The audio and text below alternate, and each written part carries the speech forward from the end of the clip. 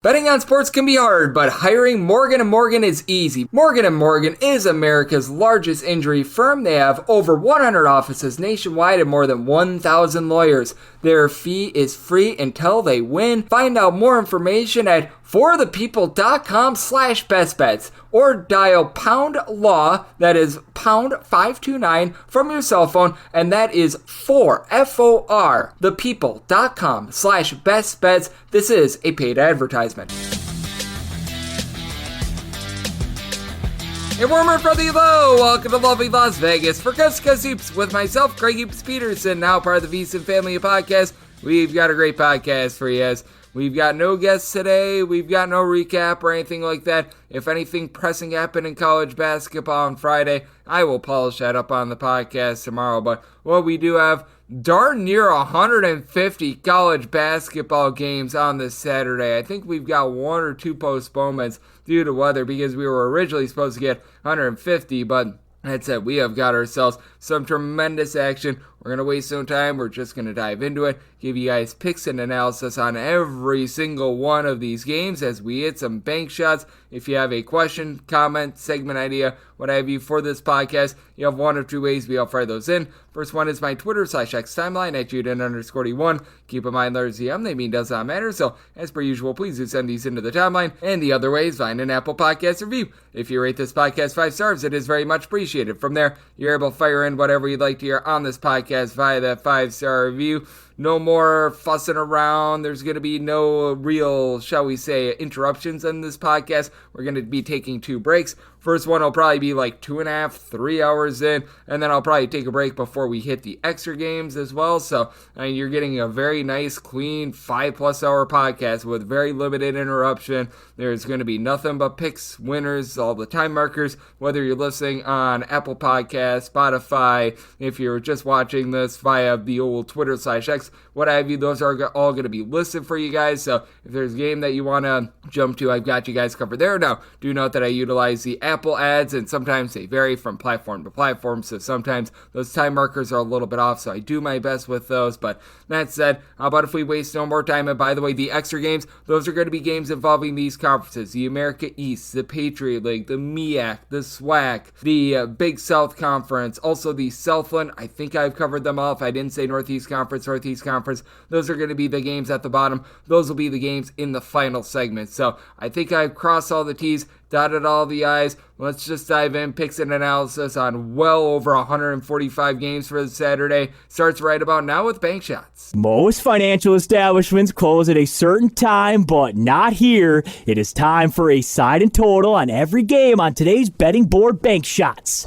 This starts with 601, 602 on the betting board. It is Creighton, and they are going to be on the road. They're facing off against Butler. Creighton opens up as a very slight favorite at 1.5 points. Total on this game between 145.5 to a 146. This is a game that I'm writing up because I feel like Butler should be the favorite. I like them outright on the money line. Just for this Creighton team, with losing Pops Isaacs, it has not been the same offense that we've seen in past years. Steve Ashworth has been rock solid. He's been able to do a nice job being able to supply for this team north of 15 points per contest. Doing a nice job giving this team quite a bit of facilitation with north of 6.5 assists per contest, but that leads to 3.6 turnovers per game. And for this Creighton team, they are turning the ball over 13.5 times per contest, while they themselves are in the bottom 5 nationally in terms of turnovers forced on a per possession basis. Now, flip side, Butler, they are right there. Both of these teams are outside the top 355 in terms of turnovers forced per possession, but for Butler, each of your top 5 players in terms of points per game give you at least 4.6 rebounds per game. Pierre Brooks, along with Jamal Telford, being your main 2 guys. These 2 guys have been able to combine for just under 31 points per contest, and they both shoot at least 39% from 3-point range. This is a Butler team as a whole. They're shooting 37.5% from 3-point range. At home, it's been even magnified a little bit more, as Butler at home, they're shooting about 38% from 3-point range. And this is a Creighton unit that they see a little bit of a downfall with regards to 3-point shooting on the road. 36.4% at home, 31.1% in a road/shoot court setting as well. And I do feel like with Ryan Kalkbrenner, he sometimes plays up and down to the competition. As for Ryan Kalkbrenner, 8 boards and 17 points per game. And by that, I mean when he goes up against bad teams, he does really, really good. And when he has a little bit of a step-up game, he doesn't give you quite as much. So that's a little bit of an issue. This is a Creighton team that overall has been able to do a relatively solid job on the boards. For Creighton, they're about 101st in the country with regards to rebound percentage. Butler, more than the neighborhood, about 160th. But again, doing a little bit of a better job at home. Jemiah O'Neal has been able to do a nice job, give you about 11 points, shoots in the mid-30s from three-point range, and overall Creighton shoots about 34.2% from three-point range, but with Creighton, they just don't take care of the ball the same way that Butler does. With Butler having that outside shooting, Patrick McCaffrey gives you 13 points, shooting 41% from three, and Andre Screen coming on, giving you a block and half per contest in this early game. I do like Butler outright on the money line. I'll be writing that up, and it's at my total 145 with the way that Creighton doesn't necessarily shoot it the same way from three-point range on the road. Butler outside the top 250 in terms of total possessions per game, so on the under and in on Butler on the money line. 603, 604 on the betting board. USC is on the road against Illinois.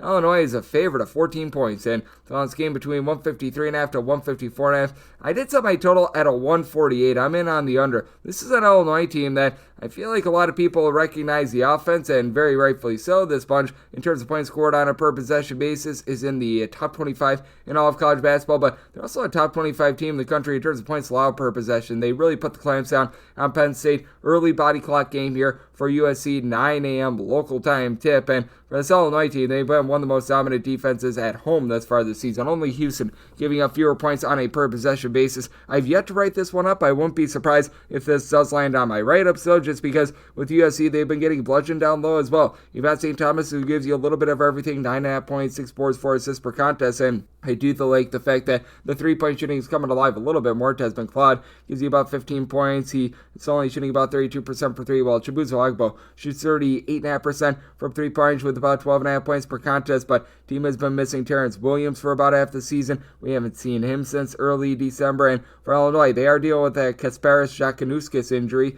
Despite that, they really did not miss beat against Penn State, but I have to figure if he's injured moving forward, even if he plays and is not 100%, that affects the offense a little bit more as well. But so have Trey Roy, Kylan Boswell, are both giving you about 11 points per contest. Not amazing three-point shooters. Outside of Jakanuskis, out of your top 5 scorers, only Tomislav Ivisic is shooting above 34% from three-point range, who gives you nice versatility, 9 boards, a little bit over a block per contest. But again, with this Illinois team, they've been able to do such a great job defensively, and Ben Humericus, even if you don't get a lot / anything out of Jakanuskis, should be able to step up. We saw that in that game against Penn State. So circumstance where even with the injuries to Illinois, I'm still willing to lay with them, set them as 16-point favorite, and made my total 148, also in on this total under as well. Here's another game that I wrote up, 605, 606 on the betting board. Notre Dame is going to be on the road against Duke. Duke is a 20 to a 20.5 point favorite. Totals between 135 to 136. I'm going to take the points with Notre Dame. Notre Dame now has Marcus Burton back after he was missing for 6 or 7 games. He got injured in that Las Vegas tournament, and when Marcus Burton has been out there on the floor, the team has lost each other last 3 games, but those 3 losses came by a combined 9 points, albeit the Elon game was a little bit less than savory, but he's a clear elevator of this team. Other than the game that he got injured in against Rutgers 3 minutes into the game, he scored 15 plus points at every one of the games this far this season. Trey Davis, along with Brendan Shrewsbury, these two guys have been able to combine for about 32.5 points per contest, while Keba Njai has been able to give you about 6 rebounds per game. Are they going to lose the battle down low against Duke? Yes, and this Duke team is one of the most dominant defensive teams they're going to find in all of college basketball. Right now, number 3 in the country in terms of points allowed on a per possession basis. 3-point shooting does seem to be coming along for the ride as well. Isaiah Evans was missing for a little bit of time this season. He's been shooting 48% for 3-point range, but we've seen him score a combined 3 points in the last 2 games. Seems to be falling a little bit outside the rotation as he played just 7 minutes in that game against Pittsburgh. Cooper Flagg seems to be coming on with his 3-point shooting though. 17.5 points, 8.5 boards, 3.5 assists. He does pretty much everything except pop it from 3, but he's looked a little bit better with that regard here in the last few games. Con Kneppel, Tyrese Proctor in the backcourt are generating for you about 24.5 points per game, and I mean, this is still a Duke team that has been one of the better offensive teams in all of college basketball, but I would say that they're a little bit more dominant on the defensive side of things. We're starting to see this Notre Dame team pick it up defensively as well. giving up 66 points or fewer in 3 of their last 4 games. So I do think that you're going to have this Notre Dame team do a relatively solid job defensively. Duke is well outside the top 240 in terms of total possessions per game. Notre Dame not necessarily a team that's looking to run it and gun it either. So I did set my total at 135.5. Right now between a 136 and a 135. I would rather take that 136 under rather than the 135 over. So looking at that under and looking to take the points with Notre Dame, and wrote that one up 6 of 7, 6 of 8 on the betting board. Pittsburgh is going to be playing us a Louisville. Louisville does find themselves as an underdog of 4 points. Totals between 149.5 to a 150, and to make my total a 146.5, I'm in on the under. This is a Pittsburgh team that, again, they're not necessarily playing super duper up tempo. Louisville has been looking to push pace a little bit more ever since you saw the coaching regime change in the offseason to Pat Kelsey. But I mean, for Louisville, it's not like they're necessarily running and gunning it either. 167th in the country in terms of total possessions per game. Pittsburgh right around about 174th, and this has been a Pittsburgh team that has been a top 75 unit in terms of points allowed on a per possession basis, going against a Louisville team that has actually shot it quite well from 3-point range on the road. At home, they've been just absolutely dismal, but I mean, if you look overall, they're still shooting just 29.8% from 3-point range. Rain Smith, he's shooting 37% from 3 with 13 points per game, and I've been talking about Louisville's 3-point shooting percentage coming up. At what point do we just conclude that this is not a good 3-point shooting team? Like, you've been able to get about 8 rebounds, 11.5 points per game by Javon Hadley, shooting 33.5% from 3. Outside of Rain Smith, he's pretty much the only guy on the roster that shoots above 31% from 3-point range. Terrence Edwards gives you 13 points per contest. Chucky Upburn throws in their 15 points, 5.5 assists per contest. And with Louisville, they're just not a team that's going to be a matchup down low with this Pittsburgh unit, as you've got so much versatility with Guillermo Diaz-Graham. Give you 6 boards, 7 points. He throws in there right around about a block per contest. Zach Cousin is able to give you a block and a half per game. And Pittsburgh's not an amazing 3-point shooting team, with each of their top 3 scorers shooting less than 30% from 3-point range. Ishmael Gad, Jalen Lowe both give you 16.5 points per game, and they combine for about 3.5 steals per game as well. But they do a nice job with some of their ancillary pieces,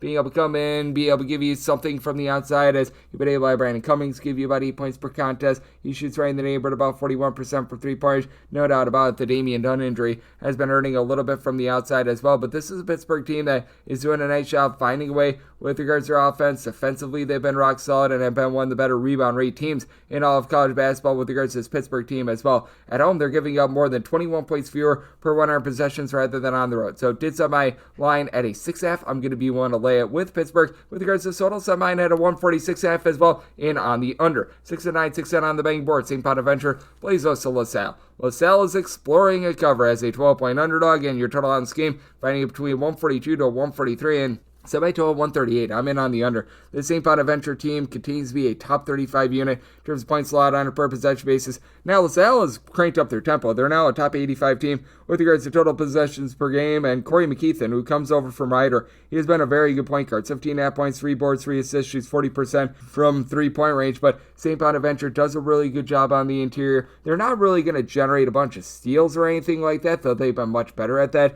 this year than in past years, because Melvin Council has been a do-it-all sort of player. 2.5 steals, shoots 37% from 3, 14 points per contest. Now, what does hurt them is that Deshante Bowen, he's been out since early December. He was one of their main guys at being able to generate steals as well. So we've been seeing a little bit less of that recently, but Lajee Jones shoots 47% from 3, 10.5 points per contest, and then Chance Moore, well, he always gives you a chance. A block and a half, a steal and a half, 15.7.5 rebounds per game. Big reason why I did set the Bonnies as a 14-point favorite. I'm going to be willing to lay the number. This is just a rock-solid team that they check all the boxes. They don't necessarily do one thing amazing, though. Again, I'll go back to that defense in terms of points allowed on a per possession basis, being number 30 in all of college basketball. And this is just a LaSalle team that doesn't match up with that regard. 180th in the country in terms of points allowed on a per possession basis. For LaSalle, down low, Demetrius Lilly has been able to give you about 7 rebounds per game, but Noah Brown on the flip side, I think, will do a good job against them. It's a LaSalle team that they protect the ball. They only turn the ball over about 11.5 times per contest. I like what you've been able to get out of guys like Jaleel White, Deshaun Shepard. These have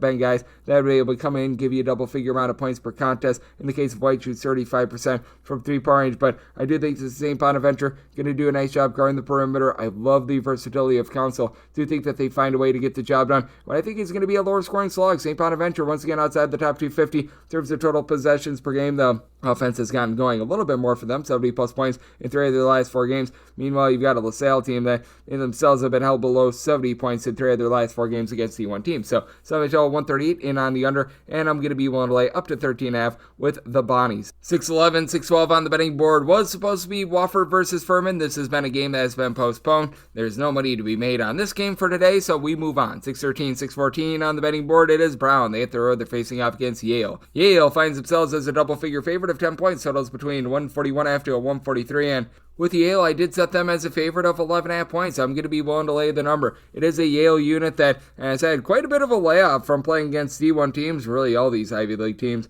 have had quite a bit of a layoff in general, but I do think that they're going to be able to come back strong after they had John Polakidis really do a nice job in the non-conference, being able to supply the team with 20.5 points per contest, and this has been a Yale team that has been a rocket ship with regards to their offense. For this Yale team, they have been able to get past the 74-point plateau in essentially all but one out of their last 6 games. For Yale overall, they've been one of the better mid-major three-point shooting teams out there, shooting 39.5% from three-pointers, with Paulo Kiddes being able to shoot about 44.5% from the outside. Baz Embig has been able to throw in there about 5.8 assists per contest, and should be noted that Paulo Kiddes did miss a few games due to injury, but returned in that game on the 1st of January against Howard, looked relatively rock solid there, so we should be seeing him at his fullest here. And this has been a Brown team that has really been sneaky with regards to rebounding in road/neutral-court games, top 125 team in all of college basketball with regards to rebound percentage, as Keno Lilly has been your main go-to scorer, 19.5 points per contest right now from three-point, shooting about 41.5% from the outside, throws in their 4 assists per contest, but Aaron Cooley, Longflame, and Lewis combined for just under 14 rebounds per game. Lewis has been able to give you 1.8 blocks per contest, but for Brown, they do shoot 65% of the free throw line. That is a bottom 55 mark in all of college basketball. And for this Brown team, well, it has been a case where the offense has not necessarily been as efficient as you'd like it to be. This has been a Yale team that has been 33rd in the country in terms of points scored on a per possession basis. Meanwhile, with the turnovers for Brown, they're clocking in more in the neighborhood about 210. So I do think that that's going to be quite a bit of an issue. This is a Brown team that as well, they've had a little bit of a tough time being able to guard the three-point arc. I thought that without Nana Wusu-Unane, that this team would actually be a little bit more, shall we say, rough down low, but it's actually been the three-point shooting that's been a little bit more, shall we say, less than effective, allowing teams to shoot north of 33% from distance on the road, with Yale being able to get what you're getting out of Nick Townsend with about 7 rebounds, throws in their 13.5 points, throws in their 3.5 assists per contest. Do think that Yale finds a way to get the job done in this spot, a game where both of these teams relatively mid-tempo. I did set my total at a 141.5, so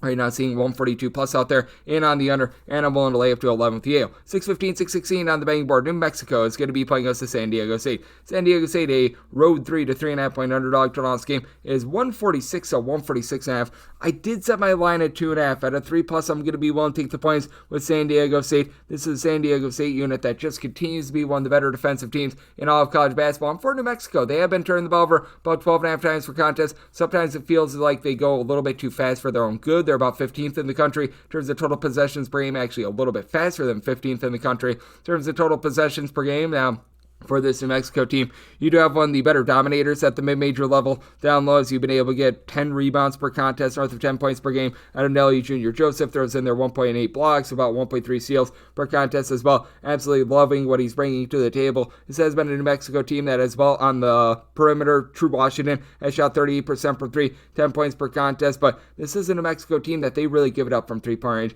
They allow opponents to shoot north of 36% from three-point range. That's a bottom 50 mark in all of college basketball. And San Diego State has been pretty rock solid with their three-point shooting. Shooting 35.5% from the outside. Miles Bird, Nick Boyd both give you between 13 to 13.5 points per contest. Throwing their 6 assists between the two of them, 3 steals as well. And this is a San Diego State team that is a top 125 unit in terms of steals on a per-possession basis. They only turn the ball over themselves about 11 times per game. And I do think that the versatility of 6'10" Jarrett Coleman-Jones, 5.5 boards, 7.5 points per contest, shoots only about 30% from 3 last year. In Middle Tennessee, shot closer to about 40% from 3. I think that that's going to win out. And this is also a San Diego State team that down low, you've had Magoon Gwath give you 2.8 blocks per contest. Top 15 mark in all of college basketball in terms of block shot percentage. San Diego State has been one of the best teams in all of college basketball. And for San Diego State, as they always do, their defense has gotten much more rock solid here in conference play. So this is a total that I did set it out at 146.5. I think that in terms of sheer possessions, you do have a chance to be able to get this total over. Right now, I'm seeing a lot of 146.5s out there. I saw 146 earlier, and at 146 or less,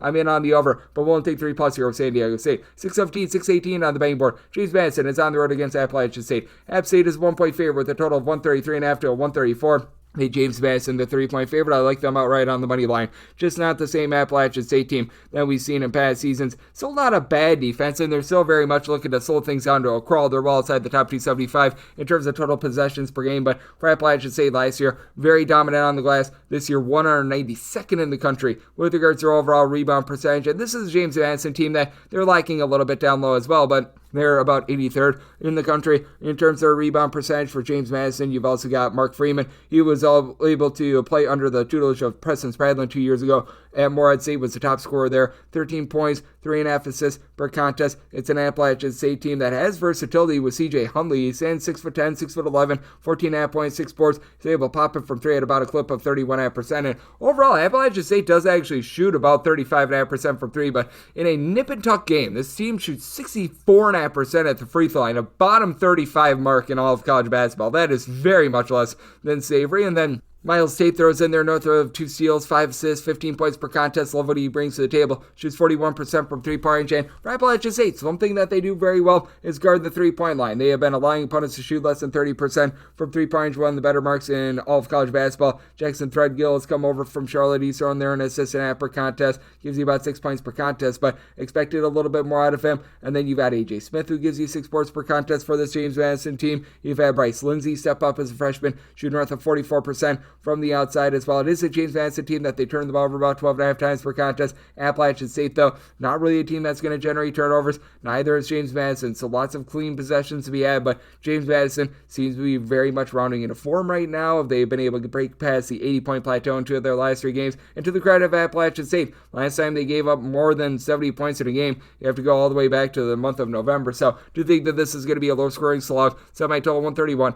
I'm in on the under, but I do like James Madison outright on the money line. 619, 620 on the betting board. Ohio's playing us in Northern Illinois. Northern Illinois is an underdog of 20 to 20.5 points. 148.5 to 149 is your total, and I did set my total 151.5. I'm in on the over. This is an Ohio team that just really has not guarded a soul all season long. They are in the bottom 15 in all of college basketball in terms of opponents' 3-point shooting percentage. Now, this is a Northern Illinois team that's not gotten anything going whatsoever. 355th in the country in terms of points scored on a per possession basis, outside the top 310 in terms of points allowed on a per possession basis, and that's why I've set them as a very sizable underdog, but I could only make this line about 15.5. I'm going to be willing to take the 20 pluses. I do think that Northern Illinois is a little bit better than what they've shown through this far this season. They bring in James Dent, who was over at Western Illinois last season. He's been able to supply the team with quite a bit of something along Quentin Jones. Jones has been leading the way in terms of points and assists with about 15 points, 3 assists, and then Dent, he throws in there about 13 points, 5 boards, 3 assists, shooting about 37% from 3-point range, but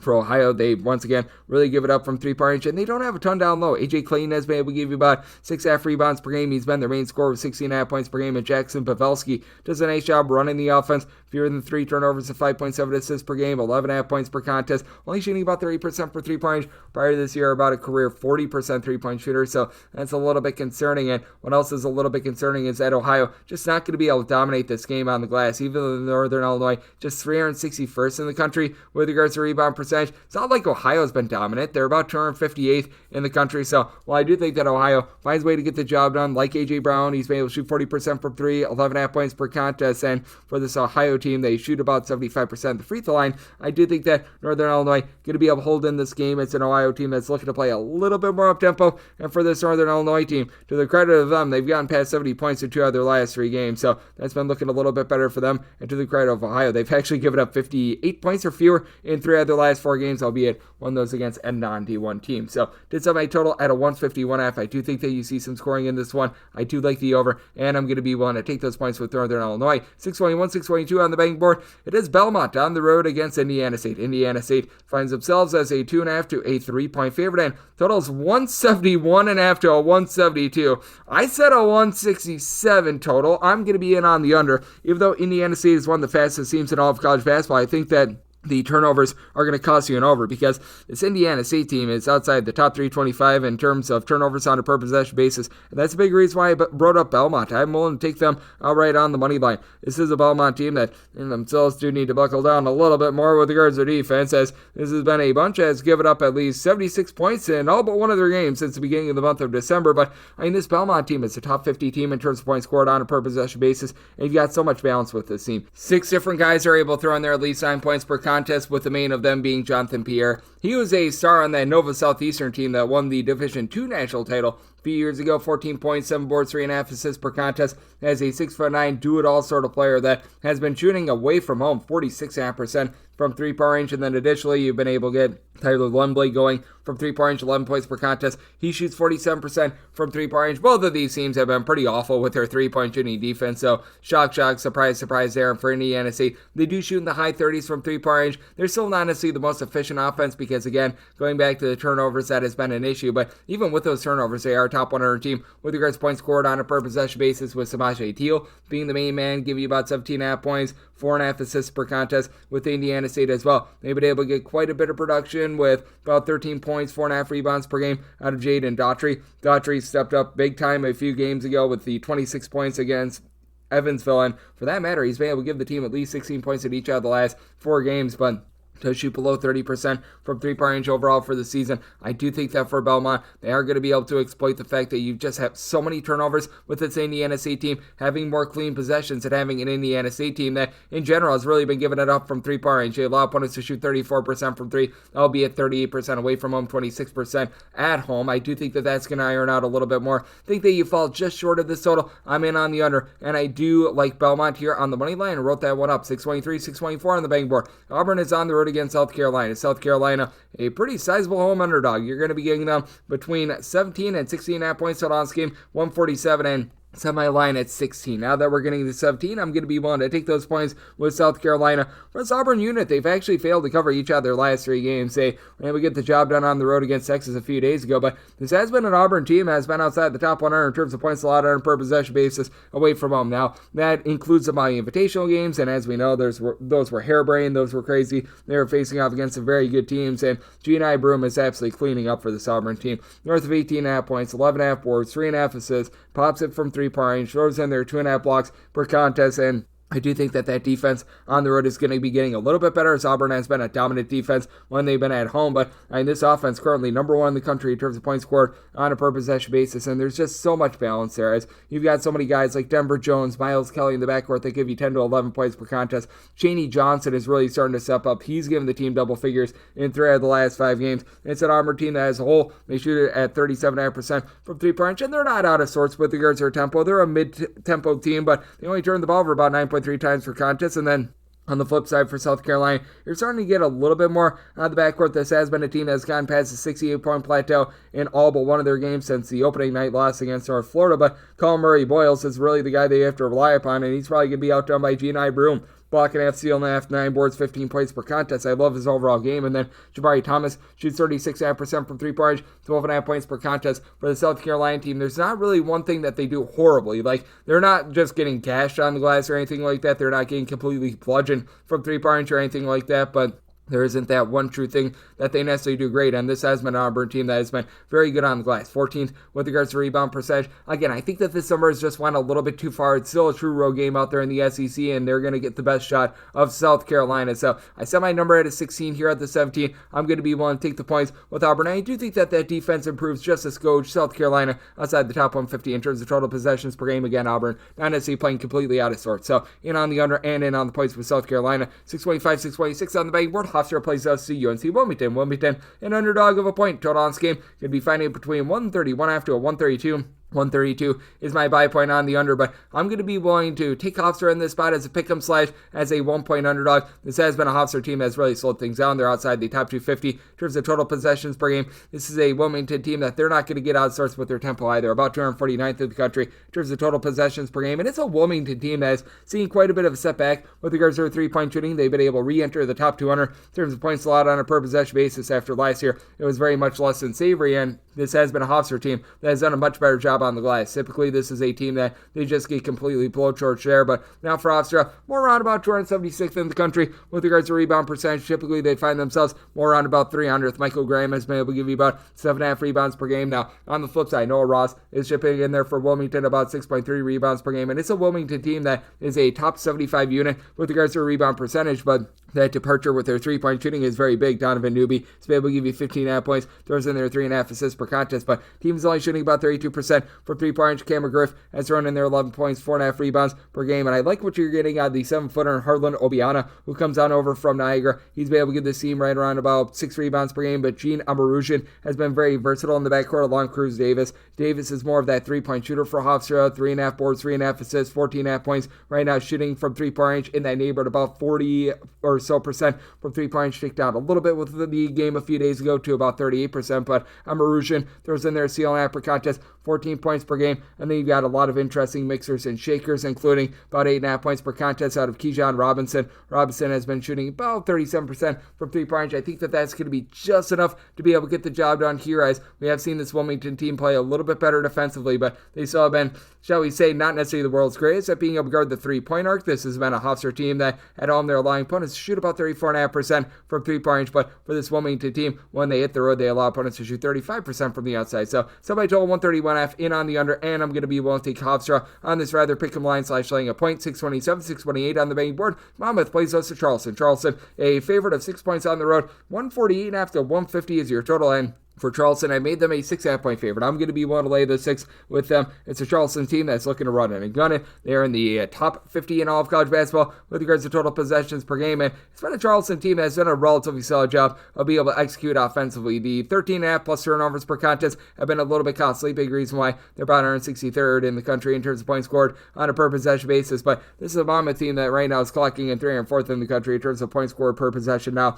this is a Monmouth team that as well is scoring about 16.5 points more per 100 possessions at home rather than on the road, and Abdi Bashir Jr. has been one of the better mid-major scorers that you're going to find in all of college basketball. He is right now supplying the team with about 21.5 points per contest, and then you've been able to have Joey Valencia come in. He's been able to give the team about 8 points, 5 rebounds per game, but Valencia last year shot 40% from 3, down to about 26% this year. So even though Bashir shoots 44% from the outside, Madison Dewar 43% three-point shooting, about 10 to 11 points per contest, and overall it's a Monmouth team that shoots about 36% from three-point range. They also shoot 38.5% from the floor as well. So inside the arc, they've been one of your least efficient offenses. That's been a big giant issue. They're turning the ball over north of 12 times per game. Now, this is not a Charleston team that's necessarily going to be just ripping the ball away from you or anything like that. And Jack Collins still has good versatility on the flip side for Monmouth with about 9 points, 5 boards, generates a steal or 2 per contest. So do like what he's able to bring to the table there, but this has been a Monmouth team that as well has gotten just completely destroyed on the glass, who are 97th in the country with regards to rebound rate. And then you've got Ante Brzabich, who on the flip side for this Charleston team, he's been able to give you north of 17 points per contest, shoots right in the neighborhood about 40% from three-point range with his size. Additionally, you've been able to have the transfer in Darren Boyd, who comes in from Lipscomb, give you double figures, shooting in the mid-30s from three-point range. to Will Tavares, who was over at Delaware State, has really been able to come on strong, double figures in 5 out of his last 6 games as well. I do think that with this Charleston team, they've just been such a constant with regards to their offense, and now the defense is starting to rate it in. 70 points or fewer allowed in 4 of their last 5 games, that they do find a way on the road to get the job done. Though I do think that this is going to be a little bit more of an up and down frenetic game. You've had a Monmouth team that has been struggling a little bit with their offense, but I do think that you see a lot more possessions in this game. I do think that Charleston finds a way to get the job done in a game that I think might have some late game fouling. So my line at 6.5, one to lay up to 6 here with College of Charleston. Made my total 154.5, so also in on the over. 629, 630 on the betting board. UMass is on the road against George Mason. George Mason is a 10.5 to an 11-point favorite. Total is 138.5 to a 139. Did set my total at a 139, so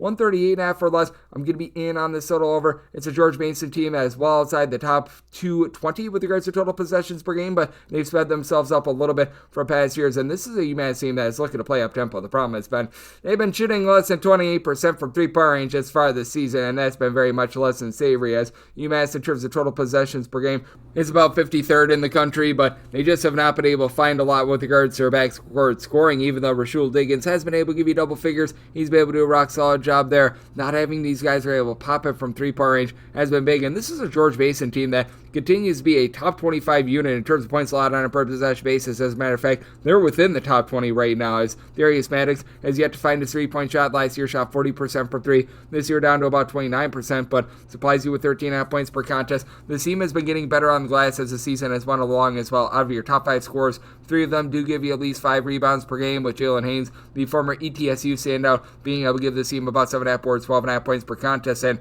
for this George Mason team, in terms of their rebound percentage, they're currently 32nd in all of college basketball, and that's where UMass's bread is supposed to be buttered. Being able to get these second, third chances, being able to win the battle on the glass, and right now they're about 190th in the country with this regard. Even Giovanni Amaruju, who comes on over from Siena, 9 points, 5 boards for this George Mason team. Well, you've been able to Brady O'Connor shoot 40% from three-point range, and for UMass, they've been dealing with the injury to Daniel Hankins Sanford, who's been able to give you 6 rebounds per game. Did return in the last few games, but hasn't quite looked like himself. He's pulled in there about a combined 12 rebounds with 10 points in the last 3 games, so you need to be getting a little bit more out of him. It is a UMass team that doesn't turn the ball over a ton. They turn the ball over about 11.5 times per contest and do typically win the rebound battle, but again, that 66% free throw shooting, along with being a bottom 15 team in terms of three-point shooting percentage, that's going to be tough to take down a George Mason team that legitimately has given up north of 70 points in regulation once this far this season. And for this George Mason team, they have given up north of 65 points once since the beginning of the month of December, and that was at Duke. So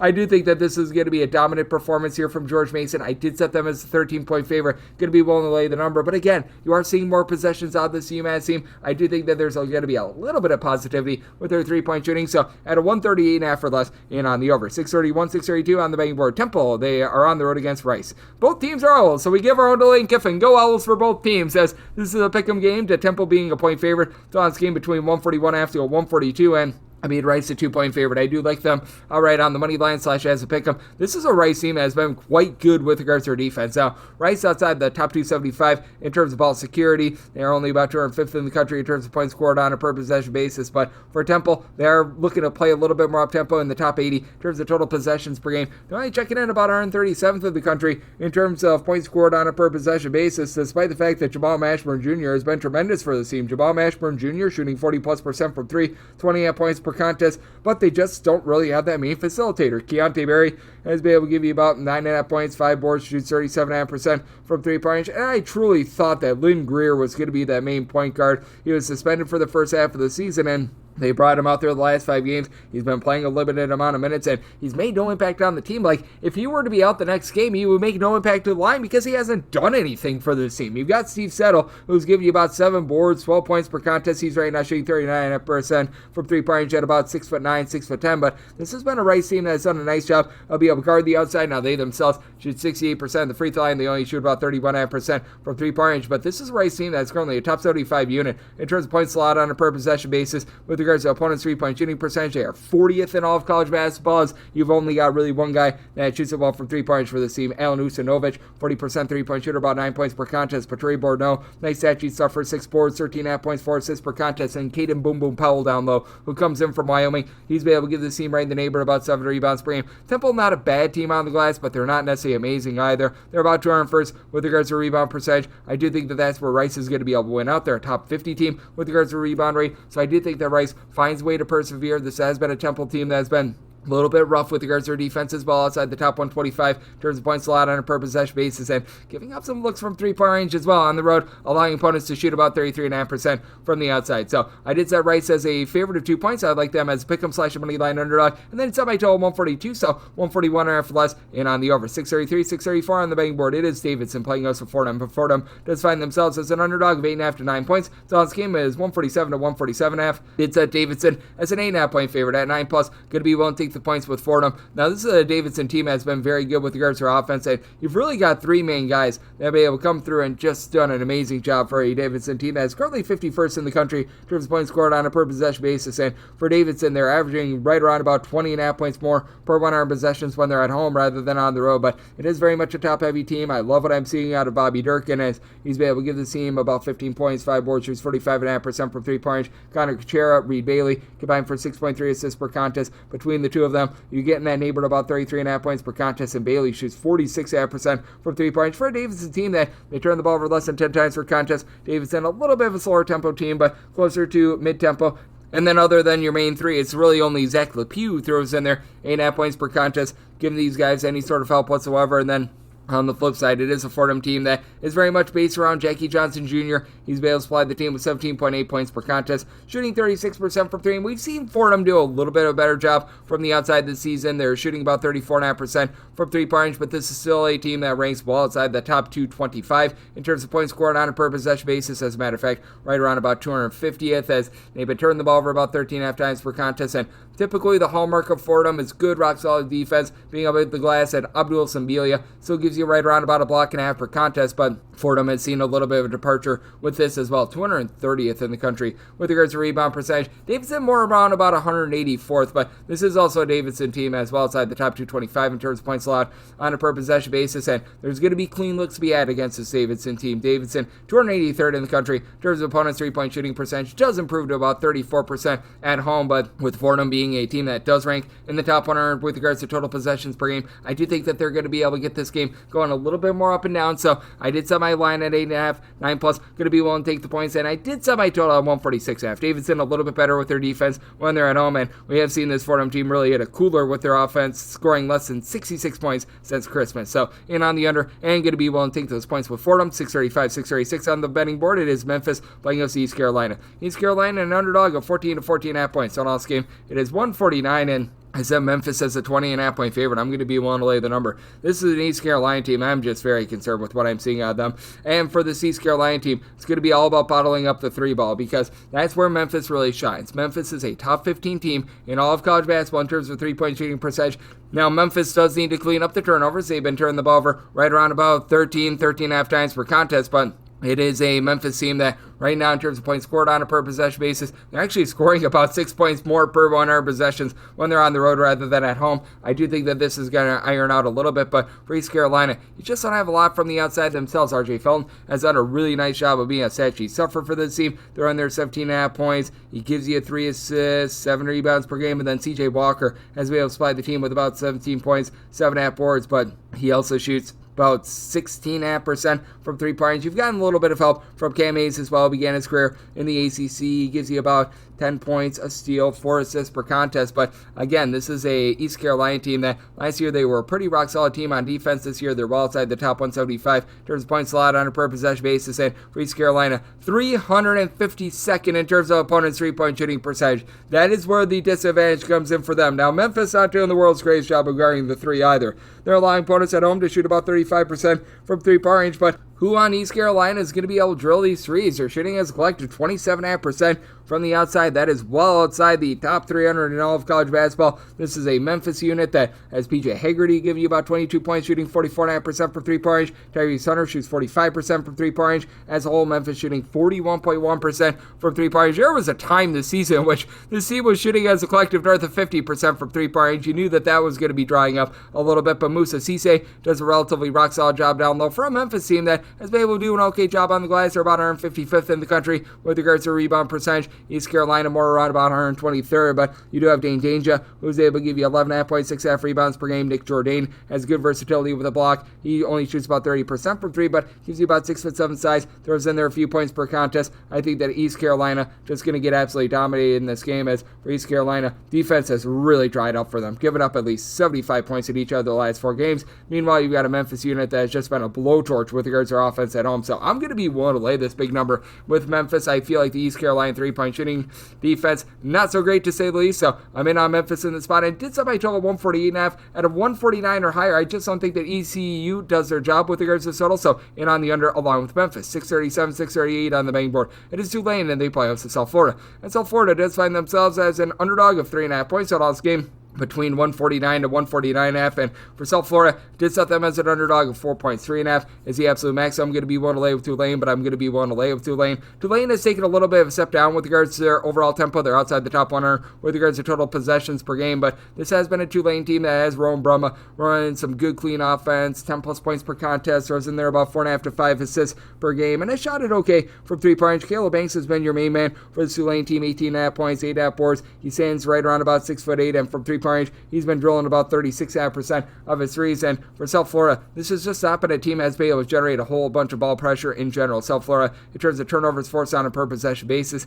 it's a unit that is checking in more in that neighborhood about 200th in all of college basketball. It really takes a little bit of a step down with regards to being on the road. Tulane has never really been a high ball pressure team, but they're about 125th in the country with this regard, and they do go up to the top 100 when they're at home, with some of these guys like Greg Glenn, Caleb Williams being able to step up, give you about a 9 to 9.5 point per game mark, and these two guys have been able to combine for 3 steals per game. On the flip side, you do have a South Florida team that Javier Reynolds should be able to control things down low. He's been able to give this team 8 boards, double-figure amount of points, and Jaden Reed gives you 12.5 points per game, shoots 40% from 3-point range for a South Florida team that's shooting about 35% from 3-point range as a collective, but South Florida well outside the top 125 in terms of points allowed on a per possession basis. Even with having Reynolds in the fold, this has not been some sort of a dominant rebounding team. They're about 200th in the country with regards to rebound rate. Brandon Stroud has been able to give you about 4.5 boards, 8.5 points per contest. Throws in there a block per contest as well, but for South Florida, despite the fact that their perimeter defense has been amazing, they're a top 25 team in terms of opponents' 3-point shooting percentage. They just themselves don't necessarily have a ton with regards to the interior outside of Javier Reynolds. They've been turning the ball over right around about 12.5 times per contest. Kobe Knox has been able to give you a little bit more, 11 points, shoots in the mid-30s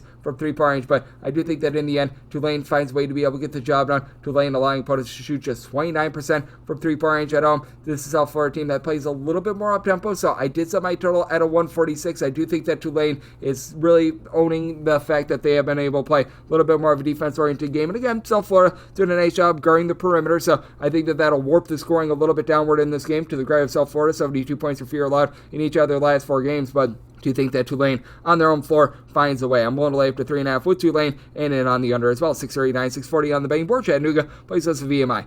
My eyes may be deceiving me here, but it looks like VMI versus Chattanooga has been pushed back to Sunday. If you do get a betting number on this game and they do actually play it, I'd be willing to take 14 plus here with VMI, set them as a 13.5 point underdog, 151 or less in on the over, but looks like that is a game that is going to be getting pushed back to Sunday, so we move on. 641, 642 on the betting board. Bowling Green is on the road against Ball State. Ball State does find themselves as a 4.5 point favorite. Total on this game is 150.5. I'm seeing out there a little bit of movement as well. I've been seeing as high as about a 151 or so, and out of 151, I'd be willing to take a shot on the under. I also did set Ball State as a 4.5 point favorite, so we'd be willing to lay up to 4 here. So they must have copied my number when they made this opener. But that said, with regards to Ball State, it has been savory what we've been seeing out of Peyton Sparks recently. Typically, I say less than savory, but you know what? I like this Peyton Sparks guy. He was over with Ball State 2 seasons ago, where he was really the top rebounder for this team, was supplying the team with 14 plus points per contest. Last year, he was over at Indiana, couldn't get out there on the floor too much, and took him a few games to be able to find his sea legs, but does feel like he's starting to find it now. Overall for the season, only averaging about 11 points, 6.5 rebounds per game, but 12 plus rebounds in each of the last 3 games that he has been playing in, 20 plus points in 3 of the last 4 as well. He's becoming a dominant force for this Ball State unit, and then you've got your main scorer giving you about 17 points, 5 rebounds in Jabari Hill, who he's been shooting only about 23% from 3-point range, and Ball State has seen a little bit of a departure with regards to their 3-point shooting. They're only shooting in that neighborhood about 33.5% from 3-point range, but for Ball State, a team that was just ghastly with regards to their 3-point shooting defense last season, now they're allowing opponents to shoot about 31.8% from 3-point range. This is a Bowling Green unit that they're improved with regards to their 3-point shooting percentage, and on the road they allow opponents to shoot only about 31% from 3-point range. That's a top 125 mark in all of college basketball, but they don't have a ton down low. Sam Towns has been out since late November, and he's really the lone guy on the roster that's been able to give you north of 5.5 rebounds per game, as you've been able to get about 5 boards, 4 points per contest out of Jemai Felt. But for Bowling Green, even though they're shooting 36% from 3-point range, it feels like it's built on a little bit of sand. You've had Trey Thomas be able to step up 10.5 points. He had a little bit of a rough start to the season, but has outgiven the team a combined 41 points and 5 assists in the last 2 games, so that's been pretty rock solid. And then you've got the versatile 6'7" big man and Marcus Johnson, who's been able to give you 16 points. He's shooting about 40.5% from 3-point range as well, but this has been a Bowling Green team that's been very much lackadaisical with regards to the defensive side of things. Not that you necessarily get a ton of defense out there in the MAC, but in this team as well outside the top 225 in terms of points allowed on a per possession basis. And for Bowling Green, this has been a unit that has had their offense travel relatively well. They're overall 190th in the country in terms of points scored on a per possession basis, or in the top 175 when they do hit the road. But I do think that for Ball State, just having what they're having down low and Peyton Sparks being able to take hold, I think is going to be big. Again, against a Bowling Green team that right now they're going through a defensive rut. In each of their last 4 games against C1 teams, they've given up 70-plus points. It's a Ball State unit that's coming into their own with their defense, and plus they've scored 75-plus in 4 of their last 5 games as well. So it does make it a little bit of an interesting ordeal. At a 150 or less, in on the over 151 or higher, the under end for Ball State, willing to lay up to 4 with them. 5 or more, that's a take for me on Bowling Green. 643, 644 on the betting board. TCU, they're going to be playing us to BYU. BYU is a favorite of 1 to 1.5 points. Total on this game is 140, and I did say BYU is a 2-point favorite. I'm going to be willing to lay the 1 to 1.5. Now, this is a BYU unit that is going to have some tough travel in this game, what have you, but I'm just a little bit out on this TCU team. Even though they've been able to play some relatively good defense ever since Frankie Collins went out, Frankie Collins was a top 15 player in all of college basketball in terms of turnovers forced on a per possession basis, and to the credit of TCU, they're back to being able to play some good, rock-solid defense. This team is 45th in the country in terms of points allowed on a per possession basis, and you just look at what they've been able to do at home and home alone. They're a top 25 team with regards to points allowed on a per possession basis. BYU, not a team that's going to get completely out of sorts, and they themselves 44th in the country in terms of points allowed on a per possession basis, albeit this is a BYU team that's giving up more than 24 points more per 100 possessions when they're on the road rather than when they are at home, but I do expect a little bit of regression with this TCU defense, and for TCU, ever since they lost Frankie Collins due to injury, this has been a team that has failed to get past the 65-point plateau in 3 other 5 games, so that's been a little bit rough. You've got Noah Reynolds, who's able to give you 12 points per contest, but each of your top 2 scorers right now, and he and Vasan Elouette, you could throw in there Frankie Collins if you want to as well. They're all shooting less than 30% for 3. This team, as collected, they shoot 31% from distance, and if you think that this is going to be a close game, TCU outside the top 320 with regards to free throw shooting percentage at 64%. Now, Ernest Uday is able to give you 8.5 boards, block and half per contest. He's been able to do a pretty rock solid job with that regard, but you've got Kevin Kita, who's been able to give you 8+ rebounds per game. Fusani Traore, he's able to give you 7+ boards per contest as well. As this is a BYU team that is currently in the top 10 nationally with regards to rebound rate. Now, TCU has been able to do a relatively solid job of being able to generate some turnovers, as right now they're in the top 70 in all of college basketball in that regard. BYU doing an okay job on that front, though, as well. They're about 89th, very nice in the country in terms of their turnovers forced per possession. Igor Demine, he has been a little bit hit or miss, but he's been able to give the team right around about 12 points per contest, while Richie Saunders has done a nice job. He's flying 13 points, shooting 39.5% from 3-point range. BYU, in their own right, they've got some concerns at the free throw line, shooting about 68.5% at the charity stripe. And Cannon Catchings, the true freshman, he's a little bit of a chucker. He shoots 32.5% from 3-point range, but either he's on or he's off, and he does shoot less than 50% at the free throw line. That's been not great, to say the least, but do think that the likes of Trevin Nell, Dawson Baker, a pair of guys combined for 8.5 points per contest, combined to shoot 40% from 3-point range, going to be just enough to get the job done in this case. I did set my total more at a 142. I do think that BYU going to be a little bit more prolific on offense. I do think that now having Frankie Collins out of the fold for a few games for TCU helps out that offense just a skoch. So in on the over and willing to lay up to 1.5 here with BYU. 645, 646 on the betting board. Drexel is playing against Towson. Towson is a underdog of 1.5 to 2 points on this game, between 124 to a 126, and this set my total 124.5. Mostly seeing 125 plus. Going to be in on this total under for Towson. They remain outside the top 325 in terms of total possessions per game, and Drexel, year in and year out, they're one of the better mid-major defenses that you're going to find in all of college basketball, and they've showed up to the party once again. 91st in the country in terms of points allowed on a per possession basis, and what's interesting about Drexel is that they're actually a better defensive team on the road rather than what they have been at home. And you did see Towson go off and play a game in which both teams got to north of 75 points a few days ago. I don't think that Lightning is going to be striking twice there, though. They do have back Tyler Tejada, and he's been the team's top scorer thus far this season. Was missing for 6 games a little bit earlier, but 17 points per contest, shooting 35% from 3 points. But for Towson, even though they keep things clean, they only turn the ball over 10 times per contest. Much of that is because they play so slowly. They shoot 39.5% from the floor, 30.5% from 3-point range. This is a Drexel unit that should be able to control the boards, with Cole Hargrave being able to give you 8.5 rebounds per game. And Mekhi Lowry is right now the lone guy for the Towson team that's able to give you north of 6 rebounds per game. You can tell that losing Charles Thompson in the offseason has really been hurting this team quite a bit, and this is a Drexel team that, with regards to rebound rate, they are 39th in all of college basketball. Meanwhile, for Towson, a slow and controlled team, they're about 10th with this regard, and for Drexel, they've had Jason Drake be able to give some good versatility, 9 points, 3 boards, 3 assists, practice, shoots about 39.5% from three-point range, and Kobe McGee has become a nice go-to scorer. He's been able to launch it at a 45% clip from three-point range. He's thrown in there about 15 points per contest. Davison, okay at generating turnovers, not great at generating turnovers. The issue with Drexel is that they do turn the ball over a little bit, north of 12 times per contest, but this has just been an absolutely dominant Drexel defense that has given up 65 points or fewer in 5 out of their last 6 games. Lone exception is when they played against Penn State. I do think that this is going to be a slow slobber knocker of a game. Semi-total 124.5. I'm in on the under with Drexel. Set them as a 6.5 point favorite, so willing to lay up to 6 with them. Right now, seeing them between 1.5 and 2. We'll take Drexel, and we'll take the total under as well. 647, 648 on the betting board. It is Hampton. They play us at Delaware. Delaware is a 1.5 point favorite, and your total on this game is 151 to 152. And with Hampton, I did set them as a underdog of 2 points. So going to be willing to lay up to 1.5 with Delaware. Delaware certainly has been a unit that has left something to be desired on defense, while outside the top 175 in terms of points allowed on a per possession basis. But this is a Delaware team that's able to bomb it from three-point range. 38.3% from three-point range, top 40 mark in all of college basketball. John Camden has been one of the better mid-major scorers out there in the country. 17 points, 5.5 boards, 2.5 assists per contest, shooting north of 40% from three-point range. And then Niels Lane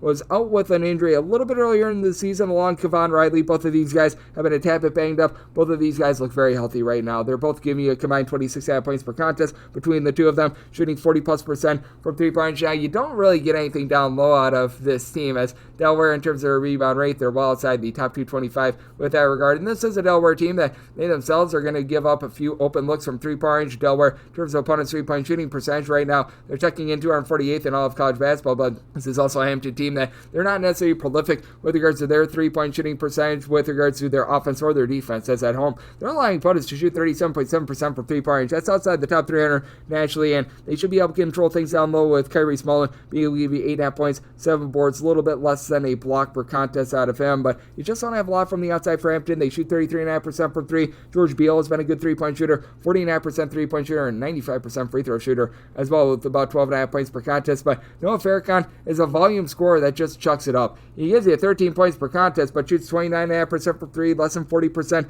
from the floor. Hampton has done a nice job taking care of the ball with about 11.5 turnovers per game, and you're going to have a little bit of a tempo war as well. Hampton has actually really slowed themselves down, and Delaware has really sped themselves up. For Hampton right now, in terms of total possessions per game, they're checking in 289th in all of college basketball. Delaware, they find themselves about 46th in the country. I do, though, think that Delaware just going to have a little bit too much for Hampton to be able to guard from the outside, and I think that that's where they win this game. I do think that this is going to be a little bit of a lower scoring game, because I do think that Delaware sees a touch of regression with regards to that three-point shooting percentage, but in the end, I do think the Delaware team has gotten past 76 points in each of their last 4 games, while have a Hampton team that has failed to get past 70 in each of their last 3 games. I do think that this Delaware team gets the job done. So by total 150, and on the under, I do like Delaware laying up to a 1.5. 649, 650 on the betting board. You don't just get William, you don't just get Mary, you get both, as William and Mary plays us in North Carolina A&T. This totals between 166.5 to 168, and William and Mary, they're 12 to 12.5 point favorite, and so by a line of 9.5, I'm going to be willing to take the points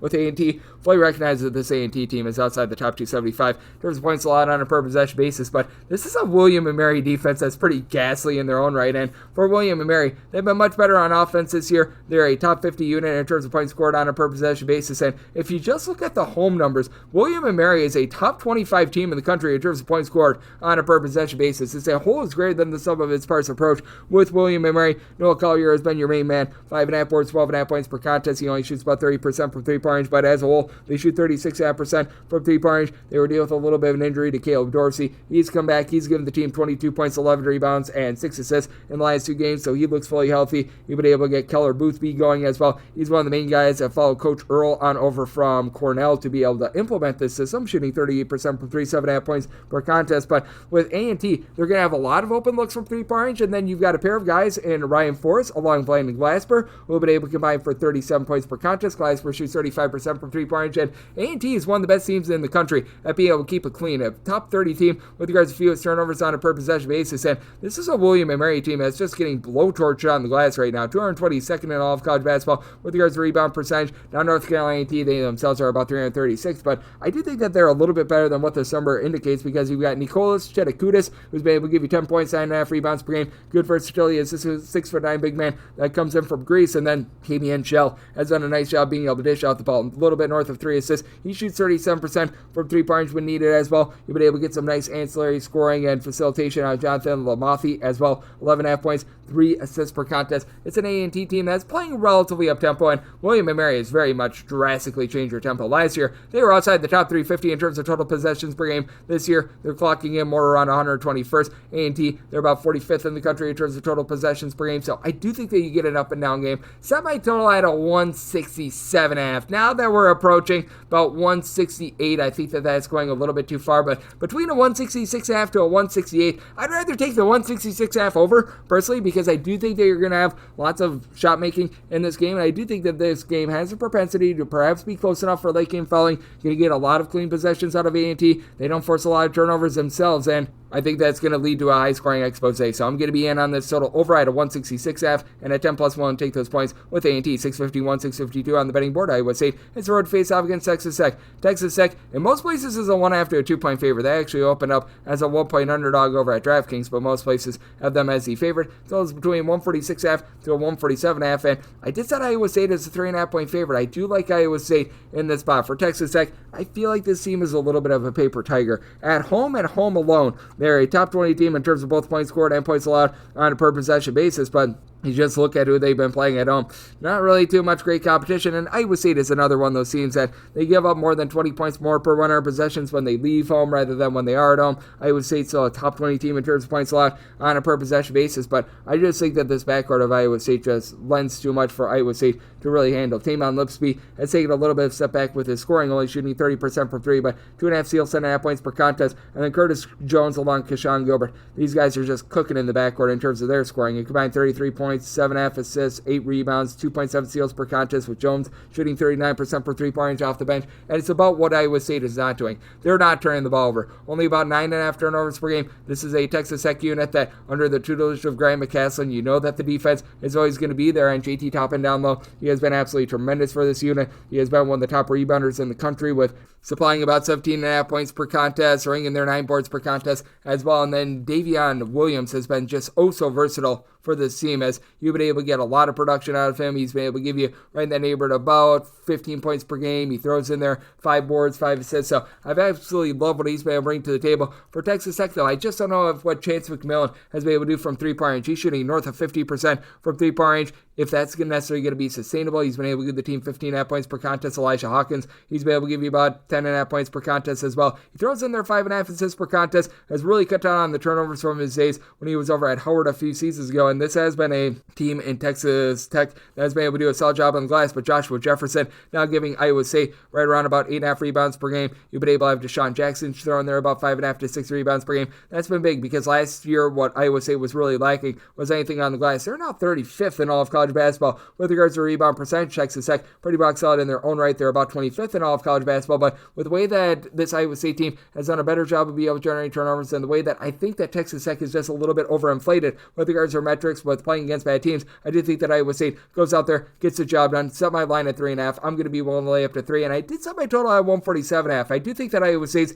offensive transformation, becoming a top 15 team in the country in terms of points scored on a per possession basis, is very much for real, and they're a little bit more of an up-tempo team, so I'm willing to take the 146.5 over, and I'm willing to take Iowa State on the money line. 653, 654 on the betting board. UConn is on the road against Georgetown. Georgetown, an underdog of 3.5 points at home. Totals between 143 to 143.5. Set my total at a 136.5. I'm in on the under. This Georgetown team has been just so dominant defensively. They're a top 20 team in terms of points allowed on a per possession basis, and recognize that UConn has been a little bit up and down with regards to their defense, as they are currently 121st in the country in terms of points allowed on a per possession basis. You take out those 3 games in Maui, they're back to being a top 50 team in the country with regards to points allowed on a per possession basis. I feel like that just bad 3-game set, it really does warp their numbers a little bit too much. But I mean, you saw with UConn, they were able to hold Villanova to under 70 points. And I do have a little bit of concern with Georgetown offensively in this game, which is a big reason why I'm going to be willing to lay with UConn. I did set them as a 6.5 point favorite. This has been a UConn unit that has really relied upon Alex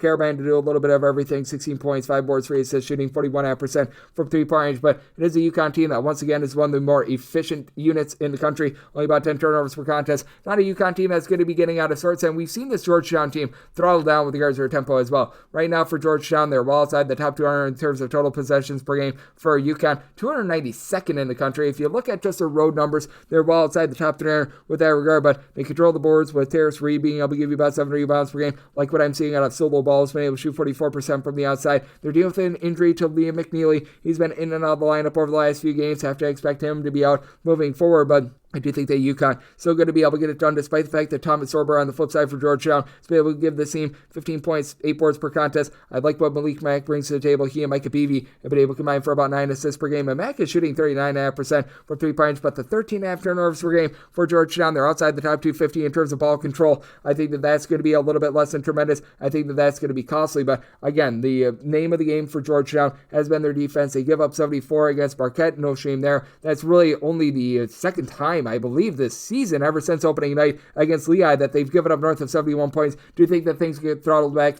I'm going to be in on the under. I'll see if I'm able to do a write-up for this or not, but with UConn willing to lay up to 6 with them. 655, 656 on the betting board. It is Kansas. They're on the road against Cincinnati, and yes, we are on to Cincinnati, and Cincinnati is on to being a 1-to-1 half-point home underdog. The last game is between 136.5 to 137. Kansas has played one game over the total this season, and I think that stays at 1. I set my total at 136. I'm going to be in on this total under with Kansas. This has been a really good defensive team. It has been one of the top 30 teams with regards to rebound percentage, a top 45 team in terms of points allowed on a per possession basis, with Hunter Dickinson controlling things down low, block and a half, steal and a half per contest, 16 points, 10.5 boards. It's a Kansas team that's okay from three-point range, but not necessarily as amazing as you'd expect, shooting 35% from three-point range. AJ Storr just feels like a little bit of a bust for the team, 7 points on 33% three-point shooting, but Zeke Mayo has been tremendous. 3.5 assists, 4 boards, 14.5 points per game. DeJuan Harris always does a nice job being able to dole out good, clean offense. 5.5 assists, 1.5 turnovers per game. Hasn't given you a lot from the outside, and this has been a Cincinnati team that, if you look overall for the season, they've been one of the most efficient offenses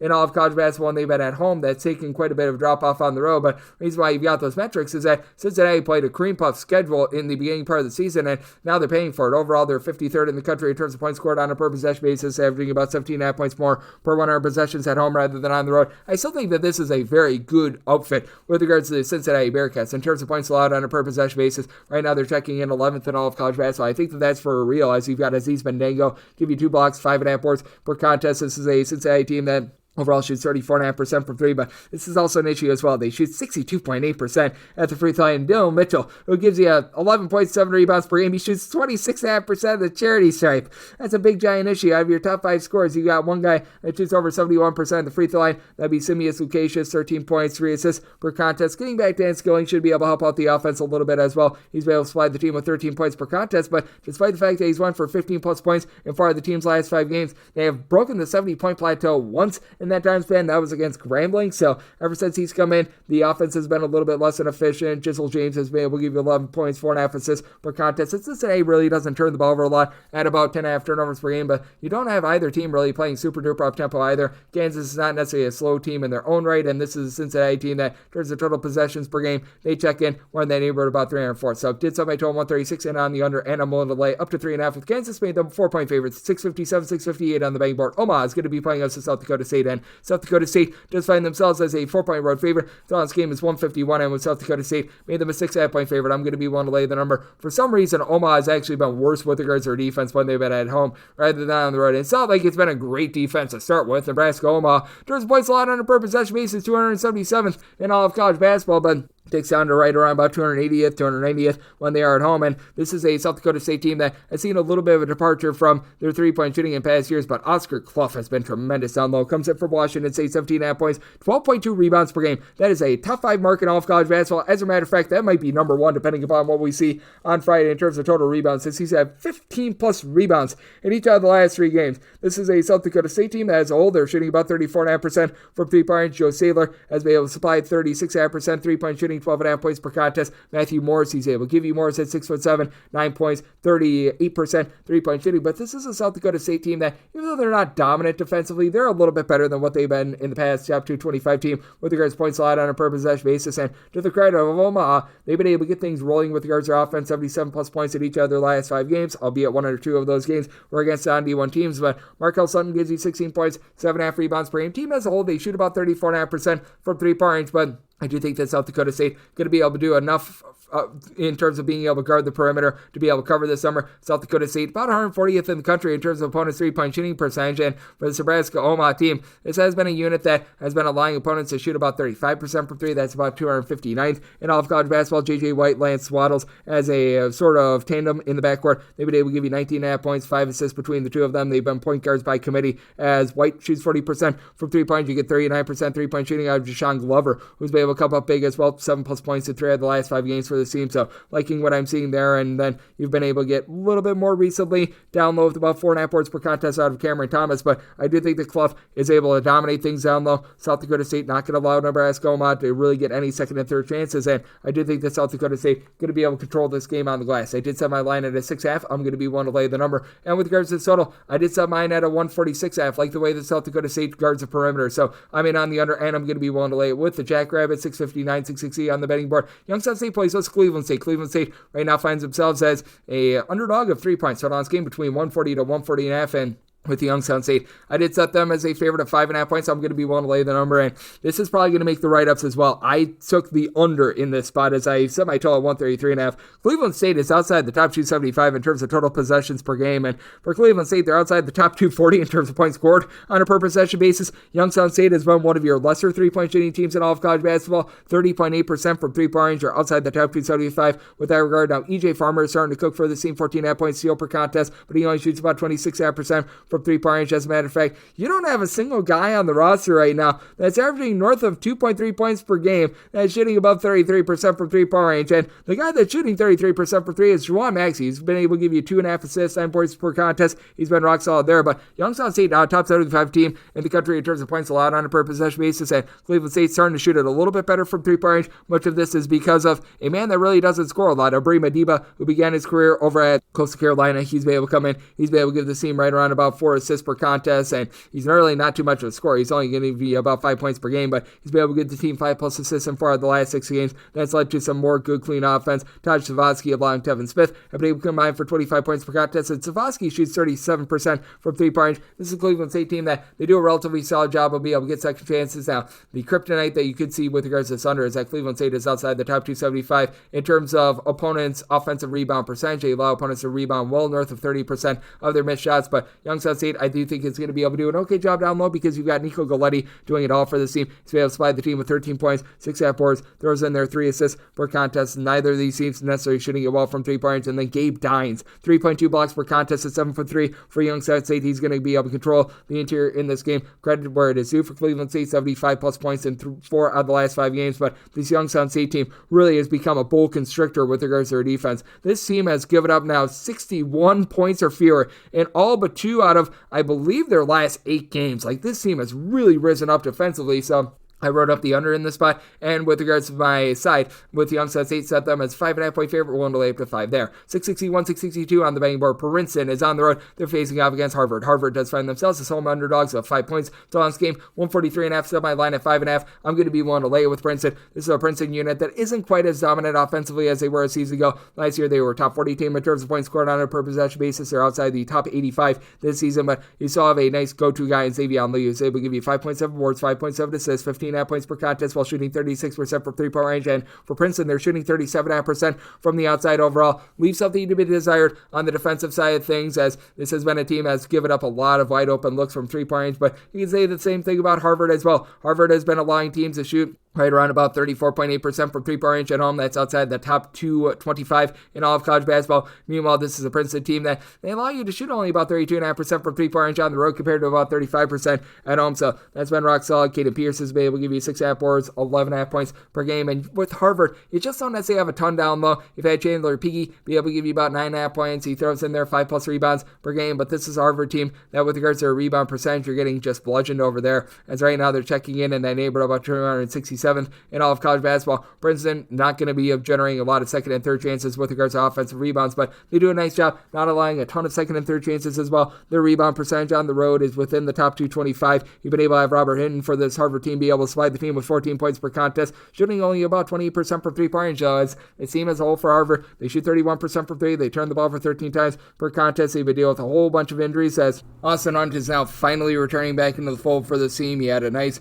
2-game stretch for them to begin the season, but ever since he's come back, hasn't necessarily quite looked like himself, though. Double figures in each of the last 2 games. That should be about this Harvard team a little bit. You've been having in and out of the lineup Lewis Lesmond as well. He's only been able to play in 8 games this far this season, and he's been able to return in the last few games. Hasn't necessarily looked like himself, though. Combined 8 points in the last 2, so that's a little bit of an issue as well. And I do think that for this Harvard team, the turnover is going to be a little bit too much in this game. I do like Princeton to be able to persevere, get the job done. I'm willing to lay up to 5 with Princeton, and this is my total at 139.5. I just don't think that Harvard does their part with regards to the total, so I'm in on the under, and I'm going to be willing to lay it with Princeton. 663, 664 on the betting board. It is Cornell on the road against Columbia. Columbia is in a pick'em / a 1-point underdog game. Tonight's game is 164.5. I did set my total at 165. I'm going to be willing to go in on the over. This Columbia team has been a top 125 team with regards to their three-point shooting percentage. They've been able to do a nice job of just flowing good, clean offense with Geronimo Rubio de la Rosa being the main guy, being able to do so, as he's been one of the better mid-major players in all of college basketball. 19.5 points,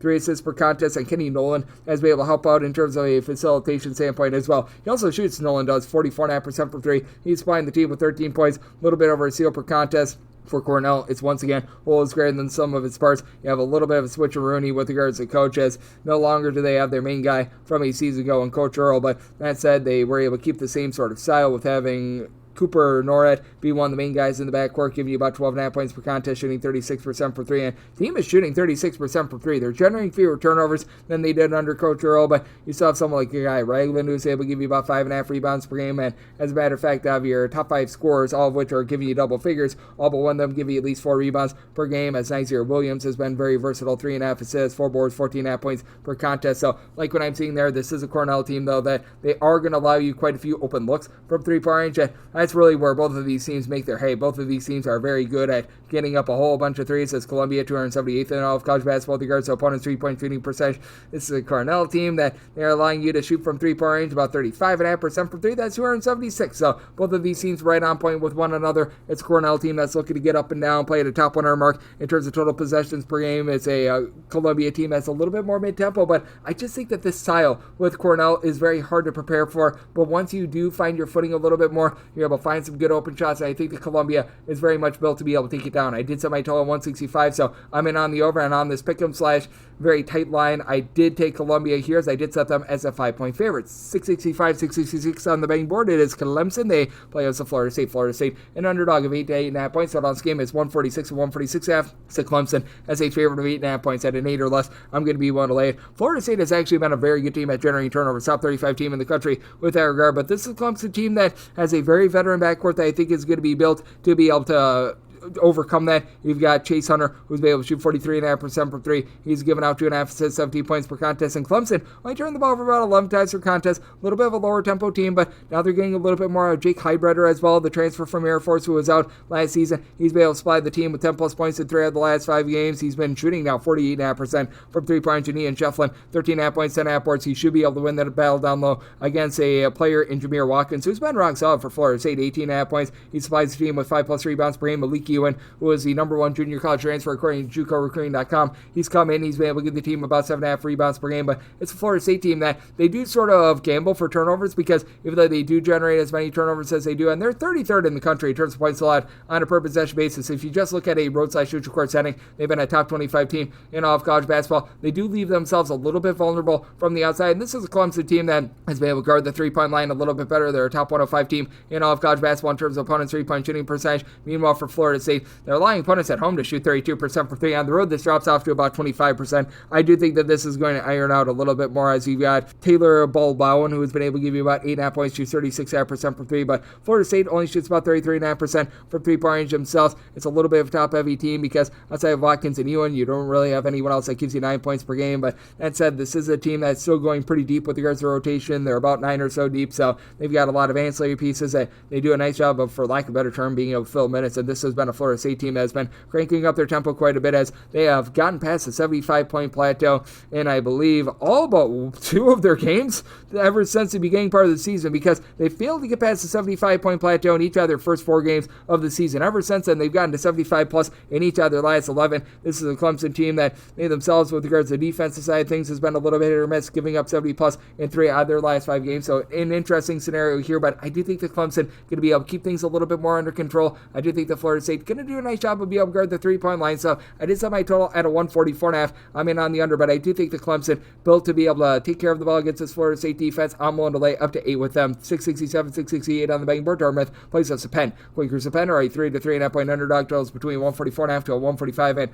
with Penn, I did set them as a underdog of 6 points. So I'm going to be willing to lay with Dartmouth. This is a Penn team that has seen a big giant departure with regards to their offense in terms of points scored on a per possession basis. This is a team that's checking in outside the top 300 right now. As for Penn, I just have not been able to find a lot along the perimeter. As down low, you've been able to get some good versatility out of Nick Spinoso. He's been able to get the team double figures, 6+ boards. He's thrown in there about 3 to 3.5 assists per game. But that 3-point shooting that they've had in past years just is no longer there with the team. As for Penn, they're shooting 29.7% from 3-pointers. That's outside the top 315 in all of college basketball. I was fully expecting more out of Sam Brown. Brown last year shot 43.5% per 3 with 11 points per contest, down to about 8 points and 23% 3-point shooting thus far this season, with 2 points or fewer in each of the last 4 games that he's played in. That's a little bit less than tremendous. This is also a Penn team that last time they played a game was on December 29th against Penn State, so that's a little bit less than tremendous. And Dartmouth, they do have a game that they've been able to play here in the new year, as Ryan Cornish has been able to give you 15 plus points per contest. And for Dartmouth, the offense still isn't ideal, but I mean, it's much more clean than it has been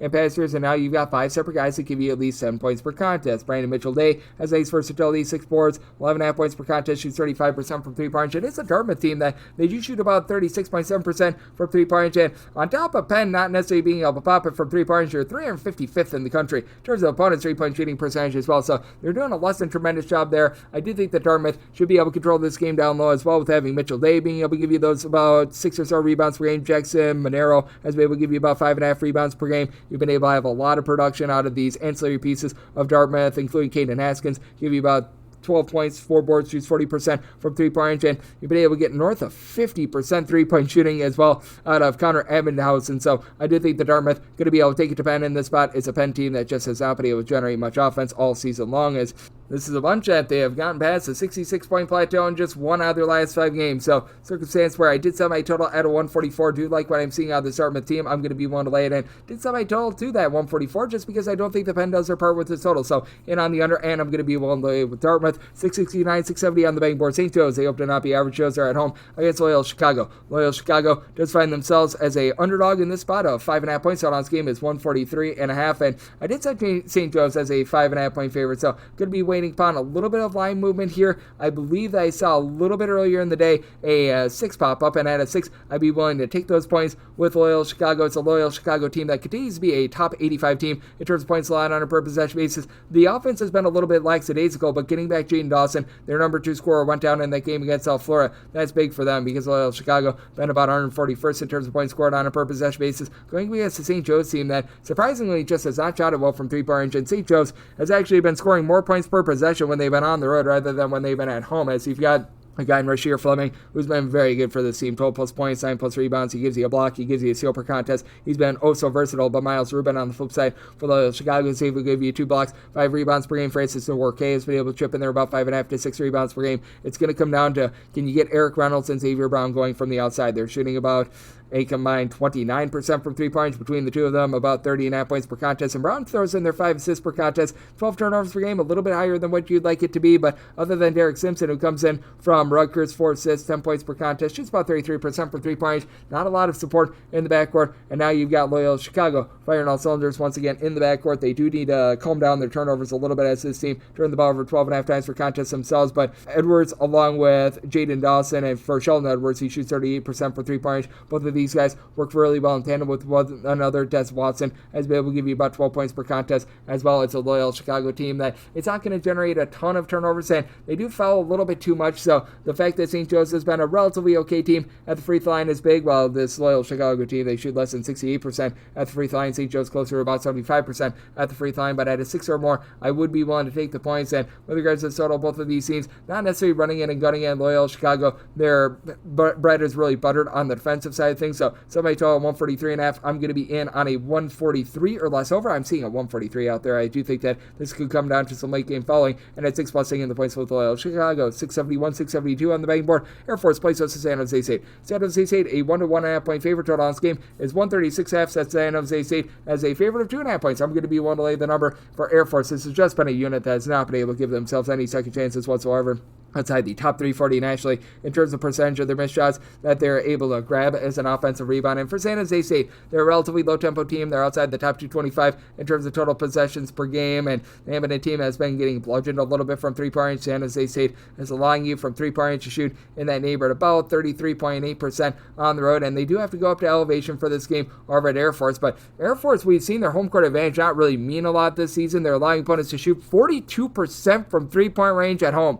That is a bottom 15 mark in all of college basketball. And for San Jose State, the guy that you need to get going, in my opinion, is A.J. Hall. He was the top scorer over at Stephen F. Austin a few seasons ago. He's only been able to give the team about 8 points per contest, has been all over the place, as Joshua Duge has been the main constant for the team. He and Will McClendon combined to shoot about 34% from three-point range. Duge has been able to give you 17 points per contest, but San Jose State does a nice job taking care of the ball, only about 10 turnovers per game. You've been able to get quite a bit down low out of Robert Viola, who's been able to give you 7.5 rebounds per game now. For San Jose State, they do find themselves outside the top 250 with regards to rebound percentage, but it's all been left to Evan Taylor to be able to really run things for this Air Force team. 14 points, 6 boards, shooting 39% from three-point. Now, the good news is they're getting back Bo Becker. Last year, he was able to average for the team about 13.5 points per contest. Bad news is, in the 3 games that he's been back, he's averaged 7 minutes per game, and he's averaged 2 points per contest. So, he's really not factoring in whatsoever. And then you've got a true 7-footer in Wesley Chalkowski, who at 7 feet tall is averaging 2.1 rebounds per game.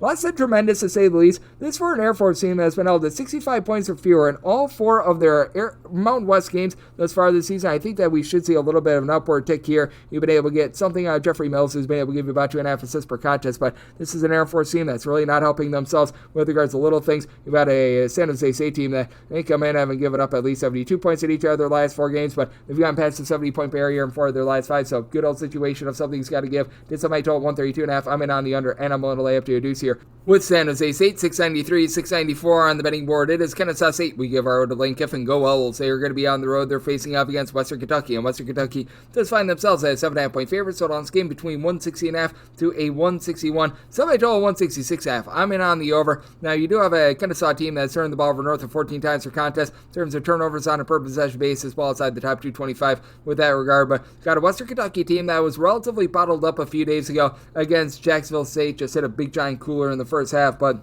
team is number 2 in the country in terms of total possessions per game. Kennesaw State, not quite number 1 in the country like they were in total possessions per game a season ago, but this is still a team that is clocking in the top 40 in all of college basketball as well, and I do think that this is a Western Kentucky team that should be able to go out there, take hold of this game. I did set my line at a 12.5 as a result for Western Kentucky. It has been a unit that has been relying quite a bit on Tom McHenry to be able to run the offense for the team, as he supplied the team with 17 points. He's been able to shoot about 33% from 3 points. They've been without one of their main big men, and Babacar Faye, who was able to give the team about 8 boards, 15 points per contest, but still have good versatility with having Christian Lander throw in there about a steal and a half per contest, 10 points per game, shoots 35% from 3-point range. It's a Western Kentucky team that, as a whole, they're shooting about 34% from 3-point range.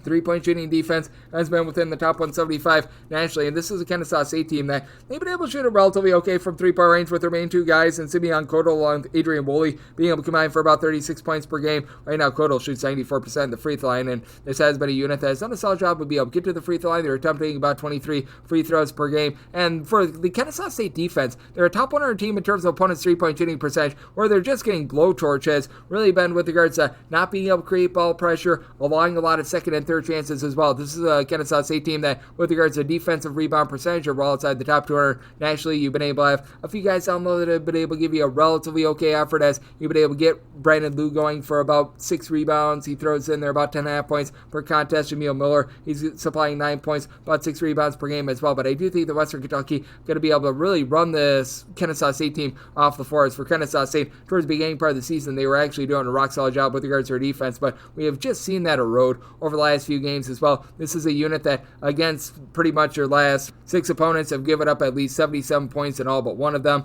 The offense has been a little bit stagnant and has been a little bit stuck as well against D1 teams and D1 teams only. This team has scored now 74 points or fewer in all but 3 of their last 8 games. So I do think that Western Kentucky, in an up and down game, they get the job done. I do think that the size is going to be a little bit too much, especially with Tyrone Marshall being able to give you 5+ rebounds per game as well. So I did set Western Kentucky as a 12.5 point favorite. I'm going to be willing to lay the number, and I'm in on the over semi total of 166.5, 675, 676 on the betting board. Texas State on the road against Southern Miss, and Southern Miss is a 4.5 to a 5 point underdog. Your total on this game, it is 145 to 145.5. Semi total of 143. I've risen up my totals quite a bit on Southern Miss games because now you've got Andre Curbelo back in the fold, and when Andre Curbelo is out, the Southern Miss team is one of the slowest teams in all of college basketball, and they just cannot get anything going to save their lives with regards to their offense. When he's out there on the floor, they do play much more up-tempo, but it's still a Southern Miss team that is outside the top 300 in terms of ball security. They turn the ball over about 14.5 times per contest. They do an okay job of generating turnovers, and Curbelo is a big reason why he's been able to give the team about 2.3 steals,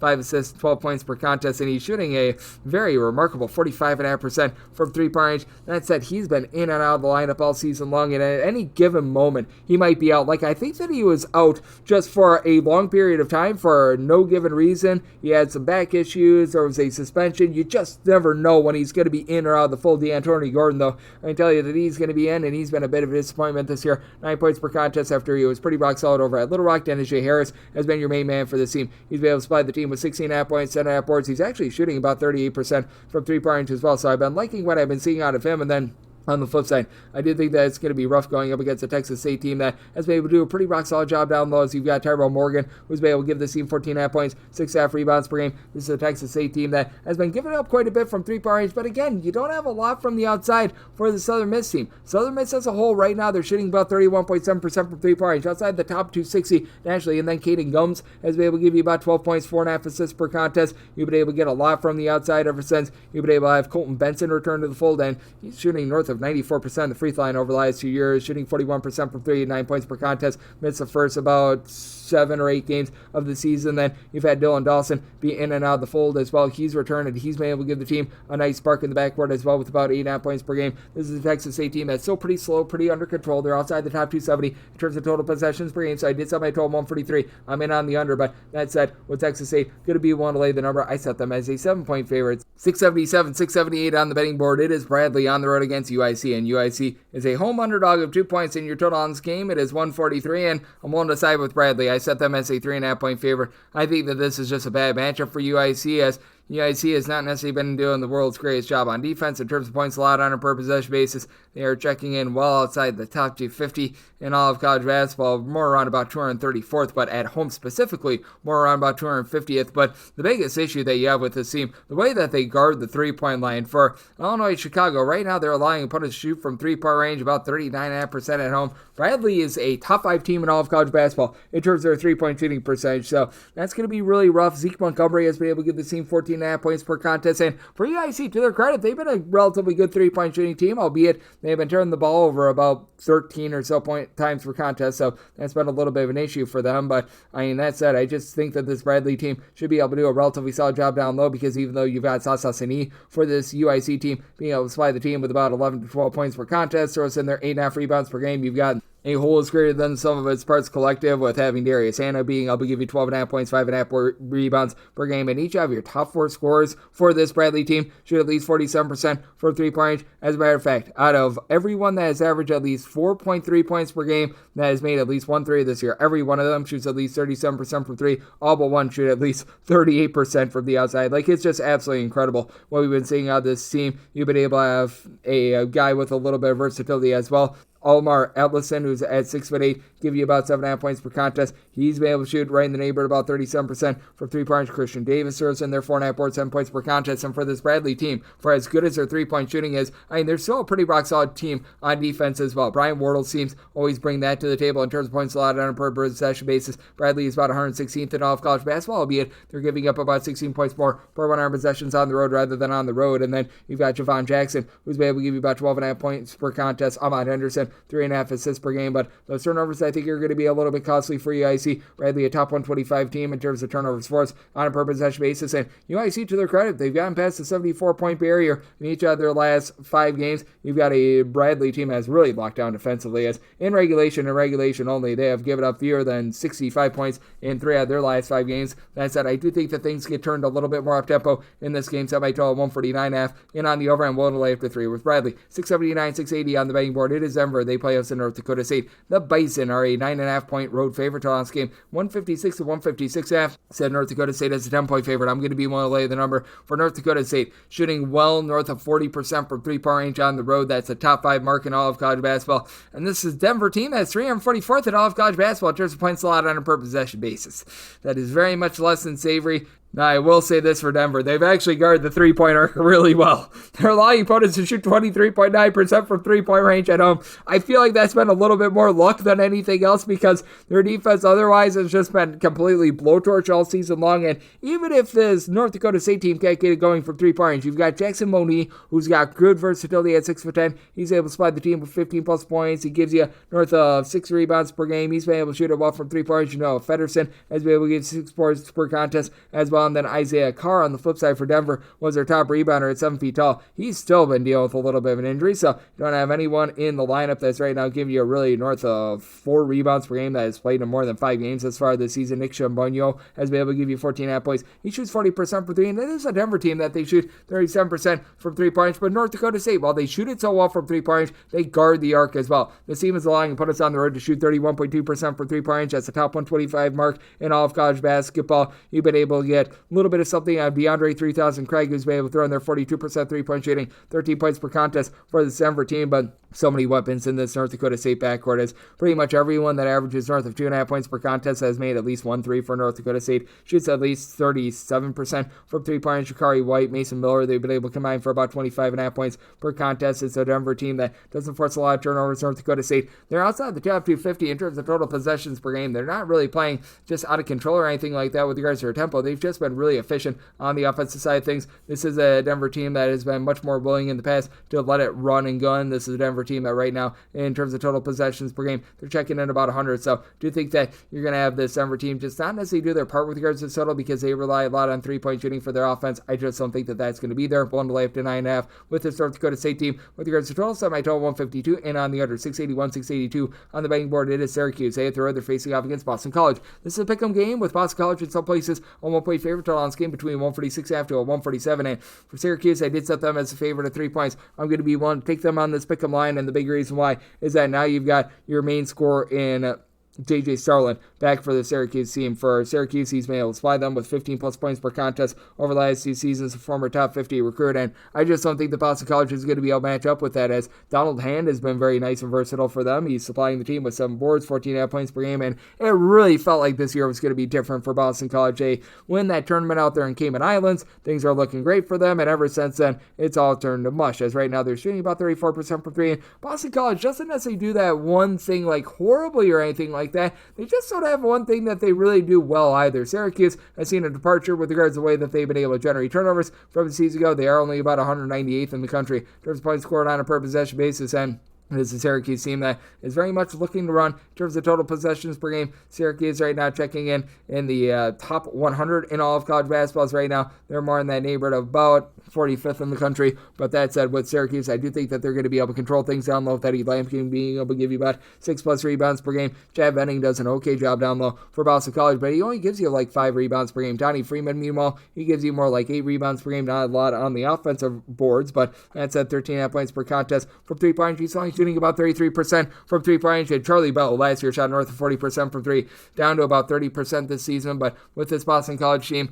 I do think that the up-tempo style is really going to cause them to be out of sorts, as this has been a Boston College team that has been pretty dreadful with regards to their defense recently. This is a Boston College unit that's given up at least 69 points in pretty much all but one of their games ever since they came in Ambulance tournament. So I did set my total 147 in on the over, and with the Syracuse team, made them 3-point favorite. Won't take them on this rather. Pick them line 683, 684 on the betting board. It is South Alabama. They play against Old Dominion, and Old Dominion is an underdog of 14 to 14.5 points. So this game is 135.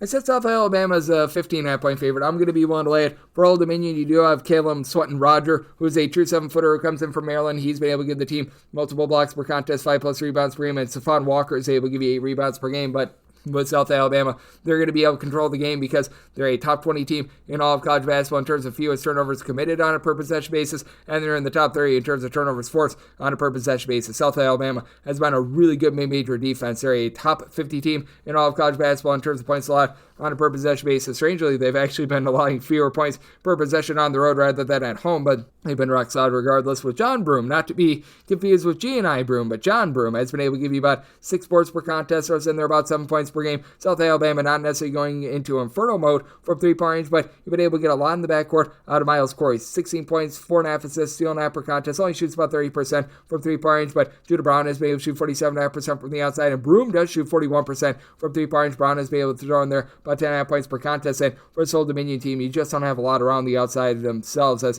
this is a team that's currently shooting 29% from 3-point range. That's a bottom 50 mark in all of college basketball. Sean Drew-Gordon has been able to give you 7 boards, 14 points per contest. Robert Davis throws in there 14 points per game, and Devin Caesar, well, Caesar has been able to give you 11.5 points per game, but other than Davis, truly nobody else on the roster gives you a north of 32% 3-point shooting. Old Dominion, a mid-tempo team, turns the ball over about 13 times per contest. This is a team that they do an okay job on the glass, but still South Alabama does a better job of executing, not allowing a lot of second and third chances. And for this Old Dominion team, credit where it is due, they've gotten past the 70-point plateau in 4 of their last 5 games with South Alabama. While outside the top 250 in terms of total possessions per game, I do think that they've dialed things back in this game. I did set my total at a 131.5. You're at the 135 and on the under, and I'm willing to lay up to 15 with South Alabama. 685, 686 on the betting board. Eastern Michigan plays host Akron. Akron is a 7 to a 7.5 point favorite. Total on this game is between 152.5 to a 153. And for Eastern Michigan, I did set them as an underdog of 7.5 points. I'm willing to lay up to 7 with Akron. Now for Akron, a complete departure with what we've seen out of the team defensively in past years. They're well outside the top 150 in terms of points allowed on a per possession basis, and Akron is outgunning it. They're now in the top 75 in the country in terms of total possessions per game. Eastern Michigan, not necessarily playing at super warp speed or anything like that, but they're well outside the top 275 in terms of points allowed on a per possession basis. They've ascended into the top 205 in terms of points scored on a per possession basis. So as you've got a pair of guys that come in from DePaul and Deshaun Nelson along with Jalen Terry, who are combining for about 32 points per contest, 11 rebounds between the two of them. Terry throws in their 3 assists per game, and these are the guys they combine for about 3 steals per contest. Terry shoots 38% from 3-point range, but Eastern Michigan does turn the ball over about 13 times per contest. Akron, about a middle-of-the-road team in terms of being able to generate turnovers, but you've got Johnson Square, Nate Johnson and Tavari Johnson, who have been able to combine for 24 points per game. Tavari Johnson shoots 36% from 3-point range, and overall, Akron is shooting about 35% from 3-point range. You're going to have the most dominant low-post presence in this game, James Okonkwo, who's been able to give the team about 8.5 rebounds per game, and when it comes to this Eastern Michigan team, just a dreadful defense. They are currently 323rd in the country in terms of points allowed on a per possession basis. And if you look at their home games and their home games alone, only Oral Roberts is allowing more points on a per possession basis than them. So that's very much less than tremendous. That's a big reason why I did set as high of a total as I did. I made my total 157.5 with this Akron team cranking things up. Even though the defense has been a little bit better, this is a Eastern Michigan team that I think that they are just going to be giving it up. In this case, I am going to be taking a shot on the over. And for Akron, willing to lay up to 7 with them. It's a team that's gotten past the 75-point plateau in 2 of their 3 games ever since Christmas, and an Eastern Michigan team that has given up north of 80 in 4 of their last 5 games. So in on the over, I'm willing to lay up to 7 with Akron. 687, 688 on the betting board. St. Vincent State plays us a Florida National. Florida National is an underdog of 7 to 7.5 points. Total between 153 to 153.5. Made my total 154.5. I'm in on the over. Now, Florida National has really been able to do a better job on the defensive side of things. As last year, this team was just absolutely dreadful on the defense, but this year, in terms of points allowed on a per possession basis, they've rounded into a top 125 team with this regard. And for Florida National, they're allowing opponents to shoot less than 32% from 3-point range. That's been a top 80 mark in the country. They still do have their warts down low. You've got Jaden Brewer, who's been a little little bit of a do-it-all player. He's been able to give the team 12.5 points, 5 boards, 3 assists per contest, and he's really the lone guy in the roster that gives you north of 4 rebounds per game. But I could only set Sam Houston State as a 4.5 point favorite because they're just getting absolutely torched from three-point range. They're outside the top 300 in terms of opponents' three-point shooting percentage. For Sam Houston State, they're well outside the top 250 in terms of points allowed on a per possession basis. Big reason why I only set my line at a 4.5. I'm going to be willing to take the points, this despite the fact that Lamar Wilkerson has been able to give the Sam Houston team right around 19 points per contest, shoots 44% from 3, and Sam Houston shoots 39% from distance as a whole. That's a top 50 mark in all of college basketball. Khalifa Siko has been able to come in. He's been able to give you about 7.5 points per contest, so he's done a solid job there. Dorian Finster, the Kansas State transfer, has been able to give you about 6 boards, 7 points per contest, so you've got some nice versatility out there. But for Florida International, even though this has been a team that's been rough with regards to their three-point shooting, only shooting about 31.5% as a collective, I do think that this should be going northward. Eastham Jones has been able to shoot about 36.5% from three-point range, 14-plus points in 4 of the last 5 games after he was a little bit of an afterthought towards the beginning part of the season. You've also got Jonathan Ibar, who's able to give you 10 points per contest. He and Vinay Slosham have been able to combine for about 8.5 rebounds per game, and Slosham is able to shoot 33% from 3 with some size as well. It is a Florida International team that's turning the ball over about 14 times per contest, but Sam Houston State not generating the same amount of turnovers that they have in past years. Florida International, so a top 75 team in terms of turnovers forced on a per possession basis. So just my total 154.5. I'm in on the over, and I'm going to take 5+ here of Florida International. 689, 690. Western Carolina against Mercer has been postponed, so we move on. 691, 692 on the betting board. Miami of Ohio plays also Western Michigan. Western Michigan does find themselves as a underdog of 10 points. Total on this game, it is 148.5 to 149, and for Western Michigan, I did set them as an underdog in this ordeal of 4.5 points, so I'm going to be willing to take those points. For Miami of Ohio, I'm just not necessarily bullish on this team. With Miami of Ohio, it is a team that's really able to bomb it from three-point range, and this is a Western Michigan team that has been, shall we say, hit or miss with regards to their defense. They are well outside the top 250 with regards to points allowed on a per possession basis, but it's not like this Miami of Ohio team is reinventing the wheel on defense either. 172nd in the country in terms of points allowed on a per possession basis, but if you look at just their home numbers, they're outside the top 235 in terms of points allowed on a per possession basis. Now, Peter Suter, I still remember the game that they played against Air Force. He had over half the team's points in that game. He's been able to really deliver for this team. 14.5 points, 4.5 boards, 3.5 assists per contest, so good versatility there. While Cam Kraft is your main scorer, 16.5 points per contest. Travis Seal actually used to coach him over at Xavier, which is why he came over. He's shooting 44% from 3, and this team as a whole in Miami of Ohio shoots 40.2% from 3-point range. They've been a top 25 team with regards to their 3-point shooting percentage, and both of these teams are hit or miss with regards to the way that they guard the 3-point arc. Miami of Ohio, they're allowing teams at home to shoot 42.7% from 3-point range. That is a bottom 10 mark in all of college basketball. Meanwhile, for Western Michigan, this has been a team that's had their issues with regards to being able to close out on the 3-point arc as well. On the road, they're allowing opponents to shoot 39.5% from 3-point range. So, interesting little scenario here because neither of these teams necessarily go super duper up tempo. You've got a Western Michigan team that, in terms of total possessions per game, they're checking in right in the neighborhood of about 229th in the country. Miami of Ohio, in terms of total possessions per game, they're more around about 170th. But I do think that for Miami of Ohio, you're going to get a little bit of something down low out of Andre Wolfork, who comes over from Rutgers, about 5.5 rebounds per game. But Owen Lobsinger, on the flip side for Western Michigan, he's been able to give this team 7.5 rebounds per game. And they've been dealing with some injuries, but I do think that the man that's going to be able to keep them lively is Chancey Willis Jr., who's been able to give you about 16 points per contest. Doesn't really shoot it from 3, but 5.5 boards, 5.7 assists per game ever since they activated him. He has had 3+ turnovers in 4 of the last 5 games, so that'll cause things to be a little bit, shall we say, unhinged with regards to Western Michigan, a team that only shoots about 28% from 3-point range, but I do think that Western Michigan going to be able to do a solid job guarding things along the interior, and I do think that they're going to be able to hold in this game, which is why I did set them as an underdog of just 4.5 points. And I do think that with regards to Western Michigan, they're not going to be really attacking too much from the outside. They're going to be looking to get into the interior and win that battle on the glass. I think that they do so. So I'm going to be willing to take the points here with Western Michigan. Set my total 144.5. Also in on the under 693, 694 on the betting board. Missouri plays with Vanderbilt. Vanderbilt defines themselves as an underdog of 3 points. So on this game, you're going to be getting it at a 155.5 to a 156.5, seeing as high as 157. I did set my total at a 156, so you're at the north of 156. I'm going to be in on this total under for Missouri. It's been a relatively solid year for them in terms of generating turnovers. Top 75 team in the country with that regard is a Vanderbilt team that's in the top 50 in terms of ball security, so good old situation of something's got to give, as A.J. Hogard has done a nice job being able to dole out the ball on offense. 4.5 assists, right around 11 points per contest. Vanderbilt really doesn't shoot it great from 3-point range. They shoot only about 32.5% from 3-point range. I do think that this travel is going to be difficult for them, and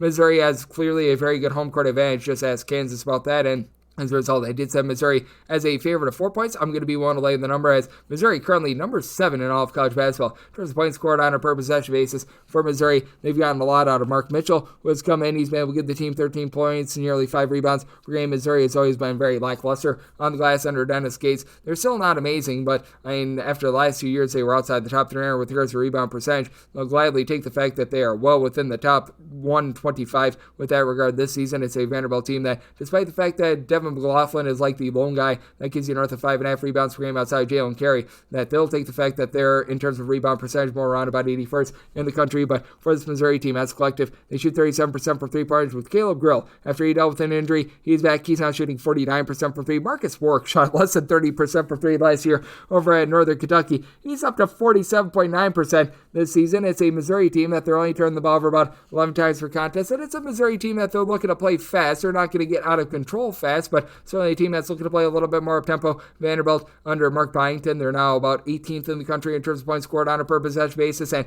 it's been able to travel for them as well. They're not quite 18th with regards to road points scored on a per possession basis, but they're certainly in the top 50 with that regard as well. It is a Vanderbilt team that, with regards to their total possessions per game, this team checks in more in that neighborhood, about 95th in all of college basketball, so I do think that you're going to get a little bit more of an up and down game, but I do think that this total has gone a little bit too far, especially with Missouri at home being outside the top 150 in terms of total possessions per game. Made my total 156. I'm in on the under, and I'm willing to lay up to 3.5 here with Missouri. 695, 696 on the betting board. It is SMU, and they're going to be playing against Georgia Tech. Georgia Tech does find themselves as underdogs of 10 points, and total on this game, you're going to be fighting it anywhere between a 154.5 to a 155, and for SMU, certainly has been a team that has been looking to crank it up tempo. They're in the top 50 in terms of total possessions per game, but this is a total that I set it more in the neighborhood of about a 155.5. So here at the 155, I'm going to be in on the over. I do like the fact that SMU has been able to get a little bit more down low out of Matt Cross, who's been able to give you 8+ rebounds per game, and then you've got Kerry Oquendo. I think that is going to see a little bit of regression with regards to his three-point shooting percentage, but he's been able to shoot north of 40% from three-point range, and I think that when it's out in this spot, I did set my total at a 155.5, and along with that, the side I made a 13.5 for Georgia Tech. This has been a team that has been a little bit better defensively, as they've been able to get quite a bit out of Javion McCollum. He's been able to supply the team within that neighborhood of about 12 or 13 points per contest when he's been out there, and then you've got Nathan George, who's able to give you 5+ assists per contest. Just doesn't compare to what you're able to get out of Kevin Boopy Miller, though. 5.5 assists, 15.5 points per contest, and for SMU, even though they crank up the tempo, only turn the ball over about 11.5 times per contest. This is also a team that they rank in the top 35 in terms of percentage of the missed shots that they do pull in as an offensive rebound. You've got Bate and Ndongo on the flip side for this Georgia Tech team, who's been able to give you in that neighborhood about 12.5 points. He throws in there about 7 rebounds per game, and then for Georgia, 6 assists per contest, one of the better marks that you're going to find in the ACC. But with this Georgia Tech team, they're outside the top 225 in terms of opponents' three-point shooting percentage. They're a team with a rebound rate that's outside the top 125 as well. I think that's going to be a real struggle for them. It's a Georgia Tech team that, in terms of points allowed on a per possession basis, just overall outside the top 125, and I think that they're going to be out of sorts with regards to this tempo. So I did set my total at a 155.5 in on the over, and want to lay up to 13 with SMU. 695, 696 on the betting board. Wichita State, it's the road they're facing off against UTSA. Meet the Roadrunners, are 6 to 6.5 point underdogs, and total on this game is 160.5. I wrote this one up. I'm taking the points with UTSA. I actually like them outright on the money line, so I wrote up for the article the points, but I personally am going to take a shot on the money line. This UTSA team, I think, is in a very advantageous spot against a Wichita State team that, as a collective, is shooting less than 32% from three-point. I just have not been impressed by this Wichita State team, and for UTSA, I recognize that this team is outside the top 240 with regards to a rebound rate, but you got Genevia Smith down low, who's been able to supply this team with about 7 points, 8.5 rebounds per game. He's able to pop it from three at about a 33% clip, and then Primo Spears has been a top 5 scorer in all of college basketball, 22.5 points, 3.5 assists. He shoots about 37% from three-point. It's a UTSA team that does find themselves in the top 135 in terms of turnovers forced on a per possession basis, with Marcus Millender, Damari Monsanto both give you about 10 points per contest, and Monsanto shoots 40% from three-point. And for Wichita State, you should have the advantage down low with having Quincy Ballard being able to supply the team with about 8 boards, 2 blocks per contest, but Justin L, Xavier Bell, they're going to need to step up in the backcourt. A combined 29 points per game, and Bell's been able to shoot 40% from three-point range, but again, they shoot 30.5% from three-point range. The way that you beat this UTSA team is by being able to go bombs away from three-point range, as UTSA 321st in all of college basketball with regards to opponents' three-point shooting percentage, and with regards to Wichita State, while they don't necessarily shoot it well from three-point range, they're decent at being able to guard the three-point arc. They're about 202nd in all of college basketball with that regard. Harnell Beverly has been able to give you about 9 points per contest, but the UTSA, all that they've got in the backcourt, the way that I think that they're going to be able to win the turnover battle, and the way that Wichita State's defense has gone less than savory. Obviously, UTSA well outside the top 200 in terms of points allowed on a per possession basis, but Wichita State has not been too tremendous here as well for Wichita State. They're now checking in 157th in terms of points allowed on a per possession basis. Do think they get an up and down game where UTSA gets the job done. I do like UTSA outright on the money line, and did somebody total 158.5. I do think that Wichita State's lack of three-point shooting costs you the over, so in on the under, and I'm going to be in on UTSA with a right-up 699, 700 on the betting board. Colorado State plays us UNLV. UNLV does find themselves as an underdog of 5 to 5.5 points. So on this game, it is between 137 to 137.5. Made UNLV the underdog in this case of more around a 2.5. So I'm going to be willing to take those points with UNLV. You've got Jalen Hill. I do still think needs to give you a little bit more. Began his career over at Oklahoma State. He's been able to supplied the team with about 7 points.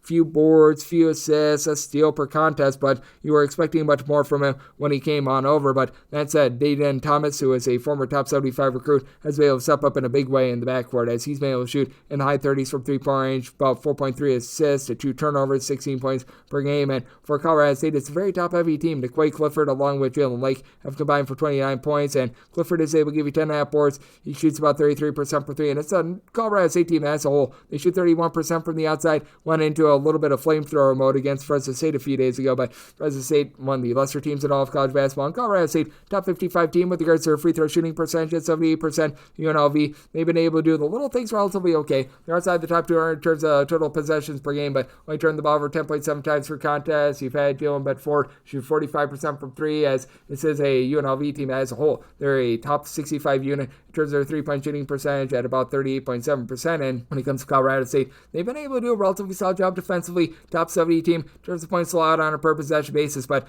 they do give it up from three-point range, allowing opponents to shoot north of 35% from distance. That's outside the top 250 nationally. That should be able to keep UNLV pretty lively in this one. Jeremiah Cherry has really been the lone guy for UNLV that's been able to give you consistent rebounding. He's throwing in there about 5.5 rebounds per game, but Julian Richwain being a 9-point per game scorer, give you 39% three-point shooting. All the guys that you have are on the perimeter for UNLV. I do think they're going to be able to keep them relatively lively in this one. Did set my line at 2.5, so going to be willing to take the points. And even though UNLV well outside the top 200 in terms of total possessions per game, Colorado State, they've been playing a little bit more up-tempo. They're back in the top 175 in terms of total possessions per game, making by a total of 140.5, so in on the over. 7-1, 7-2 on the betting board. It is Coastal Carolina on the road against Georgia State, and Georgia State does find themselves as a favorite of 3 points total on this game. It is 138.5, seeing a 139 out there as well, and then for Georgia State, I did make them a favorite of 4 points. So I'm going to be willing to lay the 3 to 3.5 for Georgia State. Has been a less than tremendous year for them. They are outside the top 250 in terms of both points scored and points allowed on a per possession basis. And they go up against the Coastal Carolina team has really slowed things down to a crawl. They're well outside the top 325 in terms of total possessions per game. The Coastal Carolina defense has been able to come alive a little bit more this season. Coastal Carolina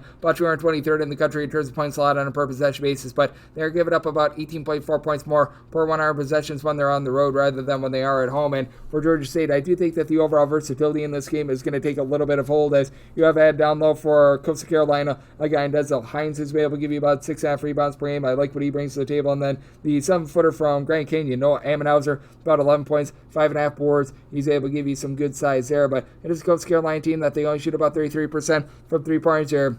One of the worst teams in the country at being able to block shots as well. So a lot of clean looks for a Georgia State team that has been a top 130 team with regards to the rebound rate, with Nicholas McMillan throwing their 10 rebounds per game. Zariq Notre has been versatile with 2.5 assists, 15.5 points per contest. Has been missing for a few games this season, but should be all back in the fold and should be all good to go after he was able to go off for 22 points in the team's previous game. And then you've been able to get a little bit more from the outside, about 34% three-point shooting of Jelani Hamilton as well, who's been able to supply the team with 9.5 points per game. I've been liking what I've been seeing out of him, as he's given the team a combined 10 assists, 13 rebounds in the last 2 games as well. So he's starting to step up in a big way, and that's a big reason why I did take Coastal Carolina with a little bit of a fade in this spot, as Rasheed Jones has been solid. 13 points, a little bit over 2.5 assists per contest, but you don't necessarily have that main facilitator for Coastal Carolina, and even though like 12.5 turnovers per game doesn't sound too bad with how slowly they play, that does really lead to a throttle down with regards to their offense. Coastal Carolina only about 217th in the country in terms of points scored on a per possession basis as a result, and This is Georgia State team that's starting to step up a little bit more with regards to their defense and regulation. 71 points or fewer allowed in 3 of their last 4 games. Meanwhile, this is a Coastal Carolina unit that's been up, down, all around with regards to their offense and their defense, having given up at least 71 in 3 of their last 4 games as well. So, circumstance where I'm going to be willing to lay with Georgia State, and Georgia State looking to get things cranked up tempo a little bit more. Certainly, the defense has been leaving something to be desired, but landed on a 136 with regards to total, with regards to Coastal Carolina and just how slowly they're playing. So, in on the under, and I'm going to be willing to lay it with Georgia State. 7-3, 7-4 on the betting board. Virginia is going to be on the road against Samford. Samford is at a favorite of 7.5 to 8 points. Out on this game, it's between 126.5 to a 127. Set Samford is a 9.5 point favorite. I'm going to be willing to lay the number. This is a Virginia team that just does see quite a bit of a drop off with regards to overall production when they're on the road rather than at home. They're still shooting it relatively well from 3-point range. Virginia as a whole, they do shoot north of 36% from 3-point range, with Elijah Saunders really being the main guy for the team right now. 12 points, 5 boards per contest, shooting 34% from 3 as a 6'8", do-it-all sort of player. And then Andrew Rohde has been able to give you 3.5 assists per game, but even though he does shoot 42.5% from 3-point range, does get a little bit turnover happy. It's a Virginia team that is dead last in the country in terms of total possessions per game, and they shoot 36.5% from 3. Isaac McNeely being the main of them, shooting 44% from 3, 11.5 points per contest, and I like Jason Kofi and the fact that he's able to give you 5.5 rebounds per game, but I just don't think that Virginia matches up well with Maximilian Radon. True 7-footer, 11.5 boards, a block, and steal per contest with 20.5 points, shooting 37.5% from 3-point range. Stanford, honestly, the most amazing 3-point shooting team. They shoot about 33.2% from 3-point range, but again, that drop-off that you're going to see with Virginia, with them being on the road, I think is going to be very stark. For Virginia, 258th in the country in terms of points scored on a per possession basis, and they score about 14.3 points fewer per 1 earned possessions when they are on the road rather than at home. And for Virginia, still a relatively solid defense, but I mean, if you look at the overall efficiency, they are giving up about 18.5 points more per 1 earned possessions when they're on the road rather than when they are at home. I did set my total at 126.5, as this is a Stanford team that has been solid at being able to guard the 3-point line. Not necessarily going to call it amazing or anything like that, but at home, they allow opponents to shoot only about 31% from 3-point range, and with having the versatility of 7 points, 5 boards out of Ryan Archibald at 6'6", I think that they should be able to win the battle down low. Jalen Blake does a nice job not beating himself, 5.5 assists to 2.2 turnovers per game. Stanford as a whole, they only turn the ball over about 10.5 times per game. Of Virginia, not generating turnovers the same way that they did a season ago, and it's a Virginia team that has scored now 63 points or fewer in 4 of their last 5 games. So it did set a little bit of a lower total in this one. Set my total 125.5, and on the under, I'm a little lay up to 9 with Stanford. 7-5, 7-6 on the betting board. The Citadel hits a road face-off against East Tennessee State. ETSU a 16.5 to a 17-point favorite. Total on this game between 137 to a 138, and I did set East Tennessee State as a 20.5 point favorite. I'm going to be willing to lay the number. The Citadel right now outside the top 275 in terms of both points scored and points allowed on a per possession basis. At the very least, when Doug Backham was at the helm, they were playing exciting basketball while losing. Now they just play sad basketball while losing. So this has been very much less than tremendous for the Citadel, and for the Citadel, as a matter of fact, if you want to be more exact with their offense, 331st in all of college basketball with regards to points scored on a per possession basis. Not due to the fact that Brody Fox is not trying. He's been able to give the team 16.5 to 17 points per contest, but does not give you a lot from 3-point range. As the Citadel as a whole, they shoot 30.5% from 3 and 57.1% at the free throw line. That's the bottom 10 mark in all of college basketball. Sola and Bossi has been able to give you 7 rebounds per game. Fox throws in there 4.5 rebounds per game. So these guys have been able to do an okay job down low. And Paxton Davison has been able to give you a little bit in the backcourt. But ETSU, a top 125 team with regards to their rebound percentage. Karen Boyd along Jaden Seymour combined for 13 rebounds per game. And Kamari Peterson, great name, 42% 3-point shooter, 4.5 boards, 4.5 assists, 18.5 points per game. Team as a whole is now shooting 36.5% from 3, albeit ETSU, they do only shoot about 62.5%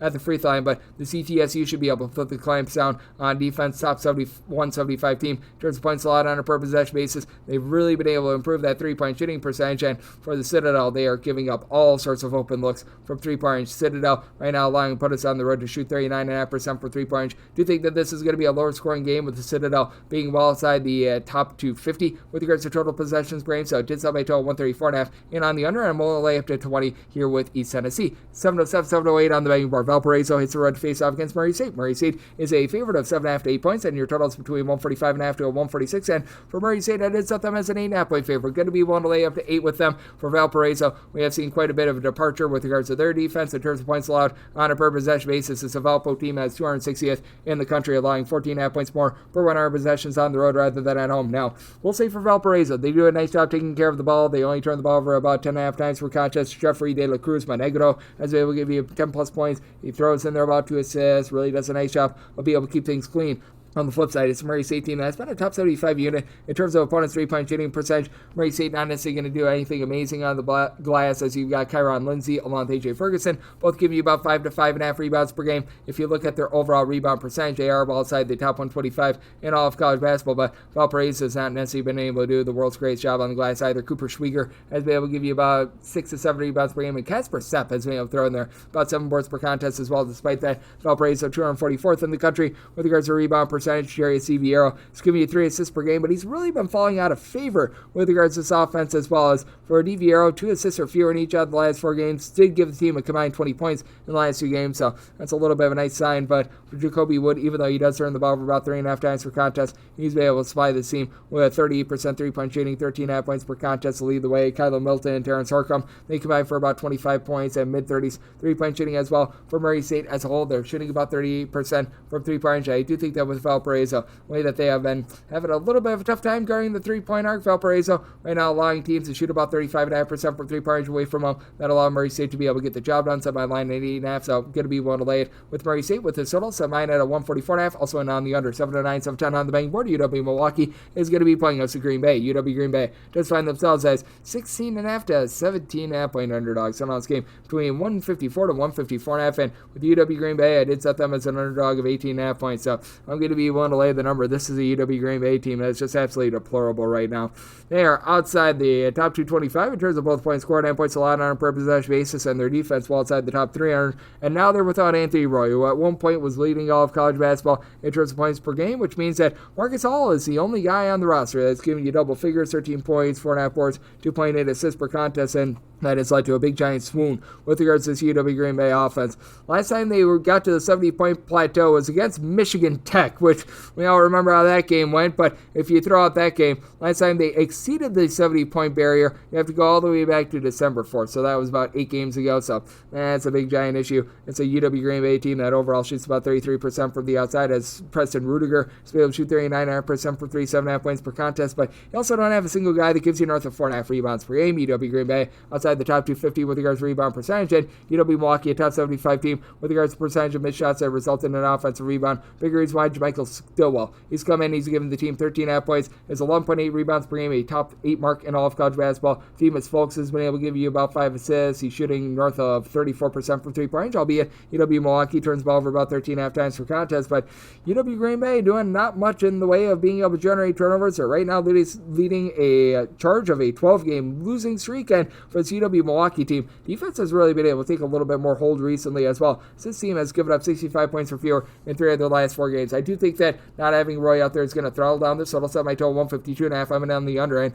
I'm going to lay up to 18 here with UW Milwaukee. 7-11, 7-12 on the betting board. Marshall plays us at Georgia Southern. Georgia Southern is an underdog of 8.5 points, so on this game between 150.5 to 151, and I did set Georgia Southern as an underdog of 7 points, so I'm going to be willing to take the points, as Marshall is right now a bottom 50 team with regards to their three-point shooting percentage, but they do have Nate Martin along with Obiano Onchele Killian combining for about 15 or so rebounds per game down low. They were hoping for a little bit more out of Jalen Spear in the backcourt, who's only been able to give you about 7 or so points per contest, so that's a little bit of an issue for them. And for this Marshall team, they're not generating turnovers the same way that they have in past years. They went to Cornelius Jackson in the offseason to become their new coach, still generating about 13.5 turnovers per game, but considering the tempo, that's not too great, and they're outside the top 325 with regards to their three-point shooting percentage. Mikael Dawson shoots 36% from three-point range, and Martin actually shoots about 37.5% from 3, but he attempts hardly no threes whatsoever, so that's a little bit of a problem. And then with this Marshall team, they have been able to do a relatively solid job with their three-point shooting defense, but on the interior, they're outside the top 225 in terms of opponents' two-point shooting percentage. And this is a Georgia Southern team that they don't necessarily have a lot around the outside. They've been dealing with the injury to Adante Hallman. Their top scorer has been out for the last 8 or so games, but you've been able to get a lot out of Bradley Douglas along to Kavian White. These 2 guys have been able to combine for about 26 points per contest, and White does shoot 36% from three-point range, but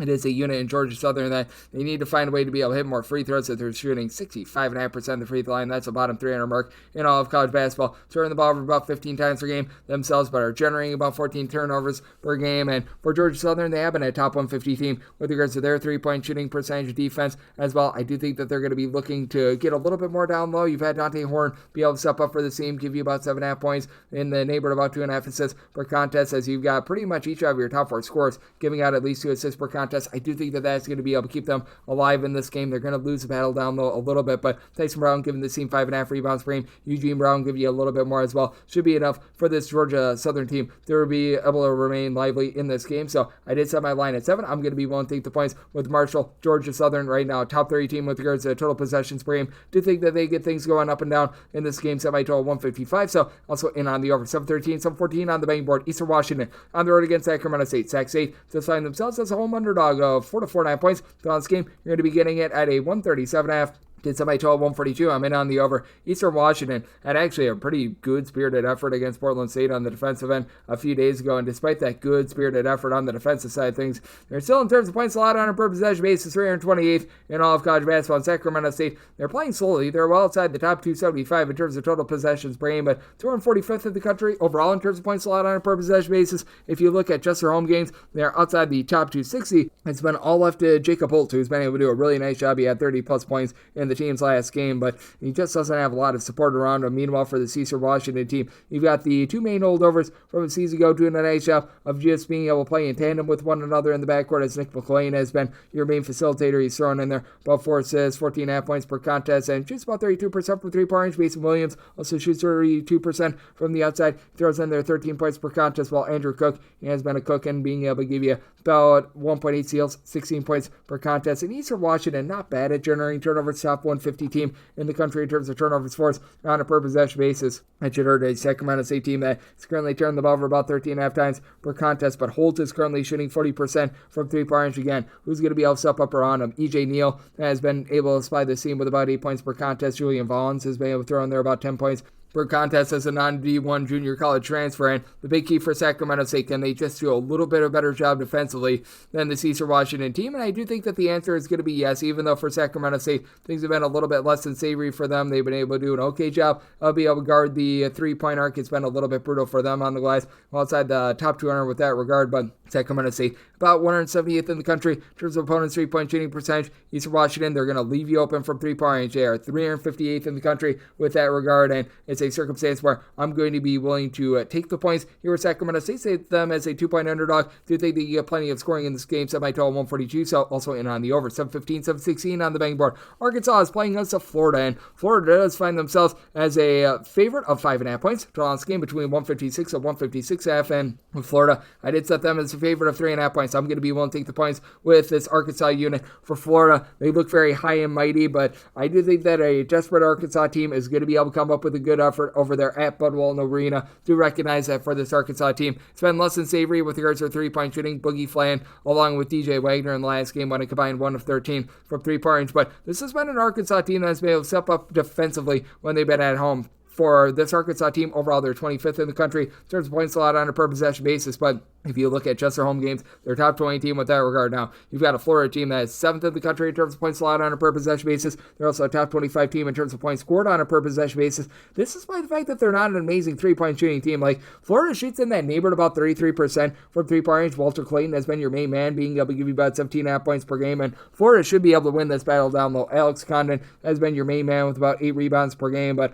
out of your top 5 scorers, all but one of them, and Clayton give you at least 5 rebounds per game. Will Richard, 13.5 points, 5 boards, 2 assists per contest. Thomas Howell has been able to shoot 40% from 3, 7.5 points, 5.5 rebounds per game. Sam Alexis throws in there 5 rebounds per game. You've been able to get north of 6 rebounds per game out of Ruben Chinelu. So, I mean, all these guys have been able to step up with that regard, but I do think that there's still a little bit of something to DJ Wagner's game that needs to be unlocked. Abdou Thiero has been very versatile as well for Arkansas, about 6 boards, 17 points per contest. And then Boogie Flan, he was off with his three-point shot a few days ago, but has been able to shoot about 35.5% from three-point range. If Arkansas is able to get to the free throw line with their main scorers, all but one of them are shooting at least 80% at the free throw line. And John L. Davis, him being banged up, has obviously been an issue. And when he's been out there on the floor, he's only been able to give you about 9 or so points per contest. But I do think that he's going to start to find a little bit more of something. 11 plus points in throughout the last 5 games. Takes a little bit of time for these guys to be able to acclimate to the John Calipari system. I do think that they're going to be able to do so here, and with this total, it's just so interesting because Arkansas has been up and down with regards to their defense, to say the least. They've been very inconsistent, one of the most inconsistent teams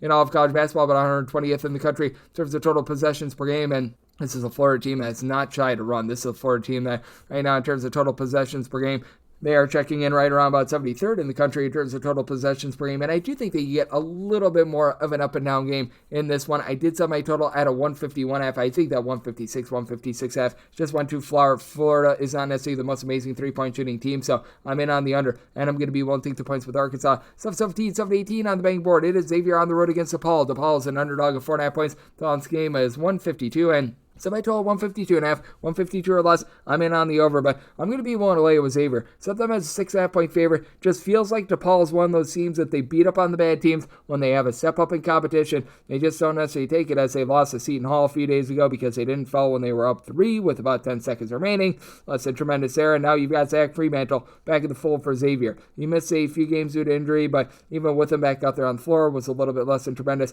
against St. John's. But I think that this is going to be a big difference maker for them. 17 points, 7.5 rebounds per game. They go up against a DePaul team that has been well outside the top 125 with regards to rebound percentage. David Skogman at 6'10" has all sorts of versatility. He's been able to give you north of 6 rebounds per game. He's right now shooting well north of 45% from three-point range as well. He's been able to tip in there about 8.5 points per contest. Jacob Myers been able to give you 14 points per game. And Connor Enright, he does turn the ball for 3 times per contest, but 6.5 assists per game. It is a bunch in DePaul that has been able to shoot 37.5% from three-point range, take closer to about 40% from three-point range at home. Most of their woes have been coming on the road, but even that game that they hosted against Providence a few weeks ago, that was a little bit of an issue for them, and DePaul has not guarded the three-point line there. 289th in the country in terms of opponents' three-point shooting percentage, albeit Xavier has not necessarily been the monsters of the Midway with regards to their defense either, but this is a Xavier team that should be able to exploit that. They themselves on the road for Xavier, they allow opponents to shoot just 31.9% from three-point range compared to about 35% when they are at home. You've been able to have Ryan Conwell be able to give you 15 plus points per contest. He's shooting north of 40% from three-point range. You've got relatively good versatility out of Davion McKnight as well, with his north of 11 points per contest, runs in their 4 plus assists per game. And it's a Xavier team that has been a top 40 team in terms of points scored on a per possession basis. Obviously, defensively, something to be desired. They're outside the top 50 with that regard, but still about 74th in the country.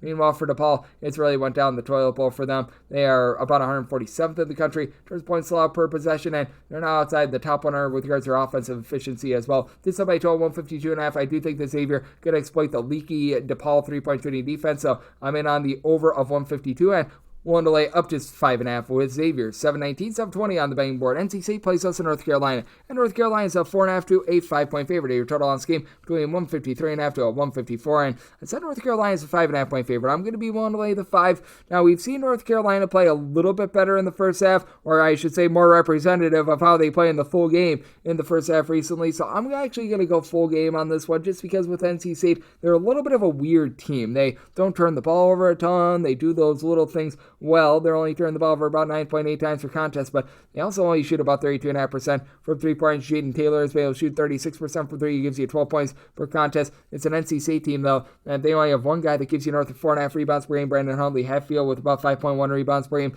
North Carolina has Jalen Withers, Jalen Washington, both giving between about 4.5 to 5 rebounds per game, and they're your top rebounders as well. Both of these teams have not been good on the glass, but I like North Carolina's backcourt quite a bit more on this one. Elliot Cadu has been able to give you about 5.5 assists per contest. RJ Davis is only shooting 28% from three-point range, 4 assists, 18 points per contest. I do think that he's going to be able to pick it up quite a bit, and with North Carolina, despite the fact that they've had their woes with R.J. Davis from three-point range. They've had a few issues in general. This is still a team that is right now in the top 70 in the country in terms of points scored on a per-possession basis, and if you look at what this team has been able to do in a road/neutral court setting, they have been more of a top 55 unit with this regard, and for NC State, it's just been relatively rough for them, because even though you do bring in someone like a Marcus Hill, he wasn't even shooting 30% from three-point range when he was over at Bowling Green a season ago. NC State, as a result, about 86th in the country in terms of points scored on a per-possession basis. This is an NC State unit that they do give up quite a bit from the outside as well. Seth Trimble has been able to be a nice double-figure scorer for North Carolina, so that's going to be an issue for an NC State team that they've been allowing teams to shoot about 31% from three-point range. Their home at Rosebud is very interesting. They allow opponents to shoot 39%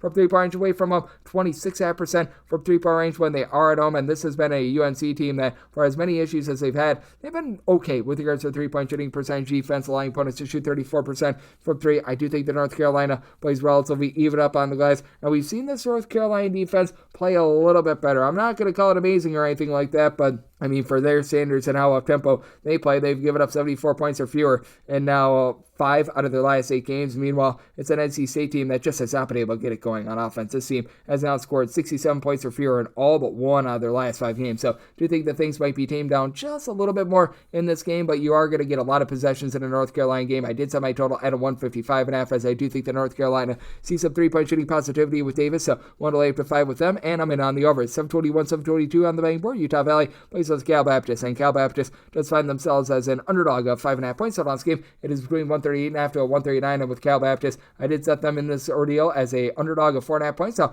going to be willing to take the 5+. Utah Valley has just had a tough time being able to take care of the ball outside the top 275 in terms of turnovers on a per possession basis. Now for Utah Valley as well, they've been okay with regards to their defense. They're ranking about 80th in the country in terms of points allowed on a per possession basis, and they're giving up more than 26 points fewer per 100 possessions at home rather than on the road. Cal Baptist has upped their tempo a little bit this season. They're now more of a mid-tempo team that has had their struggles on defense, about 222nd in the country in terms of points allowed on a per possession basis, and this is a bunch that I think is going to be able to see a little bit of an uptick with regards to their 3-point shooting percentage, as right now you've got Dominique Daniels supplying this team with 21.5 points per contest, but he's only shooting about 27% from 3 as a whole. Cal Baptist outside the top 310 with regards to their 3-point shooting percentage at 29.5%, but they do a solid job getting to the free throw line. They shoot 78% while they're there. Kendall Coleman, 8.5 boards, 12 points per contest, good versatility there, and A.J. Brown shoots 40% from 3, 9 points per contest, so these guys have really been able to step up in a big way. Need a little bit more out of Brantley Stevenson. He's come in from Cal Poly. He's given the team relatively nothing whatsoever, and then on the flip side, Trayvon Leonard has been able to, for Utah Valley, give up 5.5 assists per game. And I like what Connor Welling brings to the table. 38% 3-point shooter at 6'9", throws in their 13 points per contest, and Utah Valley's best attribute has been on the glass. Each of their top 4 scorers have been able to give you at least 4 rebounds per game. It's a Utah Valley team that, with regards to their overall rebound rate and rebound percentage, this team is in the top 80 in all of college basketball. Cal Baptist is going to have their hands full there, but this has been a Cal Baptist team that, despite the fact that they don't necessarily pop it well from 3-point range, they've been able to do the little things well on defense. They're a top 125 team with regards to that aforementioned rebound percentage for Cal Baptist in terms of being able to guard the 3-point line. That has been their issue. They're allowing opponents to shoot 39% from 3-point range away from home. But again, outside of Carter Welling, you don't have too many guys other than Leonard who have been able to shoot above 32% for 3-point range. Dominique Nelson gives you about 14 points, 5.5 rebounds per game for Utah Valley. But I think that with Utah Valley having all the issues that they do have in terms of taking care of the ball and becoming much more of a defensive team, for Utah Valley, they have given up 64 points or fewer in each of their last 5 games. I do think that this is going to be a little bit more of a control game. Did set my total at 140.5 with Cal Baptist. They're cranking up the tempo, and I do think that allowing quite a bit from 3-point range, Utah Valley gets a little bit hotter, so in on the over, and we'll take those points with Cal Baptist. 723, 724 on the betting board. Cal State Fullerton plays against Hawaii. Hawaii is a road favorite of 8 points, so on this game is 129. I actually took the points here with Cal State Fullerton, and I have done that very rarely this season. For Hawaii, this has been a team that has been in the bottom 15 in all of college basketball in terms of taking care of the ball on the road. They are turning the ball over on the road north of 13 times per contest, and it's a Fullerton team that is less than savory. They don't have a point guard. They don't have a guy that gives you north of 2 assists per contest, but I like what I'm seeing out of Donovan Ode. He's been able to give you about 12 points, 5.5 rebounds per game. It is a Fullerton team that, if they can get to the free throw line, and this is a Hawaii team that fouls quite a bit, they do shoot 78.5% of the free throw line. That's a top 45 mark in all of college basketball. Meanwhile, for Hawaii, they do foul quite a bit because they do maul you on the glass. They're a top 50 team in the country with that regard. Tanner Christensen has been able to give you north of 7 rebounds per game. Gatis Nemishka has been able to do a relatively solid job with his versatility as well. Comes in from Xavier, about a 6'7" combo player, 14.5 points, shoots 38% from 3-point range. Throws in there about 7 rebounds per game. But in terms of fouls committed on a per possession basis, this Hawaii team is in the upper half of all of college basketball. And Hawaii, they themselves, when they go to the free throw line, they're shooting about 69.5% at the free throw line. That's outside the top 245 in the country. John Mikey Squire for the Cal State Fullerton team. He throws in there about 9 points per contest. Really gives you nothing from 3-point range. Cal State Fullerton shooting 26.3% from 3-point range. Hawaii's actually been able to do an okay job of being able to guard the perimeter this season, so they are a little bit more likely to be bludgeoned down low. They've been giving up a few second and third chances in quite a few of their games. We saw that on display against UC Riverside a few days ago, and I do think that you're going to continue to get a little bit more of Kobe Young moving forward, a transfer that comes in from Boise State, who's been able to give the team a whopping 28 28 rebounds over the last 3 games as well. I do think that this is going to be a low-scoring slog. Both of these teams well outside the top 250 in terms of total possessions per game, and for Fullerton, it's bad. I mean, I'm going to be honest with you. They're outside the top 250 in terms of both points scored and points allowed on a per possession basis, but after a while, shot well north of 50% from three-point range a few days ago. I do think that that's going to take a downward tick. I'm going to be willing to take those points with Fullerton. Did so by total 132, so also in on the over, 725, 726. Southern Indiana and Little Rock is postponed. We go to 727, 728 on the betting board. Western Illinois plays those for Tennessee State. Tennessee State does find themselves as an underdog of a point total on this game between 146.5 to a 147, and with Tennessee State, I did set them as a underdog of 1.5 points. I'm going to be willing to lay 1 and half a point more with Western Illinois. Western Illinois outside the top 320 in terms of total possessions per game, albeit the defense has not been stout. They're outside the top 300 in terms of points allowed on a per possession basis, and they go up against a Tennessee State team that they will foul you. They're in the top 50 in all of college basketball in terms of fouls committed on a per possession basis. Western Illinois, an okay free throw shooting team. They shoot 71% at the charity stripe, but it's all about getting Marco Militic going. 18 points, 3 boards, shooting 48% from 3-point range. You really don't have anyone outside of him that really takes as many shots as right now. You've got 3 guys on the roster that shoot above 31% from 3-point range, and you've only got 4 guys that made more than, I believe, 2 threes this season as well. So that's been really interesting for this Western Illinois team, a team that has taken a massive drop-off with regards to what they're able to provide down low. Tate Knox has been able to give you about 6.5 rebounds per game, but Western Illinois last year was one of your top rebound rate teams in all of college basketball. This season, they are clocking in well outside the top 225 with regards to their rebound percentage. As a matter of fact, they're at 265th, but on the flip side, you do have a Tennessee State team that they're doing a little bit of a less than savory job of being able to guard the 3-point arc. They've been able to do quite a bit of better job down low. They're about 135th in the country with regards to rebound percentage, but Tennessee State allowing opponents to shoot 37.5% from 3-point range in games played away from home. They do have Brandon Weston, who's been able to give you 17.5 points per contest, but Tennessee State right now has a collective shooting 29% from 3 and 64% at the free throw line. Both of those marks outside the top 315 in all of college basketball. You do have Ronald Jessamy stepping up. He's been able to give the team about 5 boards and a block per contest, and for Tennessee State, you've also been able to get a little bit more production when he's been out there in Travis Harper. He's been in and out of the lineup, but he's been able to return, give the team 14 plus points in 3 of the last 4 games, shoots 39% from 3-point range. It's a 6-for-6 combo player, so I do think that he's going to be able to deliver some production, but I do think that this game gets slowed down by Western Illinois. I did, as a result, set my total more around a 145.5 in on the under, and I'm willing to lay up a point to Western Illinois. I set them as 1.5 point favorite, 729, 730 on the betting board. Troy is going to be playing against Arkansas State. Arkansas State, 1.5 to 2 point underdogs to this game between 143.5 to a 144, and with Troy, I did have to set them in this spot as the underdog of 1.5 points. I'm going to be willing to take Arkansas State outright on the money line. For Troy, it's just a case where the offense has been less than savory. Right now, they're shooting less than 30% from 3-point range. That is a bottom 300 mark in all of college basketball. It's a Troy team that's playing great defense. Troy, in terms of points allowed on a per possession basis, a top 85 team in the country, but they're actually giving up about 6.5 to 7 points more per 100 possessions at home rather than on the road. Their home defensive efficiency outside the top 150, and have an Arkansas State team that has been able to do a relatively solid job offensively, despite the fact that their 3-point shooting percentage hasn't been amazing. Right now, they're a top 175 unit in terms of points scored on a per possession basis, going against a Troy team that they've got one guy that's been able to give you north of 10 points per contest thus far this season, as you've got Miles Rigsby, who's been able to give you about 12 points per contest. Take that back. Tatum Conaway, with the recent performances of him, he's up to about 10.5 to 11 points per contest thus far, in there, north of 4 assists per game, and his 3 steals per contest is a top 10 mark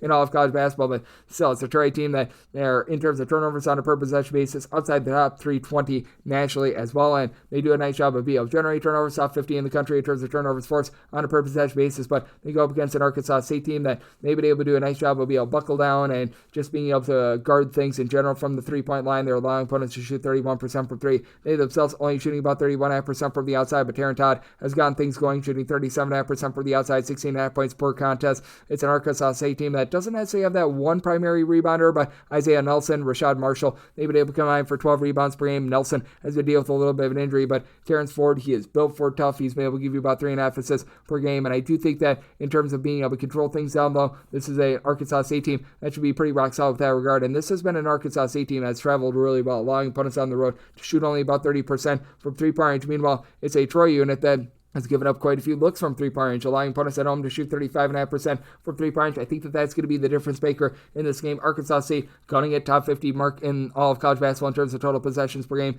You've got a Troy team that's outside the top 200 with that regard, so something's got to give here. Did set Arkansas State as a favorite. I like them outright on the money line. Maybe my total 143.5, so here at a 144, I like the under. 731, 732 on the betting board. Lindenwood plays us to UT Martin. UT Martin is a underdog of a point total on this game. It is 137, and I did say UT Martin as 4.5-point favorites. I like them outright on the money line. It's a Lindenwood team that still does not have a lot of size, and thus I do think that they get bludgeoned on the glass. UT Martin has been a top 175 team with regards to rebound rate. For UT Martin, it's been less than tremendous what you've been able to get from them on the outside shooting aspect of things. They're outside the top 275 in terms of three-point shooting percentage, but Lindenwood, well outside the top 175 in terms of opponents' three-point shooting percentage. They've been able to have Markeith Browning, who comes over from UW-Milwaukee, really do a good job transforming this backcourt. 13 points, 3.5 assists, 2 steals per contest, but he only shoots about 20% from three-point. As a matter of fact, for Lindenwood, you've got one guy that gives you north of 5.6 points per contest that has been able to shoot above 31.5% from three-point. That would be Nathan Johnson.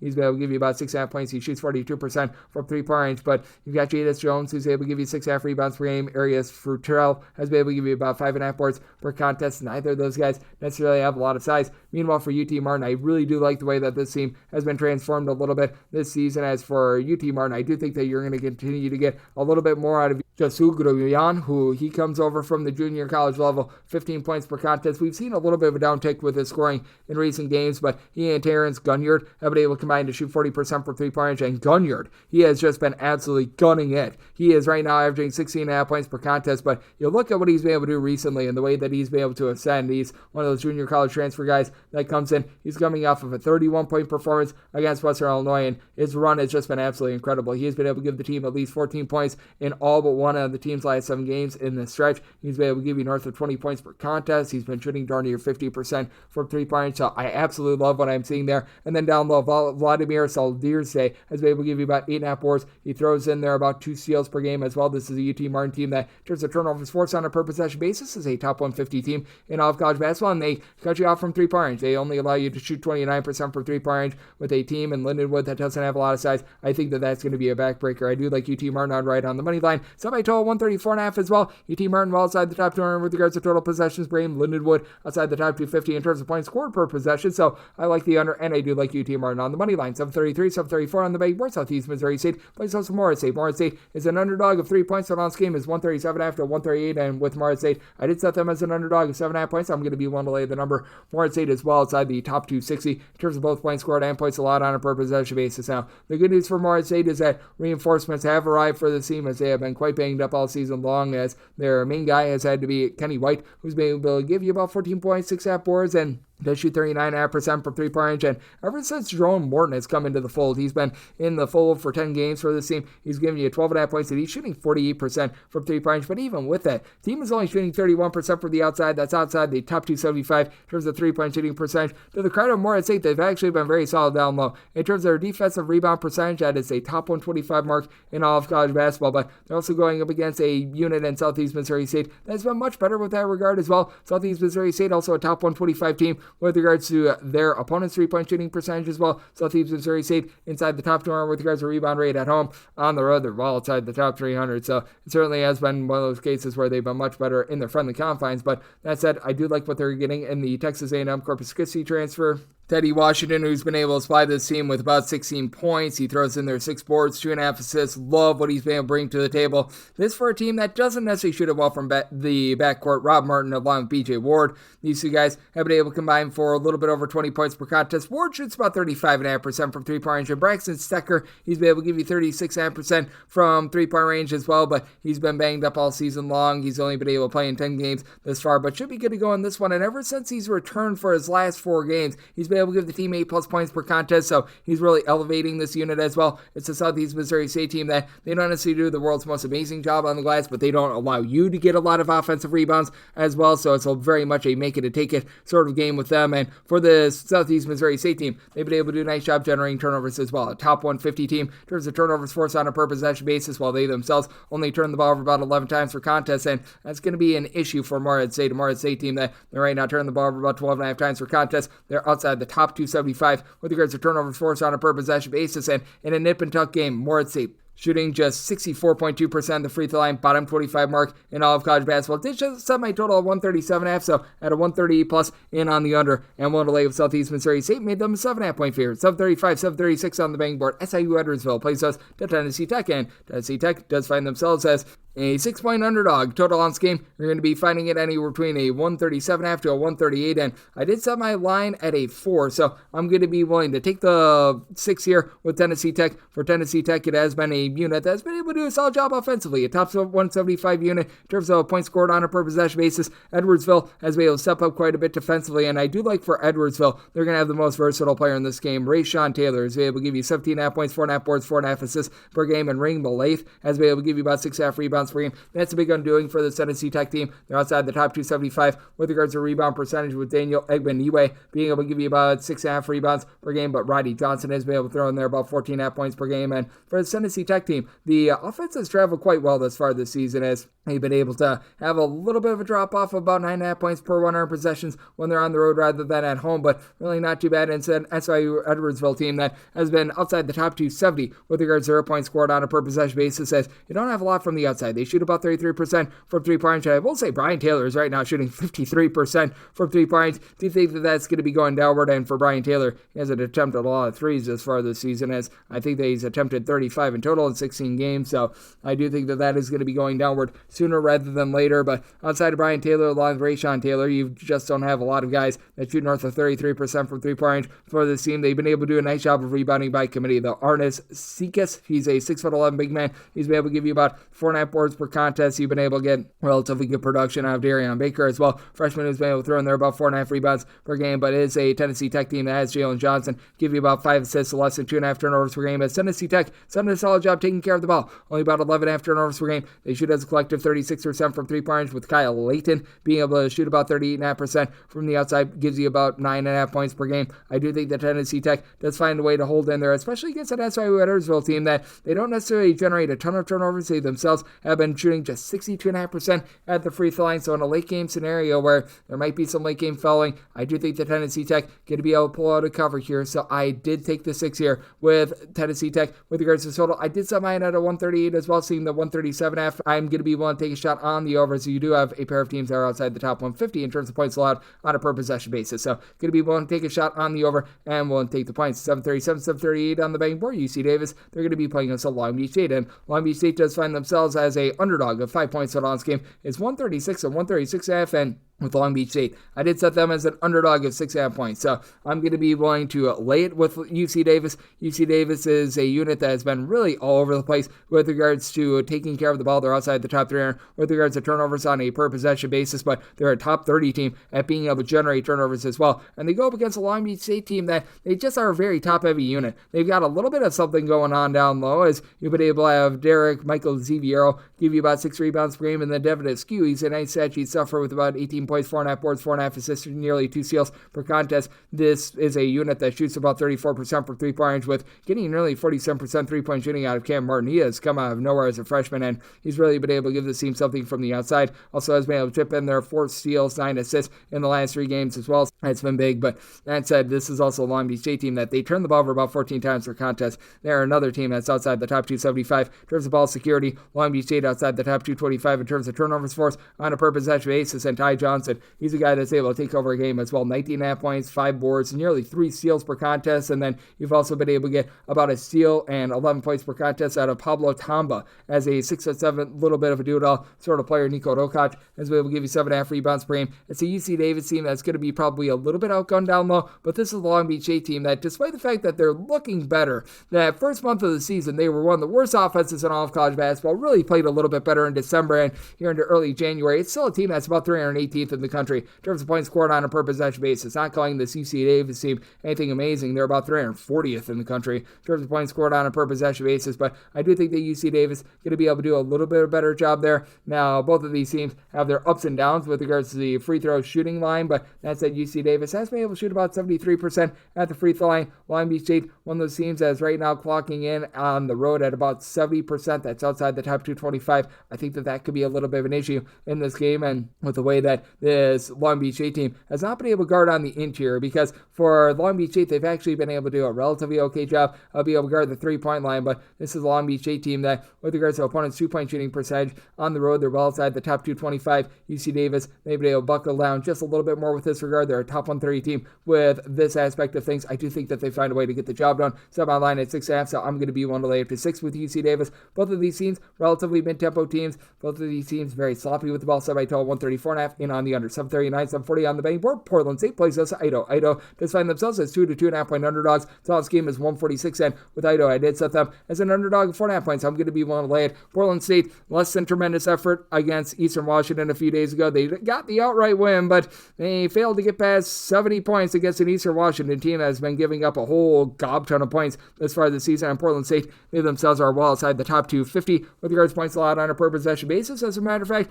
both of these teams are. Idaho is a team that plays very slow and under control, though. Meanwhile, Portland State is a team that's looking to push it a little bit more, but we have seen this with Portland State. After they really ran it and gunned it towards the beginning part of the season, they've really dialed things back, especially at home. At home, they're well outside the top 200 with regards to total possessions per game. This is an Idaho team that overall for this season, they are outside the top 250 themselves in terms of total possessions per game. As a matter of fact, about 263rd. But for Idaho, I do think that they're going to do a solid job holding in there with Christian Gonzalez, giving you about 12 points per contest. William Mims has been able to throw in there about 6 rebounds per game. And Tyrus Muris, he stands right around about 6'7". He's been able to shoot north of 40% from three-point range. Here's the issue, though. Even though Idaho does a relatively solid job with their overall three-point shooting, they really give it up from three-point range themselves. Idaho allowing opponents on the road to shoot 37.6% from three-point range. It's a Portland State team that's been having a little bit of a tough time with that regard, but you've got a good point guard in Keon Myers, who he's not going to give you a whole lot in terms of scoring 7.5 points per contest, shoots less than 25% from three, but 6.6 assists per game.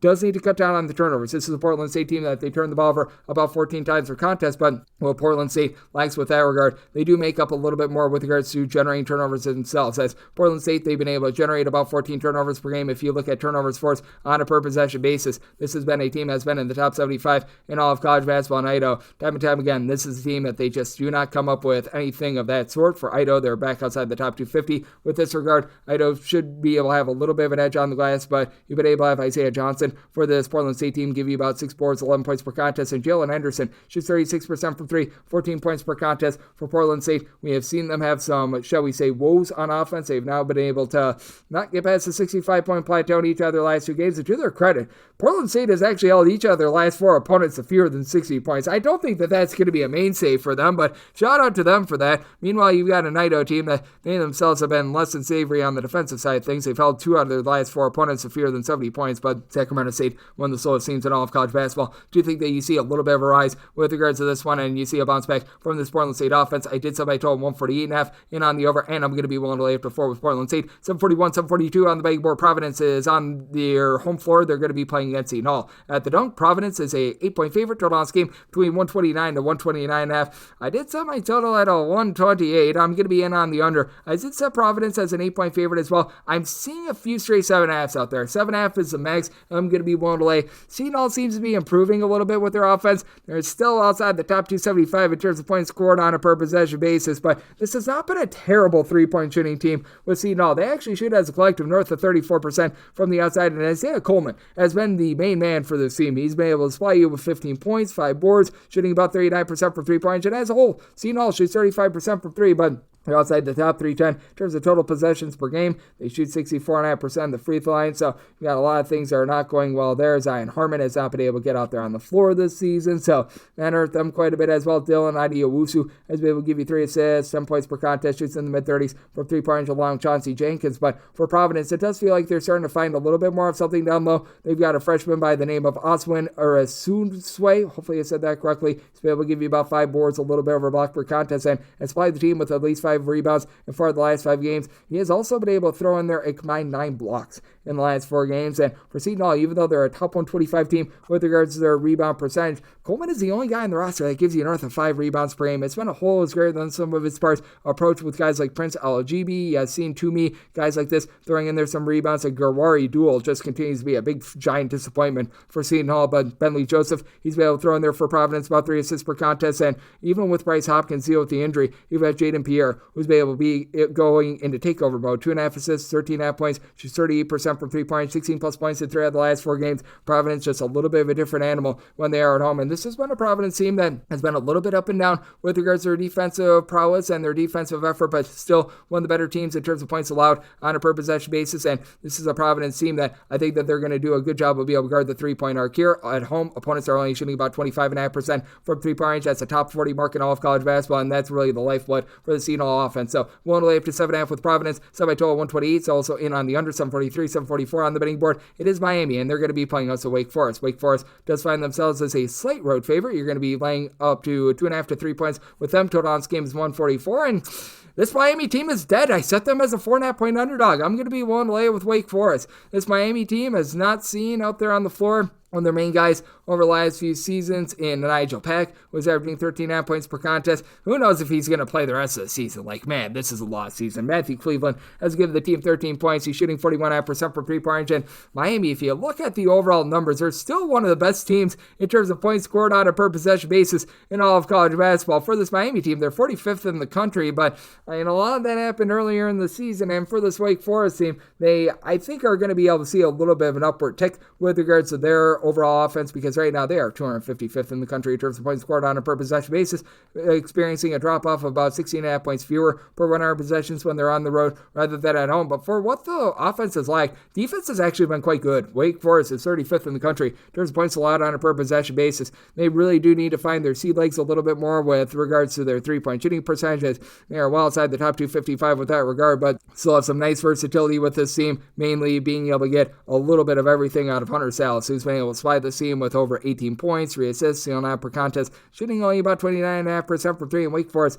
As a collective, they're shooting 28.2% from 3. Cameron Hildreth, though, 3.5 assists, 4.5, 4.5 boards, 12.5 points per contest. Trayvon Spillers has been able to give you 9 rebounds per game, and Efton Reed has been able to throw in their 6 boards per contest as well. It's still been a little bit of a disappointing season for him, but all in all, that's been pretty rock solid. And for Miami, when they were able to make their runs to the Elite Eight and Final Four, typically they were able to generate turnovers. 295th in the country in terms of turnovers forced on a per possession basis. So nice clean sailing here for Wake Forest, a team that does rank in the top 40 in terms of turnovers forced on a per possession basis. Not having Nigel Pack in there has been certainly affecting this team as well. And Wake Forest, I think they should be able to win the battle on the glass, even though you have Brandon Johnson give you 6+ rebounds per game. For this Miami team, it's Miami bunch that's about 140th in the country with regards to rebound percentage. Wake Forest, right now they're checking in about 215th, but you tell that the tide has been turning with Spillers and company, and I do think that for Wake Forest, they continue to do a nice job locking down defensively. It's a Wake Forest team that's out giving up 71 points or fewer in all but one of their games since the beginning of the month of December. And for this Miami team, as I was telling you, offense has seen a drop-off, 68 points or fewer in regulation in 3 out of the last 4 games. Did somebody total 146.5? I do think that Wake Forest gets a little bit more offense going. I'm in on the over, and I'm willing to lay with Wake Forest. 745, 746 on the betting board. Sam Hanford is playing OC UNC Greensboro. Greensboro is an underdog of 5.5 to 6 points. So on this game is 150.5.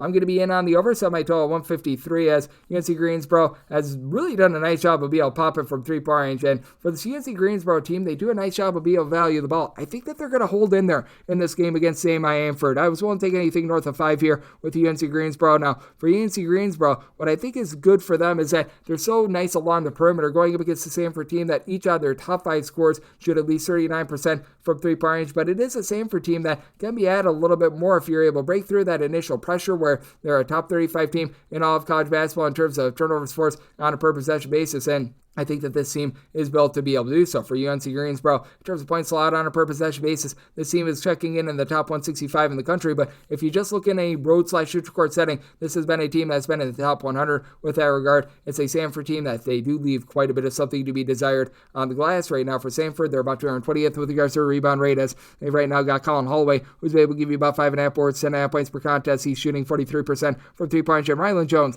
an assist-to-turnover ratio darn near 4. He's able to give you 10+ points. He's able to shoot north of 40% from three-point range, but UNC Greensboro is shooting 38.5% from three-point range, and they only turn the ball over about 9.9 times per game as well. So I really like what I'm seeing out of them. For UNC Greensboro, it's all about Keenan Giles along with Donovan Atwell. Both of these guys combined to shoot about 43% from three-point range. Atwell's been able to give you 14 points per contest. Giles is able to give you 17 points per contest as well. And then with regards to getting back your main point guard, Ronald Polite, who's been able to very politely give the team 3.5 assists per game. That's been big after he missed 4 games a little bit earlier in the season, but key here for UNC Greensboro. Lock it down from three-point range. I think that they're going to be able to do a solid job. They're allowing opponents to shoot only 29.6% from three-point range. That's a top 40 mark in all of college basketball. Stanford at home, they're allowing opponents to shoot more around about 33% from three-point range. I do think that this turns into an up-and-down game despite the fact that Greensboro outside the top 275 in terms of total possessions per game. We've seen this Greensboro team actually get past the 78-point barrier in 3 of their last 4 games. And for Stanford, this team has just been a machine other than their 2-game stretch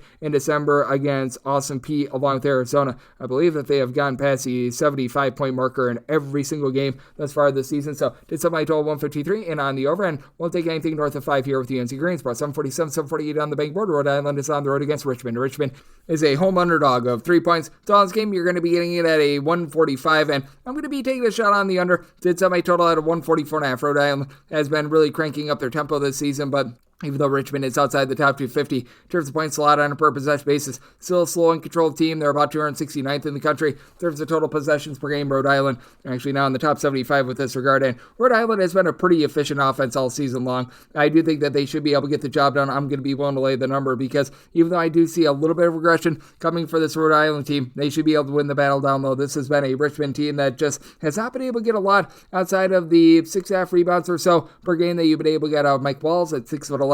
He's been rock solid, and Dusan Niskovich is able to give you a little bit of versatility at about 6'8", but he's only been able to haul in there about 3.5 rebounds per game. Jonathan Beagle, who comes over from Albany, he's been able to supply the team with 2.5 assists, 5 boards, 8.5 points per game at 6'10", but he's also one of those guys that is trying to be sort of what Neil Quinn was 8 seasons ago. Richmond trying to duplicate what they had last season, and it's just not working out. Delani Hunt has been nice with 17 points per contest. He's sort of been the Jordan King from a season ago. Jason Roche does shoot about 38.5% from three-point range, but even though Richmond only turns the ball over 10 times per contest, they shoot 78% at the free throw line. They do the little things well. They're only shooting about 30% from three-point range, and this has been a Rhode Island team that has been able to do a nice job of cutting you off from the outside, and this has been a Rhode Island team that has been able to not just execute better on offense, but on defense. Rhode Island, number 2 in all of college basketball in terms of opponent's three-point shooting percentage, and they've been able to get a ton of production in the backcourt from Sebastian Thomas. He's generating north of 2 steals per contest, 18.5 points, 6 boards per contest. It is a Rhode Island team that overall shoots 35% from 3, with David Green shooting north of 40% from 3, 15 points per game, and then you do have Green coupled with Devontae Brown, the true 7-footer, give you a combined about 13 rebounds per game, and then David Fuchs has been able to throw in there north of 7 rebounds per game. It's a Rhode Island team that they do a nice job of both not letting you get second chances, and they themselves are able to generate some second chance opportunities. Rhode Island, top 100 team in the country with regards to rebound percentage. Richmond, 312th in the country. I think that that's going to be their ultimate undoing. I did set Rhode Island as a result as a 6.5 point favorite. I'm going to be willing to lay up to 6 with them. So I total 144.5, so you're at the 145. Also went on the under 749, 750 on the betting board. Drake, they're going to be playing against Evansville. Evansville does find themselves as an underdog of 16 to 16.5 points. 120 to 121 is your total line. I think that we went a little bit too far. Your I set my total 125.5. I'm in on the over, and that's mainly because I do think that Drake going to be able to execute offensively on this Evansville team. Evansville has been missing their top scorer for quite a while, as they've been just mixing and matching a lot of guys in the backcourt, so that has been a big giant issue for them. They have been able to find a little bit down low, but this is still a Drake team that is a top 50 unit in all of college basketball in terms of turnovers forced on a per possession basis, a top 85 team in terms of points allowed on a per possession basis, and well outside the top 3 at 20 in terms of total possessions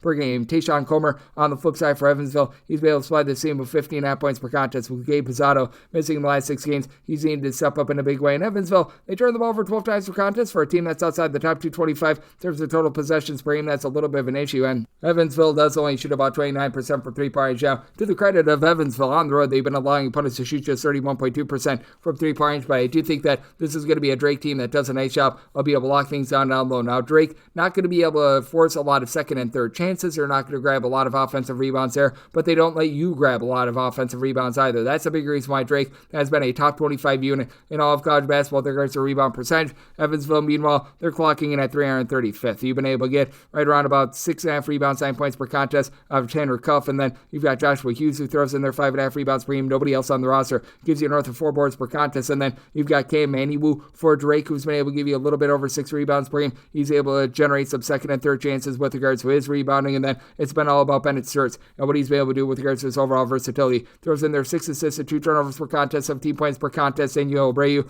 staying 6'6", he throws in there 11 points. He's been able to shoot in the mid-30s from three-point range. It's a Drake team that really doesn't rely a lot upon three-point shooting. So even though Evansville does a nice job being able to guard the three-point line, I don't think that that's going to come into too much play here. Evansville well outside the top 250 in terms of points scored on a per possession basis, but that defense also outside the top 225 in terms of points allowed on a per possession basis. And I do think that Evansville just going to get bludgeoned on the inside. I do think that this is going to be a win from within game for our good friends in Drake. And I did set Drake as a result as a favorite of 17.5 points. I'm going to be willing to lay the number. And with regards to total, may mine of 125.5 and on the over as well. 751, 752 on the betting board. It is Oakland on the road against Northern Kentucky. Northern Kentucky is a favorite of 4 points. So on this game between 127 to 127.5. So my total exactly at a 127. So at the 127.5, I'm in on the under. These are two teams that have been playing quite slowly. Both of these teams are 221st or worse in terms of total possessions per game. And I will say this for Northern Kentucky. They play at a rate of about 4.5 possessions more per game when they are on the road rather than at home. So even though they're a top 200 tempo team when they're on the road, at home they're actually well outside the top 265 in terms of total possessions per game. And I do think that that's going to cause a big giant slowdown. And for Oakland, they just have not been able to find their three-point shooting all season long. Malcolm Christie has been trying. He takes pretty much all of his shots from three, but he's only shooting 30.5% from the outside. Oakland, a bottom 15 team in the country with their 26.7% three-point shooting, 65.5% the free throw line. They're pretty solid down low. Allen David and Becca Jr. along with Baru Novalira have been able to combine for 14 rebounds per game. They lead the way with a combined 25.5 points per game, and Becca has been able to give you about 1.6 blocks per contest. That's going to be tough for Northern Kentucky to match up with. It's a Northern Kentucky team that hasn't been the world's greatest on the glass, but even with these guys doing what they're doing, Oakland only about 262nd in all of college basketball. The guards rebound percentage. Northern Kentucky more around about 180th. And for Northern Kentucky, they've been able to get quite a bit of production on Trey Robinson. Robinson at about 6'7", 16 points, 6.5 boards, shoots 39.5% from 3-point. And now you've been able to get 40+% 3-point shooting.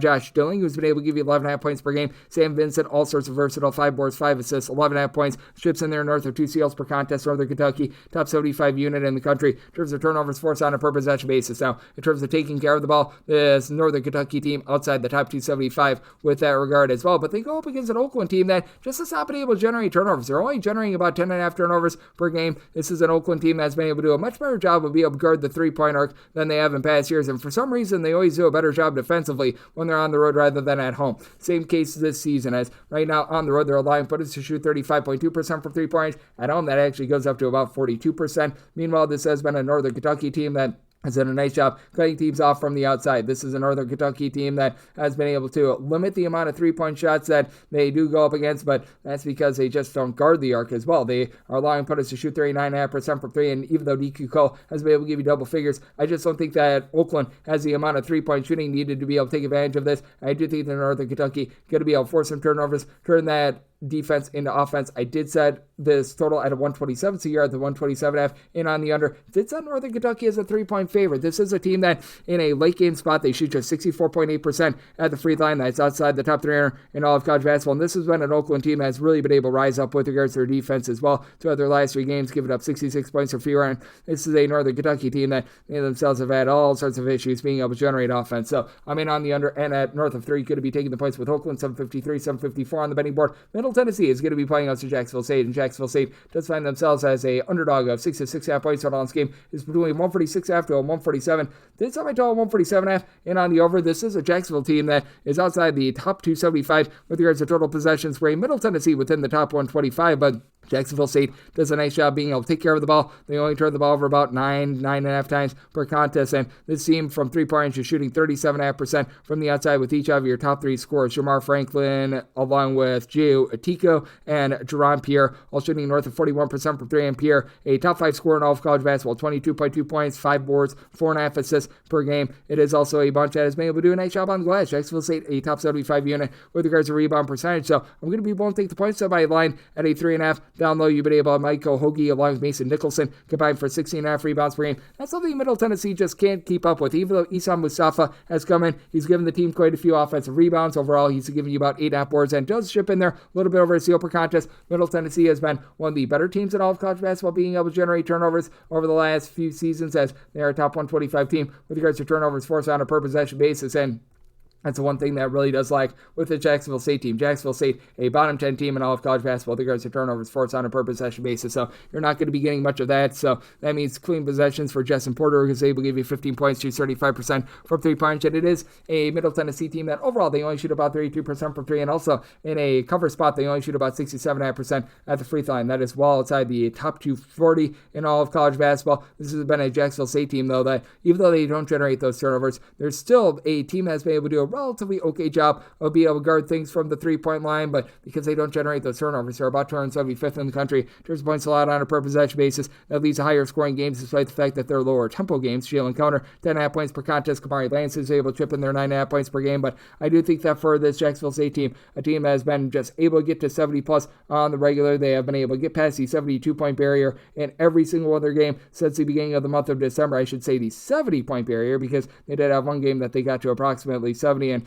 they've gotten to 70-plus in all but two of their games as far as the season. I do think that this is going to be a bit more of an up-and-down game, set by total 147.5, so in on the over, and I'm going to be willing to take those points with Jacksonville State. You've got 755, 756 on the betting board. Oklahoma on the road against Georgia. Georgia is a 6.5 point favorite, and your total on this game, 147.5. This time I line at a 5.5, so you're at 6+. I'm going to be willing to take the points with Oklahoma. Oklahoma completely upchucked that game a couple days ago against Texas A&M, so big giant issue there. But for Oklahoma, even though I'm a little bit out on this team, I do think that they're going to have a little bit of a rebound against a bunch in Georgia that has just had a tough time being able to take care of the ball. They're turning the ball over north of 12.5 times per contest. That's a little bit of an issue. It is a Georgia team that they've done a nice job of being able to guard the three-point line. And Georgia, they themselves are a pretty solid team at being able to generate turnovers. Top 90 in all of college basketball in that regard. Oklahoma has become a little bit more of a mid-tempo team, so they spread themselves up a little bit, but they're a top 75 team in terms of turnovers force on a per possession basis as well. The big thing is you need to have Mr. Jeremy Fears in the backcourt, just not turning the ball over as much. Jeremiah Fears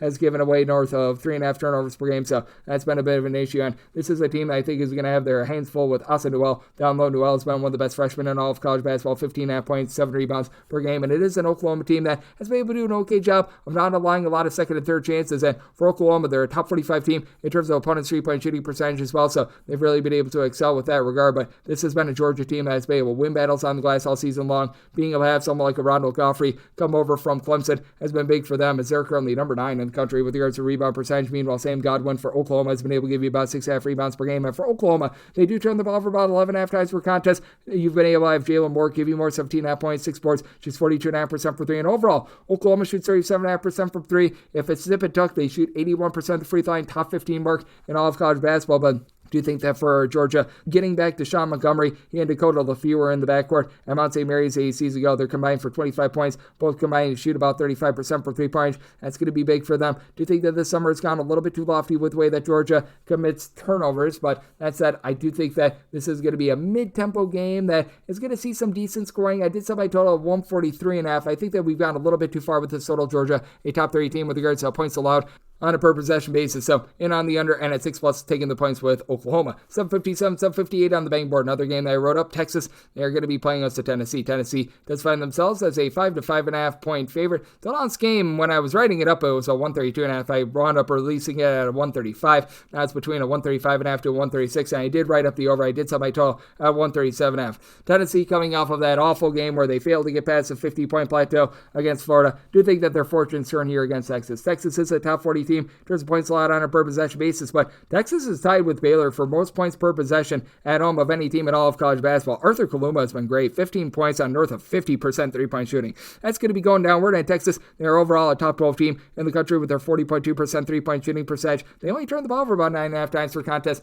as well. This is a Tennessee team that is solid at generating turnovers, but not necessarily amazing. Now, I will say this for Tennessee. This has been a very, very restrictive defense. This is a defense that when they gave up the north of 70 points to Florida, that was the first time that they gave up north of 70 points, I believe, all season long. So they've been able to do a great job with that regard, but this is also a Texas team that, with regards to their offense, other than the game against Texas A&M where they got held down to 60 points there, they've been able to break the 70-point plateau in all their games ever since that NC State game a little bit earlier in the season. And you've also got Trey Johnson, star freshman, who's been able to give you about 18.5 points per contest. As a result, I did set my line at 3.5. I did make Tennessee the favorite, so going to be willing to take the points with Texas. I do think that Chaz Lanier gets back online. He's been able to give you 19.5 points per contest, and despite that stink burger from Tennessee a few days ago, they're still a team that ranks in in the top 40 in terms of points scored on a per possession basis. Obviously, still a top 15 team with regards to points allowed on a per possession basis as well. But I do think that Zakai Ziegler give you 7.5 assists at just under 3.5 turnovers per game. He's going to do a nice job running good, clean offense for the team. Jordan Gainey still shoots in the mid-30s from three-point range, 11 points per contest. I do think that Tennessee's offense gets back online. I think that this is going to be a game close enough for late game fouling with the likes of Jordan Pope and company starting to rise up with regards to this Texas backcourt and been able to get some good facilitation with about 4 assists, less than 2 turnovers per game of Julian Larry. So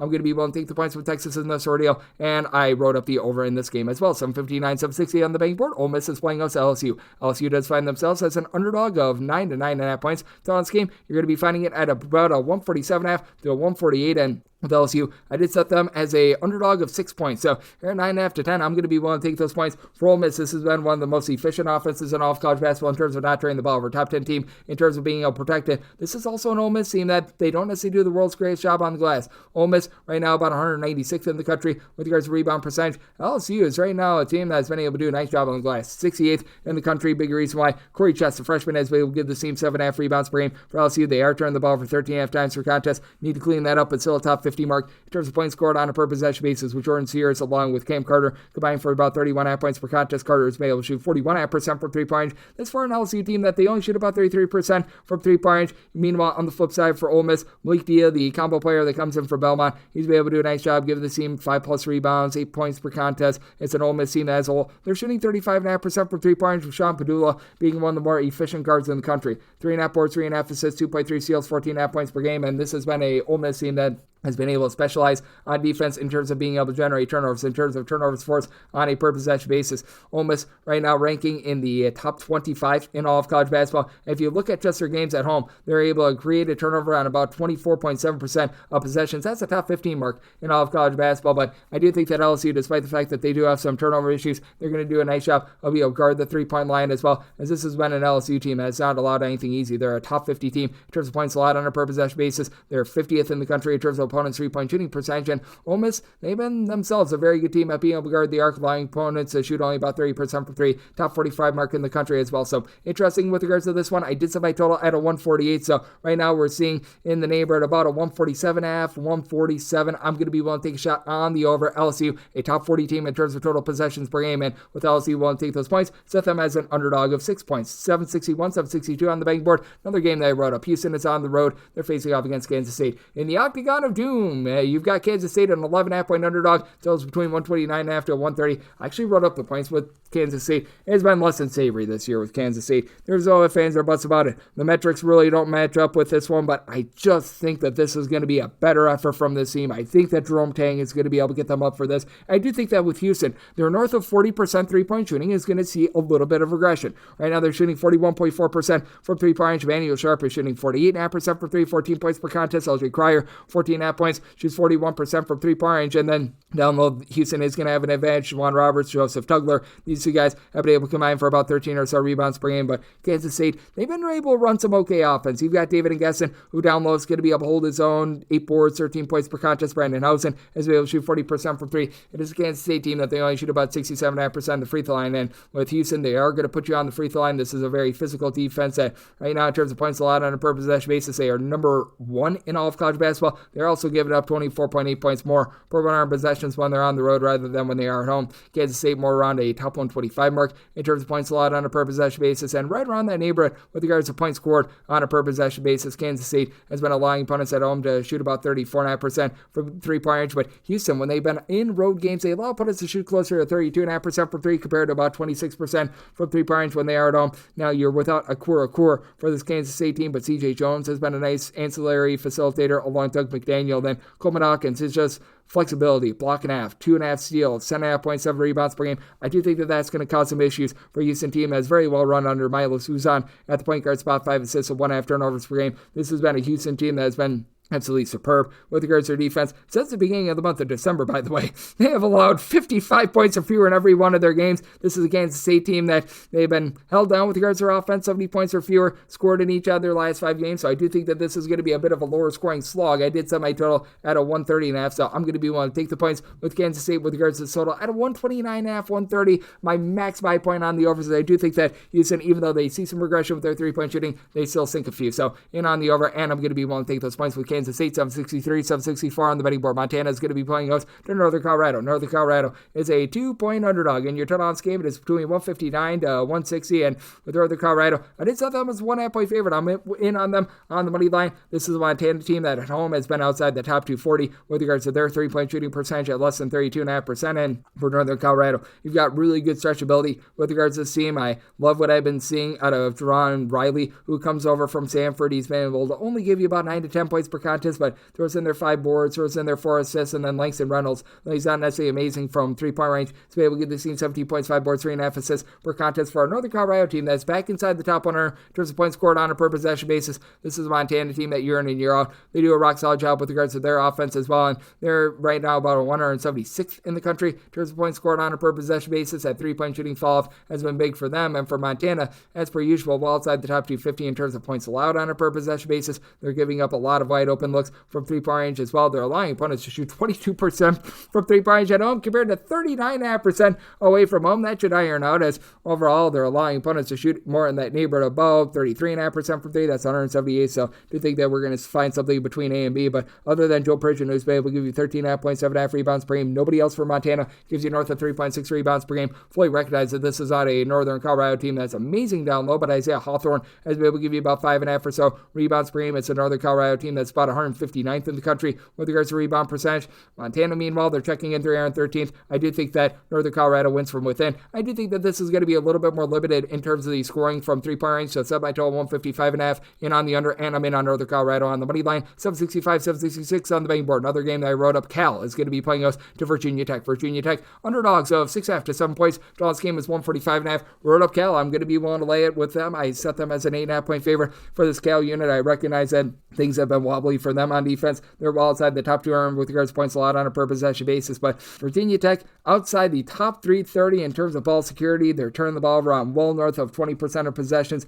away from home. Toby Lawal along with Maishalio Poteet, 2 forwards have had to lead the way with regards to scoring with a combined about 22.5 points per contest. Brandon Rechsteiner has been able to give you about 3.5 assists per game to 2.5 turnovers. He's been a little bit better recently, and the team does shoot about 34.5% from 3-point range, but Virginia Tech also gets quite a bit bludgeoned from the outside as well. They've been well outside the top 150 in terms of points allowed on a per possession basis, and from 3-point range, you're right now allowing opponents on the road to shoot 37% from the outside, and that's going to be an issue when you've got Andrei Stojakovic for Cal really cooking. 20 points per contest out of him. He's shooting 37% from 3-point range, and Javon Blackshear, who's missed a little bit of time this year, he's back. He's shooting 39.5% from the outside, 11.5 points, main facilitator for the team. They're getting back DJ Campbell as well, who's been able to give you about 8 points per contest, so I did think that for Cal, they're going to do a nice job there. This is a Cal team that they should be able to do a relatively solid job down low with Lee Dort along with Mandy Sissoko, give you combined about 12.5 or so rebounds per game. It's a Virginia Tech team that hasn't been bad on the glass. They're about 108th in all of college basketball with regards to rebound rate, but the rebound rate falls outside the top 200 when they're away from home. This has been a Cal team that's been a little bit up and down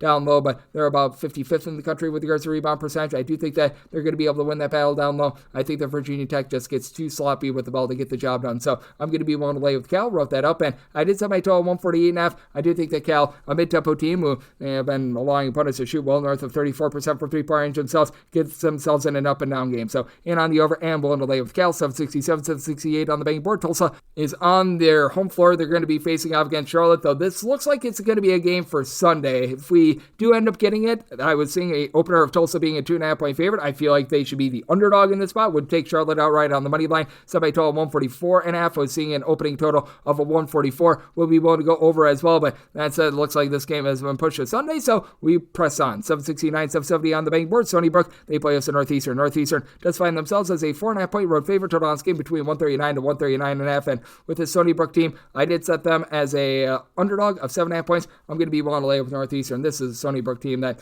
I wish I could put it their way, but they're just not really doing a whole heck of a lot right now. They're outside the top 250 in terms of both points scored and points allowed on a per possession basis. Andre 3000 Saudi has been able to give them right around about 6 or so rebounds per game, but even on the boards, this is a Stony Brook team that they're right around about 272nd in the country with regards to rebound percentage. Northeastern, not necessarily the most stout team down low, but they're still 90th in the country with regards to rebound percentage, so they're still getting the job done there. And with regards to this Northeastern team, you've got a lot of good flexibility with regards to this team. They can be a little bit hit or miss from 3-point range, but you know that you're going to be able to get a lot out of Rashad King, who has been a king for the team. 17.5 points per contest, really held it down when their main guy, Messiah Troutman, who's been able to give you 14 points per contest, shooting 43% for 3-point range, Lynch was out for the first 6 games of the season. Holland Woods has been able to give you 12.5 points, 8 boards, 2.5 assists per game. Now Northeastern needs to clean up the turnovers. They're turning the ball over 13 times per contest, but Sunnybrook outside the top 225 in terms of turnovers forced on a per possession basis. CJ Luster has been a nice go-to scorer, shooting 40% from 3 at steal, 14 points per contest, but other than Joe Octave and Ben White, who have been able to combine for about 22.5 points per contest. They both give you between 5 to 5.5 rebounds per game.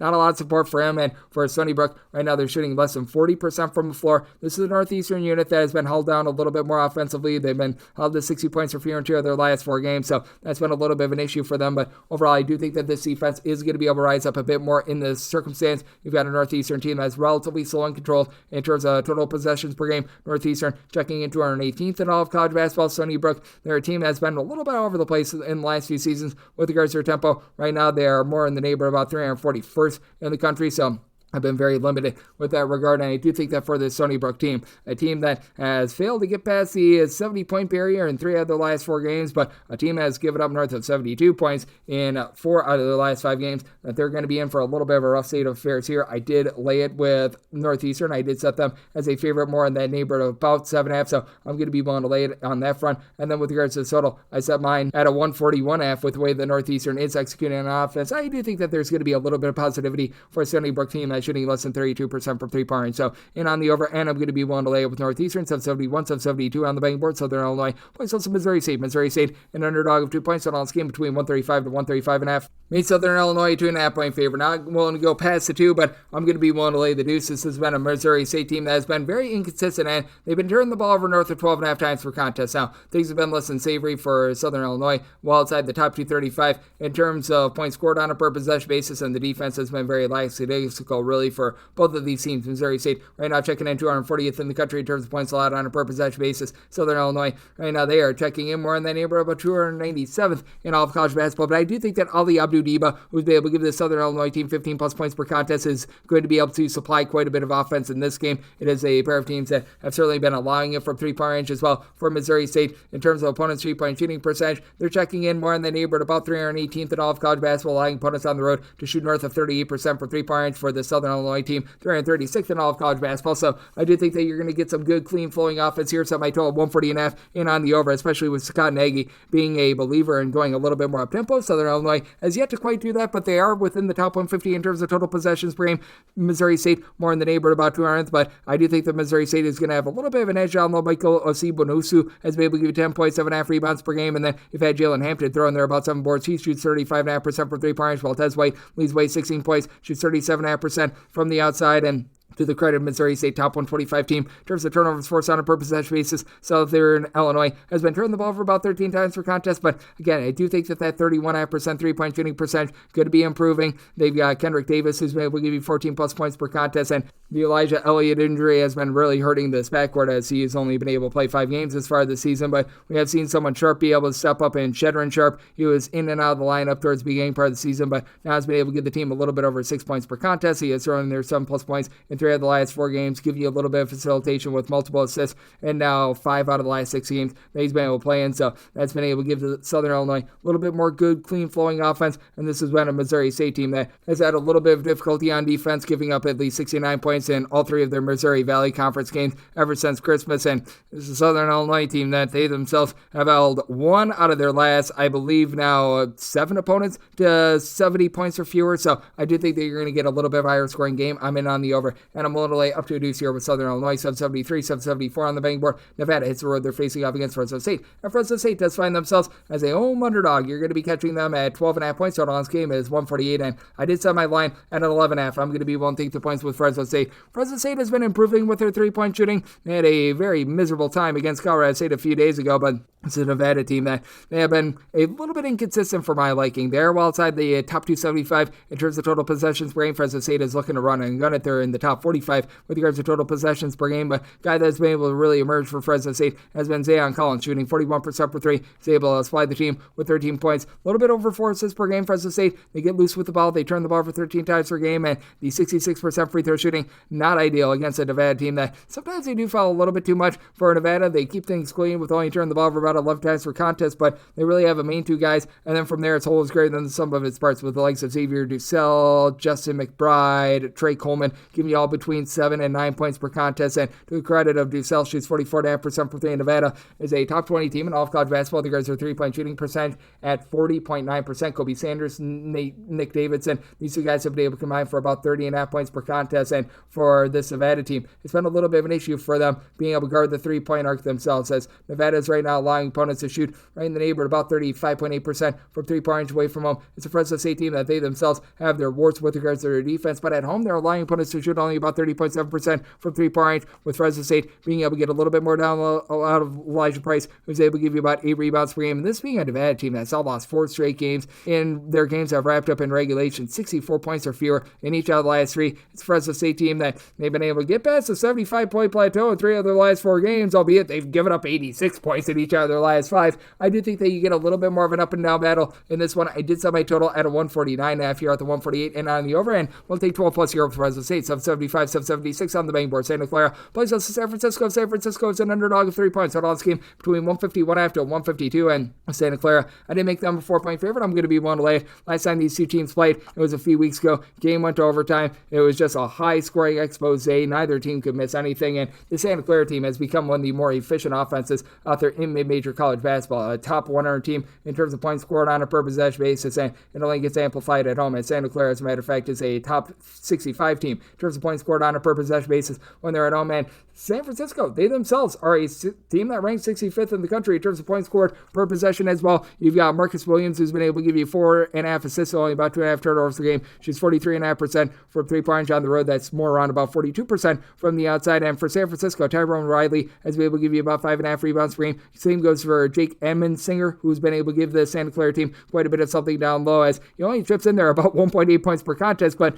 5.8 rebounds per game. That allows Christoph Chile, the true 7-footer, to be freed up a little bit more to provide stretchability. 12.5 points, only about 4.5 boards this season, but shooting 40% for 3-point range. Santa Clara as a whole, they do shoot 35% from 3-point range, and game is very much going to come down to which team is able to guard the perimeter a little bit more. San Francisco, they've been a team that's ranked in the top 70 in terms of points allowed on a per possession basis. The Santa Clara team, they are ranking outside the top 100 with that regard, so a little bit of concern there. It is a San Francisco team that, despite the fact that they don't necessarily have a bunch of headline rebounders, they've been a top 125 team with regards to rebound rate, and San Francisco in the top 90 in terms of opponents' 3-point shooting percentage. Santa Clara, meanwhile, about 130th with this regard, but we do see San Francisco have a drop-off with regards to that defense on the road. They do allow opponents to shoot 38% from 3-point range, but I do think that irons out a little bit more. I think that Santa Clara, with all of their stretchability, finds a way to be able to get the job done. Adama Ball, along with Elijah Mai, have been able to combine for about 27 points per contest, and they combine to shoot 40% from 3-point range, but I do think that the scoring going to be down a little bit more from what we saw the first time around. Did set my total 150, so at the 152 in on the under, and willing to lay the 3 with Santa Clara. 777, 778 on the betting board. Another game that I wrote up, Villanova on the road against St. John's. St. John's 6.5 to 7-point favorite. So on this game is 145.5 to 146. Wrote this up when this was a 146.5 in on the under. Still like it here. I set my total 144.5. Villanova is outside the top 340 in terms of total possessions per game, albeit they've been a top 15 team with regards to 3-point shooting percentage, and they've got the top scorer in all of college basketball. So you've been able to get just absolutely tremendous performances all season long out of Eric Dixon, who's been able to give you north of 25 points per contest. But that said, St. John's, a top 15 team in all of college basketball in terms of points allowed on a per possession basis, and this should go northward for St. John's, but right now they're shooting as a collective 30% from 3-point range. RJ Lewis has been able to give you 16.5 points per contest, but their top 3 scorers all shoot less than 24% from 3-point range. Kadari Richmond is shooting 16.5% from distance. He and Davion Smith have combined for a little bit over 9 assists, right around about 3.7 steals, with both guys giving between 10.5 and 11 points per contest. Simeon Wilcher, he's been able to give you 9.5 points. He's shooting more like 36% from 3-point range, amplifies at 39% when they're at home. And Zubi Ejiofor has been really good down low, 2.2 blocks per contest in terms of percentage of shots that they block on defense. St. John's a top 5 team in all of college basketball, so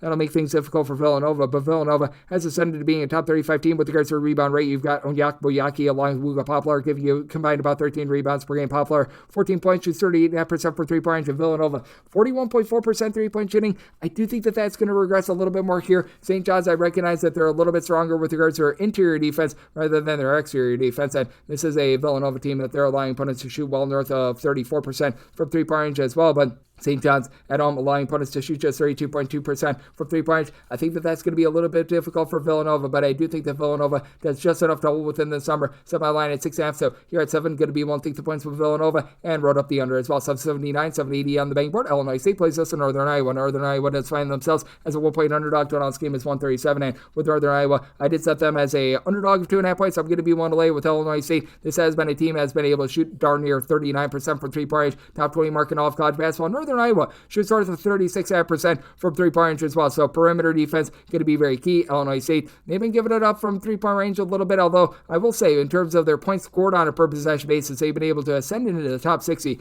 in all of college basketball. That said, this is a Northern Iowa team that they do very much feed off of their home crowd. As for Northern Iowa, in terms of being able to guard the three-point line, 157th in all of college basketball, 31.8% at home, 34.4% on the road, and this is an Illinois State team that right now checks in 176 in all of college basketball with this regard. With Johnny Kinzinger, he's been able to supply this Illinois State team with about 14.5 points per contest. He's been rock solid for them. And then Chase Walker down low is able to give you about 6 rebounds per game. That should be able to help out against a Northern Iowa team that they don't allow teams to get a lot of second and third chances. They themselves, though, not grabbing a lot of offensive rebounds as well. These are a pair of teams that leave a little bit of something to be desired there, but Illinois State overall 103rd in the country with regards to rebound percentage. Northern Iowa, they're checking in more in that neighborhood of about 152nd in the country. And for Northern Iowa, Jacob Hudson at 6'11" has been able to give you 5+ boards. He shoots nearly 40% for three. Titan Anderson, about 14.5 points, 6.5 rebounds per game, but doesn't necessarily have a lot of size. And for Illinois State, just so much good, versatile shooting for the team, as out of their top 7 scorers, pretty much all but one of them is able to shoot north of 35% for three-point range, with the alone exception being Dalton Banks, who's given out 4 assists,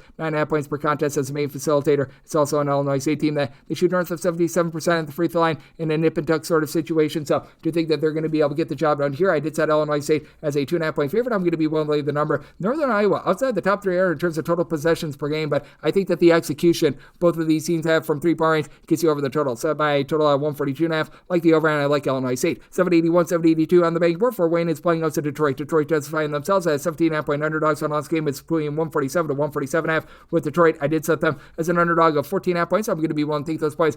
For Coach Montgomery, I think that he's been able to do a pretty rock solid job here over at Detroit, especially with having guys like Mac Van Seal and company out of the fold. Grant Grodzik, as a freshman, has been able to give you 11+ points in now 6 out of the last 9 games for this team. He's been seeing a little bit of fall off recently, but all in all, I've been liking what I've been seeing out of him. For Fort Wayne, one of the best teams at being able to win the turnover battle in all of college basketball. They're a top 50 team with regards to fewest turnovers on a per possession basis, but in the top 50 in terms of turnovers forced on a per possession basis. Corey Hadnot has been able to give you about 10 points per contest, shooting 41.5% from 3. We've seen his 3-point shooting dip a little bit recently, but overall Fort Wayne shoots about 37.5% for 3-point range, and that has been a little bit of a sore spot for this Detroit team. Detroit has been allowing a lot of open looks from 3-point range, and for Fort Wayne, they have been as well. They're about 252nd. Fort Wayne is in terms of opponents' 3-point shooting percentage. It's a Detroit team that when they've been on the road, they're allowing opponents to shoot 34.5% from 3. That actually ascends to below 29% when they're at home. But for Fort Wayne, they're also outside the top 250 with regards to rebound percentage. Eric Mulder is the only guy on the roster that gives you north of 4.7 rebounds per game, supplying the team with 9.5 points, 7 rebounds per game. And for Detroit, you don't have a lot of size with Orlando Lovejoy.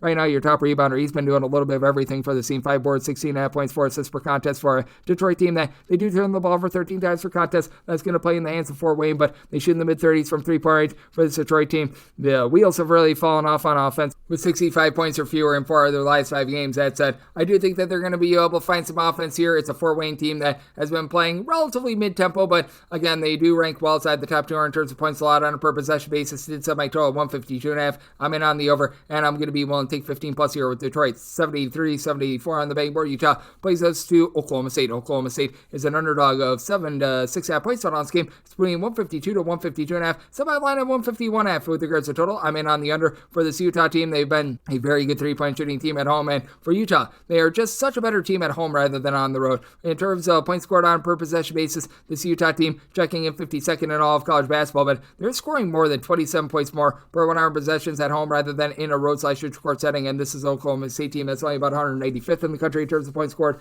on a per possession basis, so big giant issue for them. And with Oklahoma State, I did set them as an underdog of 11.5 points. I'm going to be willing to lay it with this Utah team. They do have such a distinct home court advantage, and for Oklahoma, they just have not been able to find a lot outside of Bryce Thompson, who's been able to give you about 12 points per contest, shoots relatively well from 3-point range. Down low, Abdul Usman, along with Marcellus Avery have been able to give you about 12 to 13 points per contest. Avery has shot it well from three-point. And Oklahoma State, overall, they've been a relatively solid three-point shooting team. As a collective, they're shooting about 32.5% from the outside, with Avery and Usman shooting north of 40% between the two of them, but you haven't necessarily been able to find that primary ball handler, as you've got someone like Khalil Brantley, who's been able to give you 3 assists per contest, or Terry O'Dean, who've led all of college basketball last year in terms of steals per game. He's been able to generate about 2 steals, 2.5 assists per contest, but still not a lot of consistency there. Utah does a nice job of not turning the ball over at home, as Mark and Gabe Madison squared. Both of these guys have been able to shoot north of 35% from three-point range. Mark, 10 plus points per contest, with Gabe Madison, 15 plus points per game, and Lawson Lovering, he's been able to supply this team with 5 plus rebounds per game. This has been a Oklahoma team that has been able to do a nice job of being able to generate turnovers in terms of turnovers forced on a per possession basis. This team is checking in the top 25 in all of college basketball, but you do think that Utah going to be able to keep things relatively clean. Utah not necessarily a team that's going to put you under overly much stress outside the top 175 with that regard. That said, for Utah, they've been able to get some good facilitation out of Mario. A little less than 2.5 turnovers to right around about 4.5 assists per game, 7.5 points per contest. Not necessarily an amazing three-point shooter, but he himself has given you 3 plus assists in 4 of the last 5 games. And I do think that Utah, getting back at home after they had scored 65 points or fewer in their previous 3 games, I do think that they find a way to get the job done against an Oklahoma State team that they themselves have been held below as 70 points in out 3 of their last 5 games. So circumstance where I'm in on the under, sub by 12, 151.5, 1 to lay with Utah as well, 785, 786 on the bank board. Louisiana Tech plays us at Liberty. Old Liberty does find themselves as a 2-point favorite, and your total on this game, 131 after 132. So my line at 1.5. You're at 2 plus. I'm going to be willing to take the points with Louisiana Tech. Fully recognize that Louisiana Tech falling outside the top 75 in terms of points allowed on a per possession basis, but I do think that they do a nice job of being able to shackle up a Liberty team that has been able to do a nice job with regards to their offense. Liberty is a team that shoots north of 39% from three-point shot. Louisiana Tech's forte is a little bit more down low, with Daniel Bacho, the Bacho man, giving you 2.5 blocks, right around about 6.5 rebounds per game, but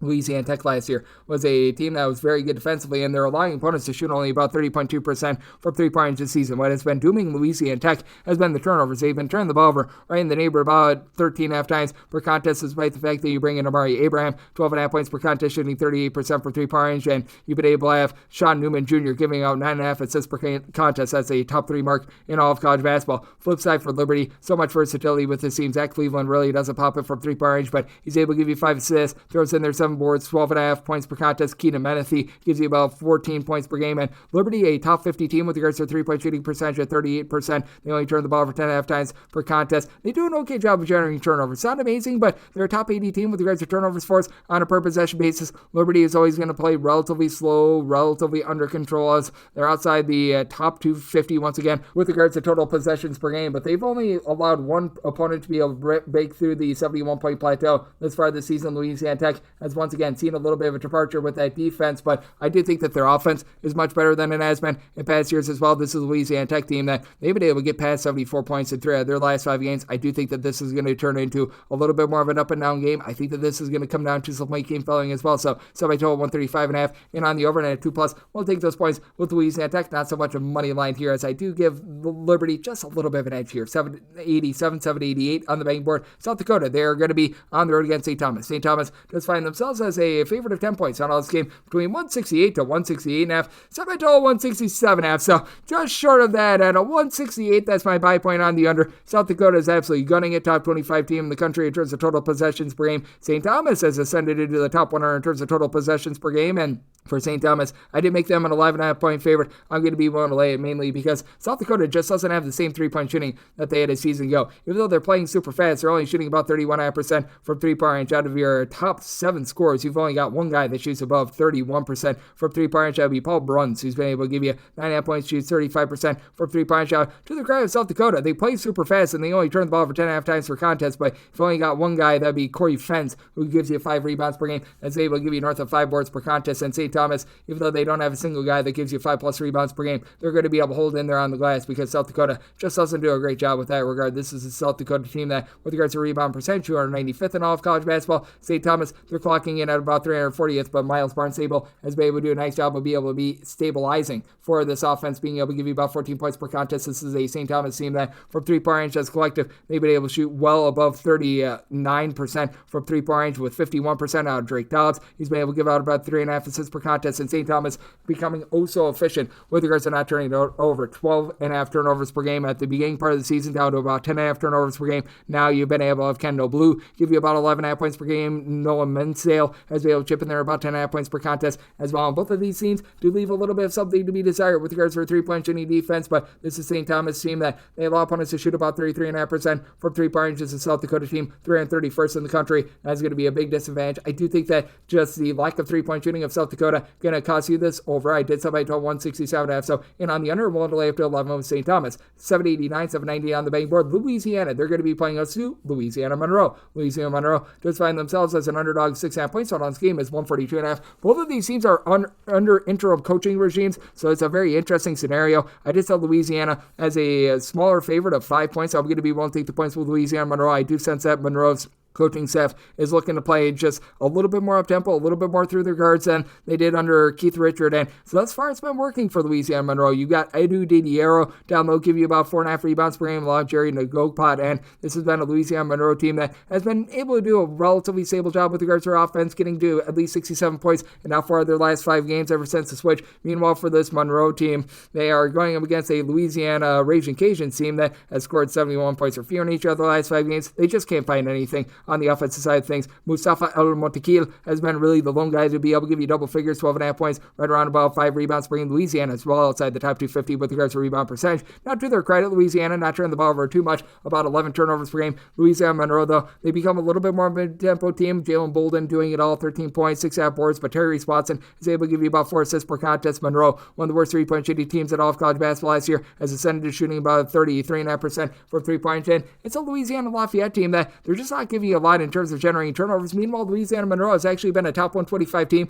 with regards to turnovers forced on a per possession basis for this Louisiana team. There's just all sorts of warts with this team, as right now they are 334th in the country in terms of points allowed on a per possession basis. So good old situation of something's got to give. I did set my total at 143. I do think that both of these teams going to be looking to crank up the tempo just a little bit more under coaches that are looking to make a good debut. So I did take the total over. I'm in on the over, set my total at 143. And with regards to Monroe, won't take the points with them, set them as a 5-point dog. 781, 782 on the betting board. It is Iowa, and they're going to be playing us Indiana. Indiana does find themselves as underdogs of 5 points. So this game is 166.5, and I did set my total here at a 165.5. So just in on the under. And I did set Iowa as a 5.5 point favorite. I'm going to be willing to lay up to 5 with them. I just think that being over at Carver Hawkeye Arena is a big home court advantage in this game. And it's a Iowa team that certainly they always do feel it with regards to their offense. Typically on a year in and year out basis, they're averaging more than 15 points more per 100 possessions at home rather than on the road. Now they're going to need to deal with an Indiana team that's been one of the best rebounding teams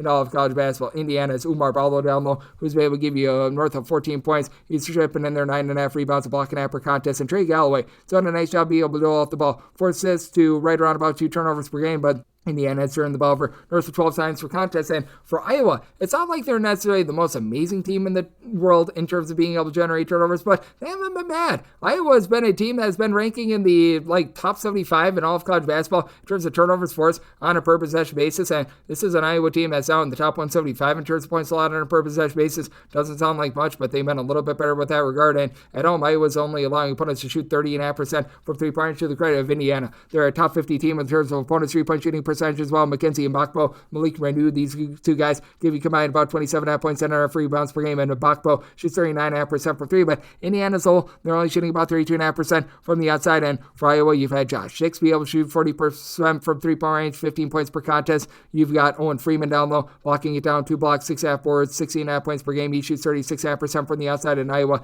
They do shoot 39% from 3. I do think that Indiana is going to provide much more resistance than most teams, but Brock Harding be able to give you 6 assists to 2.5 turnovers per game, with Iowa generating some nice live ball turnovers. And this Iowa team has gotten to at least 85 points in each of their last 5 games. Do you think that tapers off just a little bit more? Part of that was fueled by overtime in that game against Nebraska, and to the credit of Indiana, 71 points or fewer allowed in 4 of their last 5 games. So good old situation of stuff he's got to give at 166 or higher, and on the under end, I'm willing to lay up to 5 here with Iowa, 793, 794 on the betting board. Northern Arizona is going to be on the road against Montana State. Montana State, 7.5 to 8 point favorites on this game is 148 to 148. 48.5, and I said Northern Arizona as 5.5-point underdog. I'm going to be willing to take the points. Carson Towne has been oh so versatile for this Northern Arizona team. He's been able to give them 13 plus points. He's thrown in there 11 boards with 3 assists per game at 6'7". So like what he's showing there. Oakland Ford has not really been able to give you too much, but you still have Trent McLaughlin, who's been able to shoot in the high 30s from 3-point range, and he is generating north of 21 points per contest, top 10 mark in all of college basketball, going up against a Montana State team that has been good with their perimeter defense. They're a top 75 team with regards to opponents' 3-point shooting percentage. Northern Arizona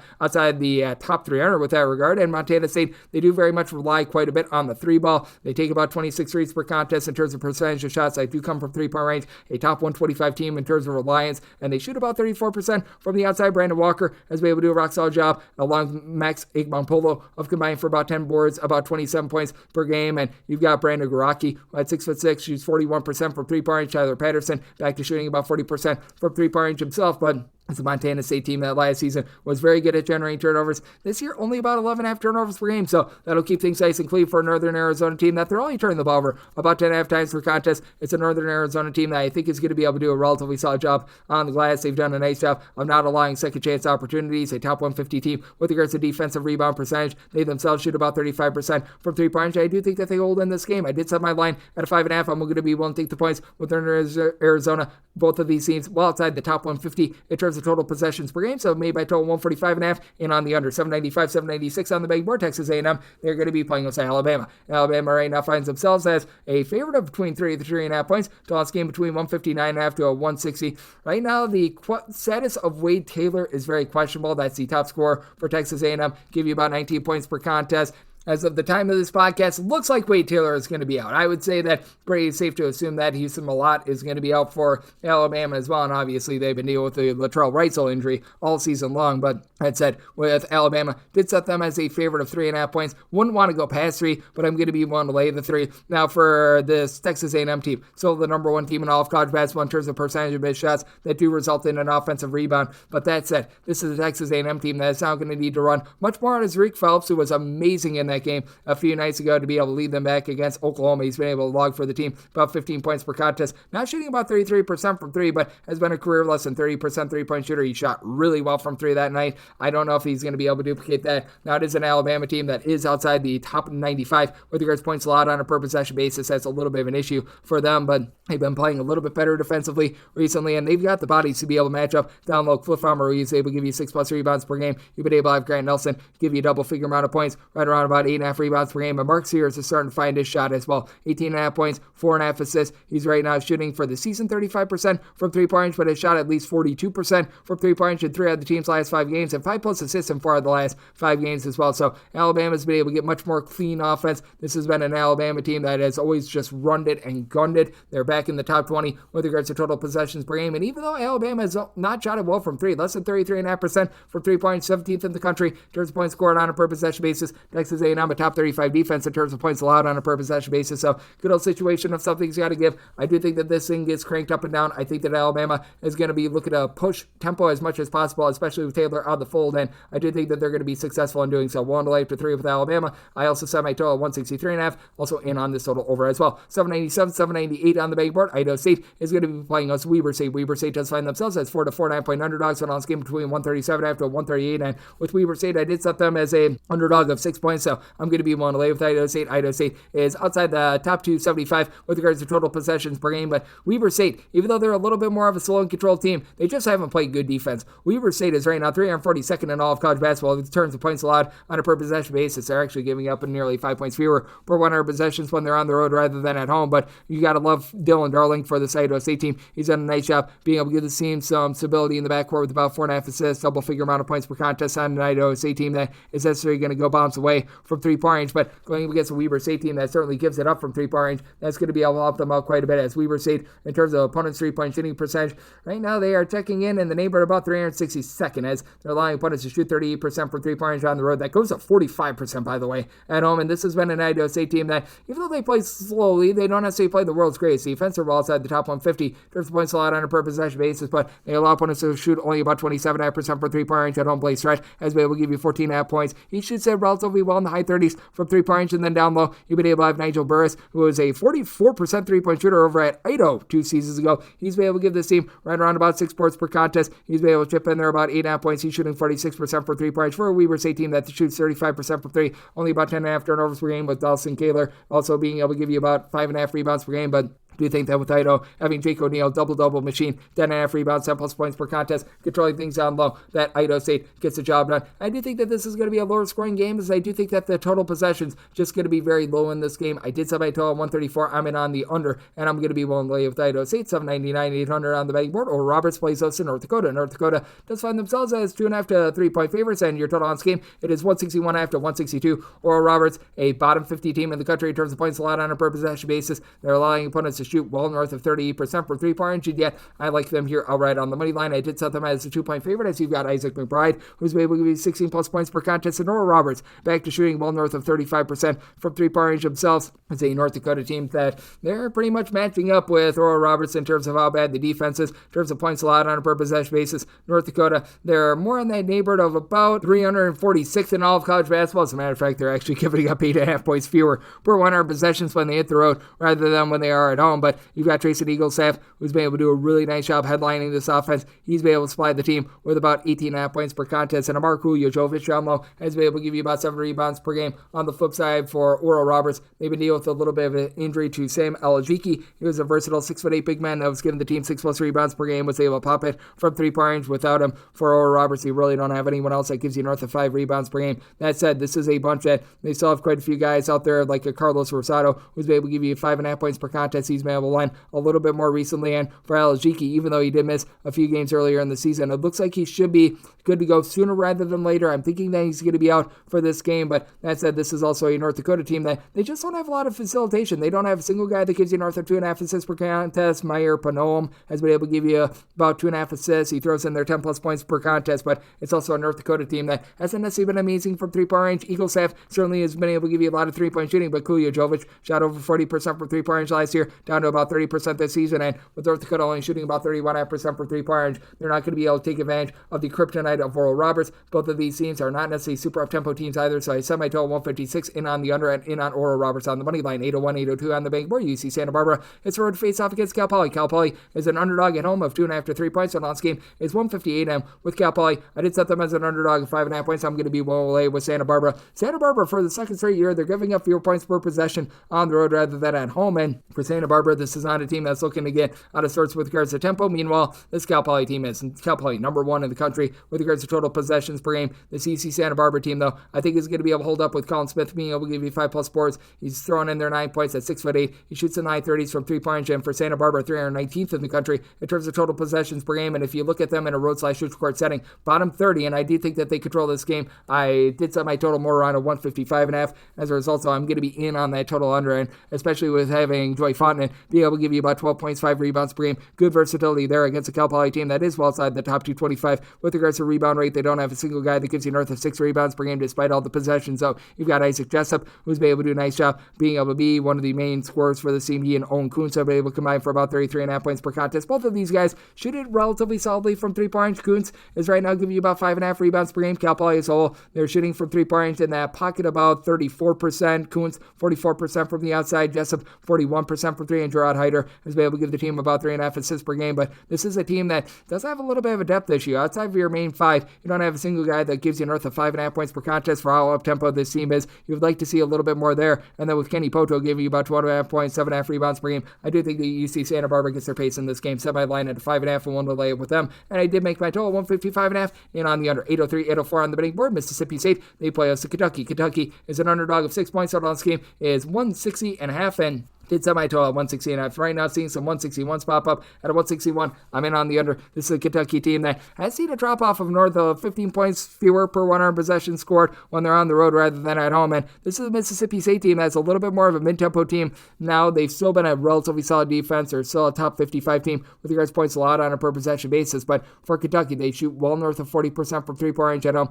less than 36% when they're away from home. Kobe Brea has really been feeling the brunt of it. Otega Orwe has been able to do a nice job job giving you about 15.5 points per contest, but now has to do a little bit more in the backcourt because they did lose due to injury. Kirk Risa, he's been out for the last 6 games. Lamont Butler has done a nice job doling it out, 4.3 assists per contest, and it's a Kentucky team that's okay at being able to generate turnovers, but still, it is a Kentucky defense that is leaving quite a bit of something to be desired, and this Mississippi State team, they should be able to win the battle on the glass in terms of rebound percentage. Mississippi State right around about 65th in all of college basketball. Meanwhile, you've got a Kentucky team that they're hovering more around about 63rd, but outside of Mari Williams, who's able to give you about 8 boards, 7 points per contest, you've got Oscar, you've got Brandon Garrison, and then that's about it. Meanwhile, Charles Matthews has been able to do a relatively good job in tandem with Keyshawn Murphy, being able to combine for about 15.5 or so rebounds per game. And Josh Hubbard, one of the more underrated scorers in all of college basketball, he's been able to supply this Mississippi State team with about 17 points per contest, shooting 38% from 3-point. MJ Melendez has been able to give you some good versatility with Melendez, 9 points. He shoots in the mid-30s from 3-point. It's a Mississippi State team that has also been able to do a nice job of generating turnovers. Top 35 team in the country in terms of turnovers forced on a per possession basis. Kentucky only turned the ball over 9.5 times per contest. Something he's got to give, but I do think that Mississippi State provides a speed bump to this Kentucky team, does a good job of being able to guard the 3-point line and gets the job done, though I do think that this number has went just a little bit too far because I do think that for this Kentucky team, they're going to do a little bit better job of guarding the perimeter than a lot of people want to give them credit for. This is a Kentucky team that right now, in terms of opponents' 3-point shooting percentage, they're checking in 9th in all of college basketball, with opponents on the road shooting less than 30% from 3. So did somebody total 160.5 in on the under end. Willing to take 5+ here with Kentucky at 805-806 on the bank. More UT Arlington. It's a road face-off against Southern Utah. Southern Utah just find themselves as a very modest favorite here of 1 to 1.5 points. So this game is 155.5. So UT Arlington is 1.5 point favorite. I'd like them outright on the money line. This UT Arlington team, I think, is going to have some success in generating turnovers against the Southern Utah team. Has been turning the ball over north of 13 times per contest. I do like Jameer Simpson. Comes in from Division II UW Parkside, the lone Division II university out there in the great state of Wisconsin. He's been able to supply the team with about 15.5 points. Throws in there about 5 rebounds per game as well. But this is a Southern Utah team that they're just not giving you a ton down low on Lance Ware. 15+ points, 5+ boards, a block and a half, a steal and a half per contest. They should be able to win that battle down low. Jabari Sibley for the Southern Utah team has been able to give you about 5 or so rebounds per game. But for Southern Utah,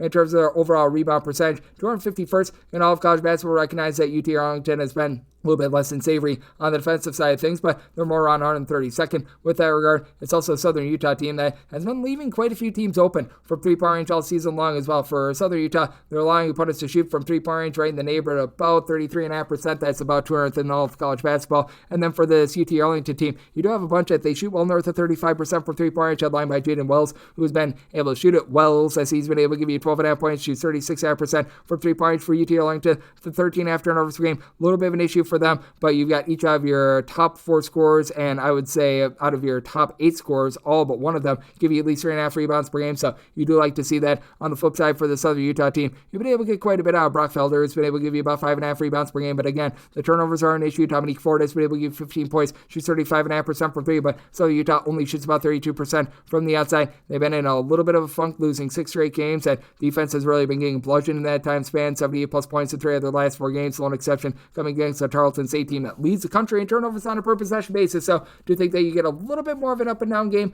Did set my total at a 153.5. Think that we've gone a go too far just because with this UT Arlington team, they've been a little bit better defensively themselves. 72 points of fear allowed in 4 out of their last 7 games. So in on the under, and I like UT Arlington outright on the money line. 807-808 on the bank. More Washington State. It's the road face off against Gonzaga. Gonzaga does find themselves at 17.5 to 18-point favorites. This game is 165. I just said this Gonzaga team as a 14.5 point favorite. I'm going to be willing to take the points. Washington State coming off of an outright loss against Pacific a few days ago, but even without Cedric Coward, the team has been able to do a pretty rock solid job all season long, and I do think that they're going to be able to bounce back here. Big key with Washington State being able to protect the ball. They're turning the ball for 15 times per contest, one of the worst marks in all of college basketball, but Gonzaga outside the top 200 in terms of turnovers forced on a per possession basis. Now, Gonzaga doing a nice job down low with Graham BK, giving you about 7.5 rebounds, 16.5 points per game, and he's now shooting about 43% from 3-point range. For Gonzaga, they're only shooting about 34.5% from the outside. Gonzaga's not really looking to push tempo right now. Washington State has been looking to a little bit more in terms of total possessions per game. This is a Washington State team that is right now checking in 26th in all of college basketball, but Gonzaga's actually become a top 50 team in terms of points allowed on a per possession basis. At the very least, they were prior to that game against San Diego where they gave up 80+ points, but still, you've got Ryan Number giving an assist to turnover ratio north of 3.5, and Nate Calmeese has been able to do a really nice job on the flip side for Washington State. 4.5 assists, 16 points per contest. Now, he only shoots about 25.5% from 3-point range, but you've got all these guys are north of 6'6". They're shooting north of 35% from three-point range, and Luan Watts, Eric Straub, Ethan Price, and these three guys have all been able to give you between 12.5 to 14 points per contest. I do think that their versatility going to cause Gonzaga a few issues, and for Gonzaga, 80-plus points in each of their last 4 games. Washington State, they have now been able to get past the 76-point plateau in 4 of their last 5 games, so I do think that you get a relatively up-and-down game. I did set my total at 162, and I think that we've gone a skosh too far with Gonzaga being a bit better on the defensive side of things, so in on the under and the points with Washington State, 809, 810 on the betting board. Another game that I wrote up, Boise State is on the road against Utah State. Utah State finds themselves as a 5.5 to a 6-point favorite. Total on this game is between 147 to 147.5. I wrote up the under in this ordeal. I did set my total more around about a 139.5, and the big reason why is that Boise State is well outside the top 250 in terms of total possessions per game, and Utah State is not a team that's necessarily getting out of sorts, and both of these teams rank between about 50th to 70th in terms of points allowed on a per possession basis. This has been a Utah State team that's actually been very good with regards to their defense. We give light to their offense because you've got Mason Fazlov, Alonthea Martinez, both giving you between 14 to 15 points per contest. Fazlov north of 2 steals. He's been able to shoot north of 40% from three-point range as well, but this team has been able to do a rock-solid job with that regard, and this is a Utah State team that ranks in the top 35 in all of college basketball in terms of turnovers forced on a per-possession basis. Boise State, obviously not in that category, but Boise State always does a pretty rock-solid job of being able to cut you off from three-point range, and they've been able to do a pretty good job with regards to three-point shooting defense. Once again this year, allowing put us to shoot about 32.7% from three-point range, while they themselves shoot below 31.5% for the outside. Tyson Degenhardt has been able to do a nice job being able to slide this team with 14-plus points per contest, but he's been shooting less than 33% from three-point range. Omar Stanley down low has been able to give you about 5.5 or so rebounds per game, but you've got Ube Gasirse on the flip side for Utah State, not going to pop threes, but he's been shooting right around about 73.5% from the floor, and then you've got Dexter Akano who's been able to chip in there about 8.5 points per contest. Carson Templin has been able to throw in their 10 points, and Templin is shooting 47.5% from three, but Utah State as a whole, they shoot 34.5% from three-point range. They're a top 50 team with regards to points scored on a per possession basis, but this has also been a team that has really been able to do a great job defensively, as well as for this Utah State team. They have given up 70 points or fewer in all but 3 of their games since the beginning of the month of December. We have seen this Boise State team have a few hiccups with regards to their defense, but still, it's been a unit that has been pretty consistent in their games that have wrapped up in regulation, because that St. Mary's game went to overtime. They have given up 71 points or fewer in pretty much all but 2 of their games since Thanksgiving as well, so I do think that this is going to be a lower scoring, more controlled game, set by total 139.5 in on the under end. I did say Utah State is just a 7.5 point favorite. This is a Boise State team that I think is going to be able to do a relatively solid job on the glass. Boise State leaving something to be desired offensively, but Alvaro Carnitas coming in, give you about 6 assists per contest. Boise State being a top 60 team with regards to points scored on a per possession basis, albeit a team that has seen a fall of 10.5 points per 100 possessions when they leave home. It is going to be able to hold in there, but I think that this number is just a little bit too short and is a little bit based on a reputation for Boise State. So 108 to 7 with Utah State, and I wrote up the under. 8-11, 8-12 on the betting board. Charleston State on the road against Utah Tech.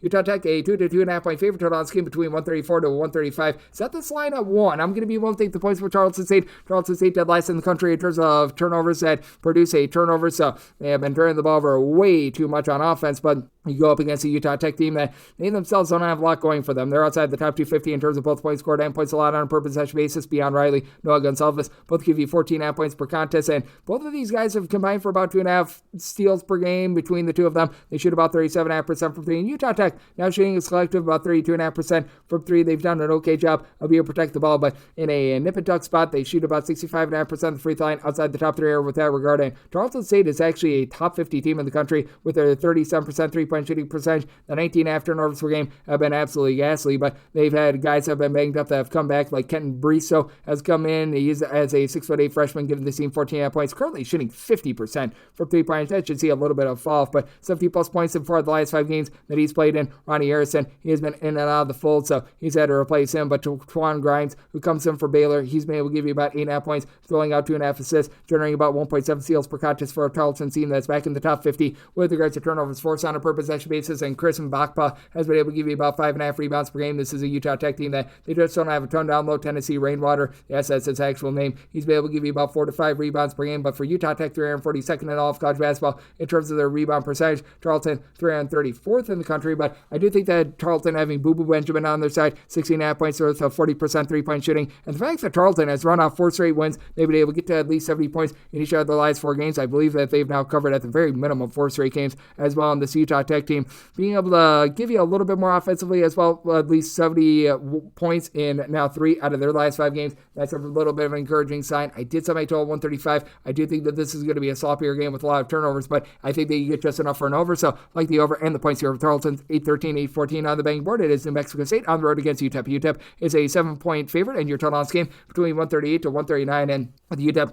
made them a 9.5-point favorite. I'm going to be willing to lay the number. UTEP is the top 5 team in all of college basketball in terms of turnovers forced on a per possession basis, going against a New Mexico State team that likes this one outside the top 300 in terms of fouls committed on a per possession basis. They turn the ball over 12.5 times per contest, and they shoot 67% of the free throw line. They don't do the little things well. Now as a collective, they shoot 35.5% from 3-pointers with Christian Cook cooking. He's been able to give you 15.5 points per contest and has shot about 44.5% from 3-point range. New Mexico State has been pretty solid on the glass, as you've got Shaminga squared. Nate and Emmanuel Shaminga combining for about 9 or so rebounds per game. Both of these guys stand 6'10" or taller, so that helps them out. This New Mexico State team is about 128th in all of college basketball with regards to rebound percentage, and this is a UTEP team that they're always going to be rough on the glass, 352nd with that regard. Kevin Kalu really being the lone guy that gives you 5+ rebounds per game, but in the backcourt, Otis Frazier has been able to give you 14 points per contest, and he, along with Corey Camper, have been able to come up with a combined 4.5 steals per contest, and Camper shoots 35% from 3. We're starting to see a little bit of a downtick with regards to this UTEP 3-point shooting, but still a top 50 team in the country, shooting about 38.5% from 3-point range, and you just have not had this New Mexico State team be able to execute too well with regards to perimeter. They do a very nice job down low, and for New Mexico State, to their credit, on the road, they're allowing opponents to shoot about 31.5% from 3-point range, so I do think that we're going to see a little bit of a downturn with regards to this UTEP shooting percentage, but that said, I think that they generate a bunch of turnovers, turn that defense into offense. I did set my total 137.5 in on the under, and with UTEP, I'm going to be willing to lay with them.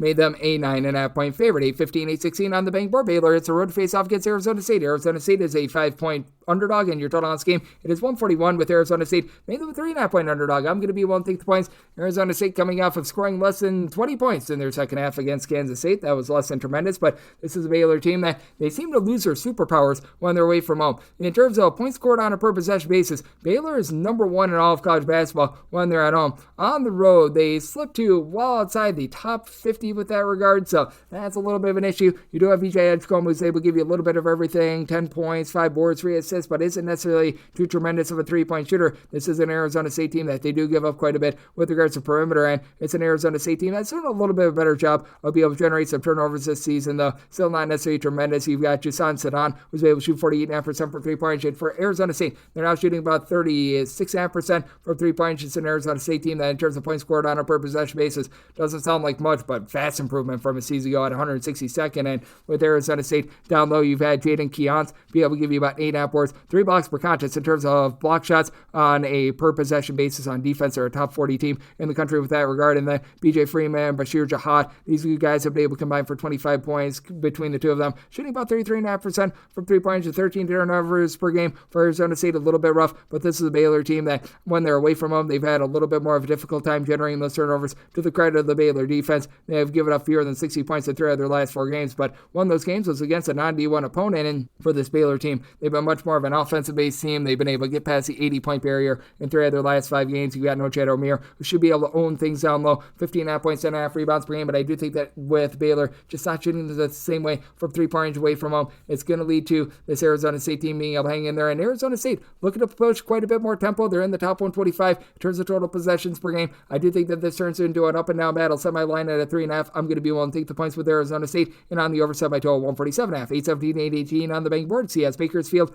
meet the Roadrunners. Playoffs to CSUN. Cal State Northridge, a 4.5 to a 5-point favorite. So this game is 146.5. For CSUN, made them a 3.5-point favorite. I'm going to be willing to take the points. CSUN coming off of just getting mollywopped against UC Irvine at home. That's going to happen to you if you're just in this conference. But that said, I'm going to be willing to take the points with Bakersfield because now they've got more than just one main scoring option, unlike in the past few years. This has been a team that's had like one sort of do-it-all guy. Now for Bakersfield, you've got a few different options, as Jamal Jones has been your top scorer with about 16 points per contest, but Corey Stevenson, Marvin McGee, these two guys combined for about 24 points per contest. McGee has been able to shoot about 40% from 3-point range. Corey Stevenson, he's been able to do a rock-solid job down low with also being able to give you a steal per contest. Bakersfield, a top 75 team with regards to rebound percentage with Fidelius Okerke, formerly of CSUN, giving you a block and a half and about 4.5 rebounds per game. And then on the flip side for CSUN, this has been a team that has been in the top 75 with regards to their rebound rate. Keontae Jones being one of the more versatile mid-major players in the country. 2 blocks, 2 steals, 4 assists, 9 boards, 13 points per contest for a CSUN team that they shoot about 34% from three-point range, but where the CSUN team really does lack is that they don't necessarily do the world's greatest job of being able to guard around the perimeter. They do a very good job down low, but this is a team that they can be at a little bit more from three-point range, as CSUN is allowing you to shoot from three-point range in the neighborhood about 33.5% from three-point range. Bakersfield at home is allowing opponents to shoot only 25% from three-point range. Certainly that's going to be going northward. And BJ Fuller, he's been able to get the team about 9 points, 3.5 assists per contest coming in from Washington. Expected perhaps a little bit more in terms of his perimeter shooting, but Marcus Adams gives you 15 points per contest. CSUN is a top 75 team with regards to total possessions per game. Bakersfield, well, outside the top 225 in terms of total possessions per game. Good old situation, something's got to give. Do you think that both of these defenses went outside my total 145.5 in on the under, and I'm going to be willing to take Bakersfield on anything of a 4+, 819, 820 on the big board. Pacific places Oregon State. Oregon State, a 7 to 7.5 point favorite total on this game between 143 to 143.5. I did set my line at a 7.5. I'm going to be willing to lay it with Oregon State up to a 7 for Pacific. Nice win for them a few days ago against Washington State, but still a team that is outside the top 275 with regards to three-point shooting percentage. And for Oregon State, top 35 team with regards to points allowed on a per possession basis, should be able to win the battle down low. It's a Pacific team that has Lamar Washington give you 6+ assists per contest, but he does turn the ball over 3+ times per game. Pacific has been turning the ball over north of 12.5 times per game, and this has been an Oregon State team that has been pretty solid in terms of being able to generate turnovers. Top 80 team with regards to turnovers forced on a per possession basis. Michael Rata, along with Parcel Falah, both saying 6'8" or taller, with Falah being that guy that's able to give you a little bit more on the interior, while Rata is able to give you that versatility, shooting 35% from three to go along with his 8.5 rebounds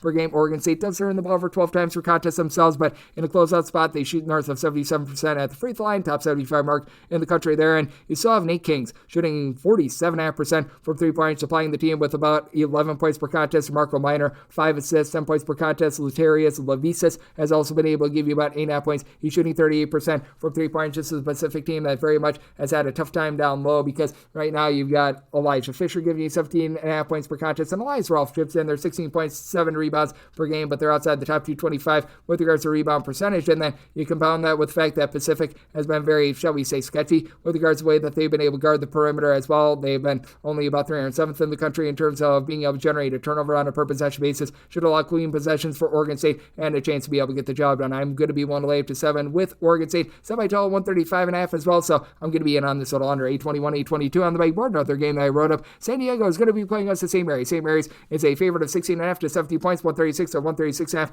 is the total, and wrote up the under. Semi-total 133.5 for St. Mary's. They're back outside the top 275 in terms of total possessions per game, but they've actually been much better defensively on the road rather than at home. They're number 4 in the country in terms of points allowed on a per possession basis away from home, and St. Mary's not really getting a ton going on offense, shooting 32.5% for three. Still a top 100 team in terms of points scored on a per possession basis, but this team should be able to control the glass once again. You've got a trio of guys, Luke Barrett, Mitchell Saxon, along with Paulias Marsoukas, who have all been able to give you at least 7.5 rebounds per game. Marsoukas has been able to give you at 6'8", about 32% three-point shooting, throws in there about 12.5 points per contest, but really other than Augustus Marasolinas, your top 4 scorers do not shoot above 32.5% from three-point range for the St. Mary's team, so a little bit of drop-off from Ada Mahaney and what they had a season ago. And for San Diego, this team is just brutal with their three-point shooting. They are currently shooting 27.5% from the outside, bottom 3 marking off college basketball. Okay down low with having Steven Jamerson along Santiago Triot be able to combine for about 17 rebounds per game. They both give you between 9 to 9.5 points per game. And then you've got KJ Bradley in the backcourt holding it down for assists. He throws in there 15.5 points per game, and at home shoots 33.5% from three-point range. But really, you've got one guy on the roster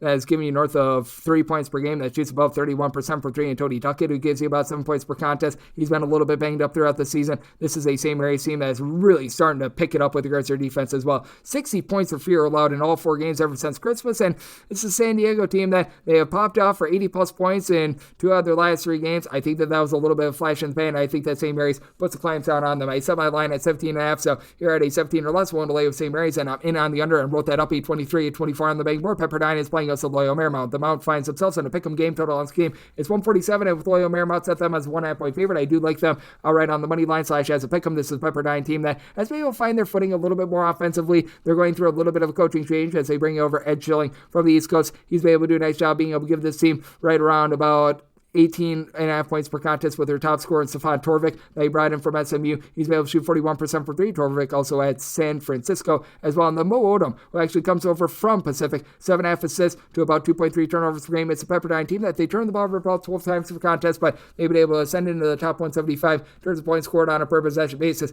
Where Pepperdine has been really going wrong, though, is that they have been giving it up a little bit more defensively, about 190th in the country in terms of points allowed on a per possession basis. And this is a Pepperdine team that, with regards to being able to guard the perimeter, it's been a little bit more touch and go there for Pepperdine. They do allow opponents to shoot only about 30% from three-point range at home. But this is a Loyola Marymount team that they themselves have good versatility with Jevin Porter. He only shoots about 30% for three, but at 6'11", 13 points, right around about 7.5 rebounds per game. He is of relation to Michael Porter, by the way. And this has been a Loyola Marymount team that certainly has had their warts with regards to their defense, but still a team that ranks in the top 225 in terms of points allowed on a per possession basis. They've been able to do a good job of not allowing a lot of second chances as well. Alex Merkveldez has been able to give you about 7 rebounds per game, while Loyola Marymount, they don't necessarily create a lot of second chance opportunities for themselves on the glass. They do a nice job with regards to their defensive rebounding, and then Will Johnson has been able to give you about 34.5% three-point shooting, 12 points per contest with his team, only turning the ball over about 11.5 times per contest. I do think that they find a way against a Pepperdine team that has now given up at least 70 points in each of their last 4 games and has been very touch and go with regards to their offense to be able to get the job done. As I do like Loyola Marymount outright on the money line in this spot, set them as a 1.5 point favorite, made my total a 143.5 as well. Pepperdine back inside the top 200 with regards to total possessions per game, but Loyola Marymount slowing things down outside the top 200. I do think that they get things slowed down. So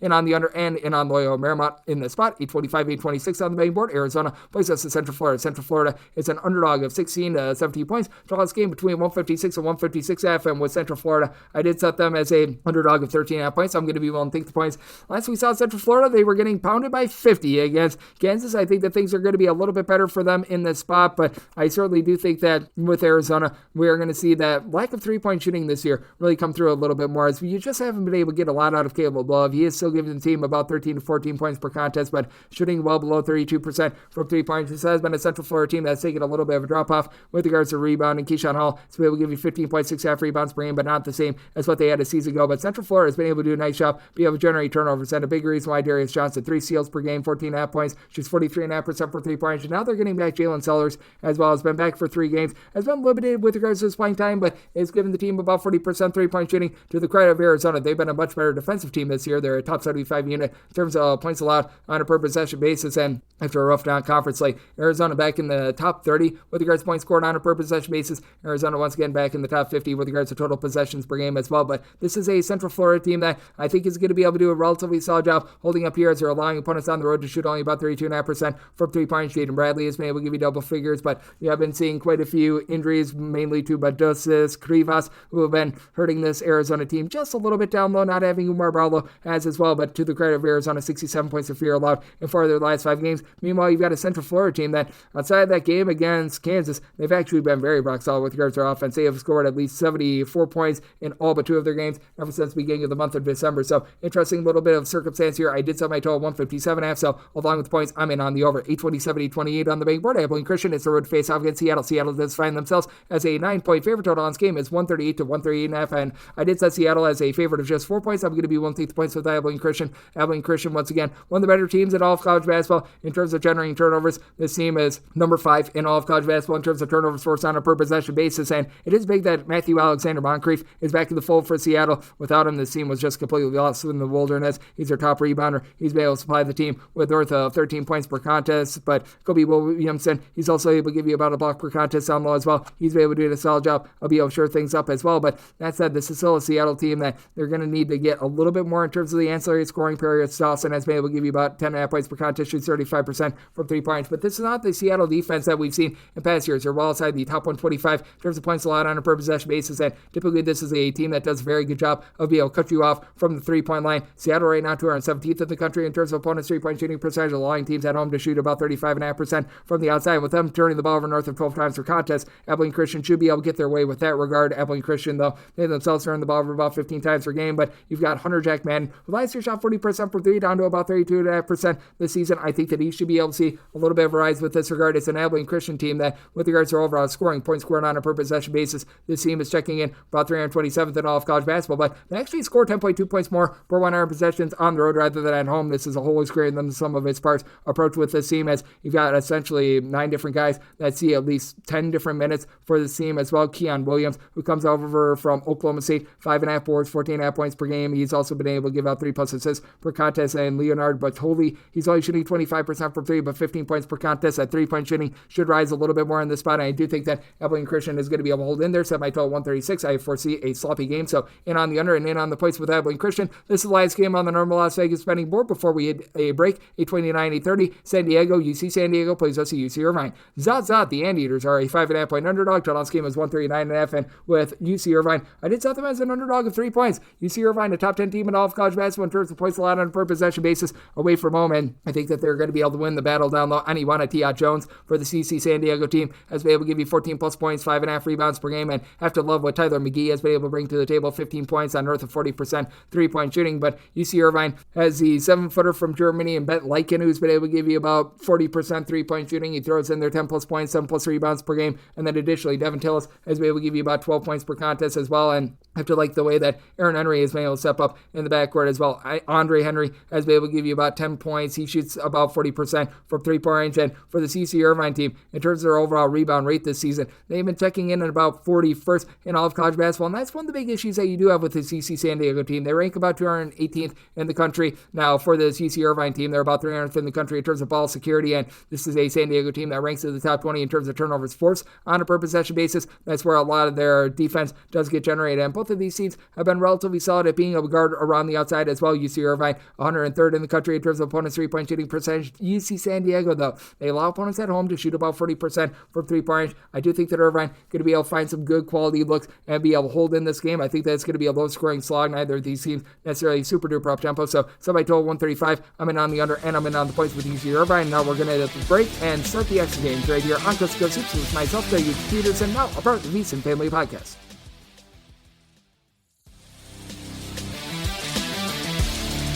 And we're back here in lovely Las Vegas for Coast to Coast Hoops with myself, Greg Peterson, now part of the Davison Family Podcast. We've ran through all the normal Las Vegas betting board games for today. Gonna need to go into a little bit of a faster mode here since we're running out of time, but let's dive in on these extra games. The normal betting board picks are complete, but there are some extra games today, so we go into the bonus. We get things started with 3 of 6, 559, 3 of 6, 560. It's Binghamton, and they're going to be on the road against New Hampshire. New Hampshire does find themselves as an underdog at home of 5.5 points. Out on this game is 134.5. I set Binghamton as a 2.5 point favorite. I'm going to be willing to take the points with New Hampshire. For New Hampshire, it certainly has been a rough year. They're outside the top 300 in terms of both points scored and points allowed on a per possession basis, but there is reason to think that New Hampshire is going to be able to improve. You got Anthony McComb, who's been able to give you 15 points per contest, but the man that has been able to come into the fold recently, and Giancarlo Bastoni, has really been able to give this team a nice boost. He's been in the lineup for 3 games. He's been able to supply the team with 45.5% 3-point shooting, 12 points, 7.5 rebounds per game. Comes in from overseas, and he's been able to give this team a nice boost. And boy, oh boy, have they needed it. As for New Hampshire, 15 turnovers per game, shooting 66%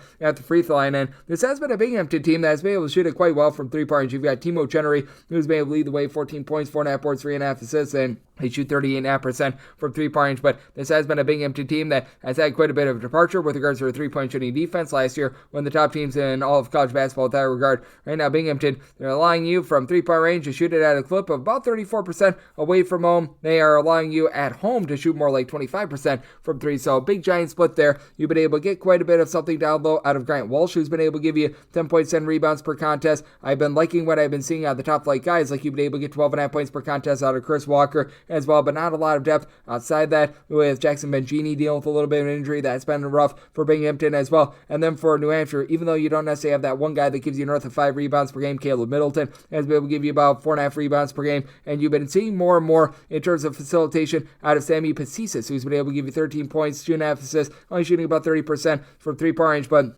He's been able to put the clamps down a little bit more on defense, as this is a New Hampshire team in their last 2 games that has given up 62 points or fewer. So they're looking to control the game a little bit more. It's a Binghamton team that they themselves have been having a rough time with regards to their defense. They have given up now 80 plus in their first 2 games ever since the turn of the new year as well. So good old situation. Something's got to give. Did so by total 138.5. Do you think that you see some scoring in this game in on the over? And I'm willing to take those points with New Hampshire. 306-561, 306-562. UMass Lowell is playing us NJIT. NJIT, an underdog of 20 points. And total on this game is 144.5. Set my line at 17. I'm going to be willing to take the points with NJIT. I recognize that this is an NJIT team that's just getting absolutely destroyed on defense. Points allowed on a per possession basis are clocking in 273rd in all of college basketball. But for UMass Lowell, they do leave a little bit of something to be desired along the perimeter. It's a UMass Lowell team that's 244th in the country in terms of points allowed on a per possession basis. And there's going to be open threes to be had. Max Brooks has been good down low, 7+ boards. He's able to give you north of 2 blocks per contest, but it's a UMass Lowell team that as well is turning the ball over north of 12.5 times per contest.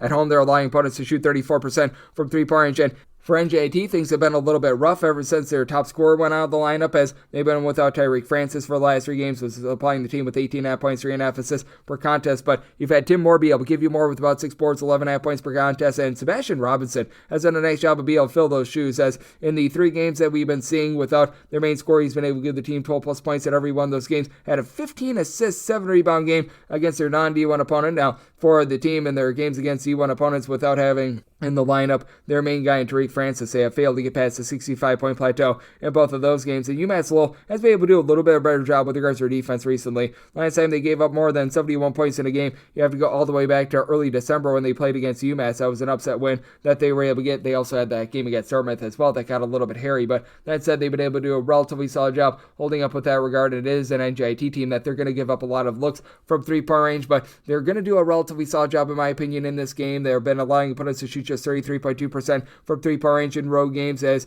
you've been able to have a guy, Martin Somerville, give you 13 points per contest. He's shooting about 40% from 3-point range. You've got 15 points per contest out of Quentin Mincy as well. Overall for UMass Lowell, they do shoot 36% from 3 and over 50% from the floor, but again, those 13 turnovers do you think is going to be a little bit costly, and with the way that NJIT has not been playing a lot of offense ever since the injury to Francis, I do think that throttles down this total a little bit. So my total 143 in on the under, and willing to take the points with NJIT. 306-563, 306-564. Lafayette is playing us Holy Cross. Holy Cross is an underdog of 4.5 points. Totals between 132 to 132.5. Set my line at 2. I'm going to be willing to take the points with Holy Cross. Holy Cross once again outside the top 300 in terms of points allowed on a per possession basis. This is just not a Lafayette team that's able to go into takeover mode, though. Do realize that they've got Justin Vanderbilt, a true 7-footer that should be able to do a pretty rock solid job down low. He's been able to supply the team with 11.5 points, 6.5 boards. Dealt with a little bit of an injury towards the beginning part of the season, but has returned and has given the team 3 blocks per contest, top 15 mark in all of college basketball. For Lafayette, they don't really do anything off-putting. They only turn the ball over about 10.5 times per contest. You've had Mark Butler give you about 3 assists, 7 points per contest, so he's been pretty rock solid. And then you do get about 38% 3-point shooting and 9.5 points per contest out of Caleb Williams, but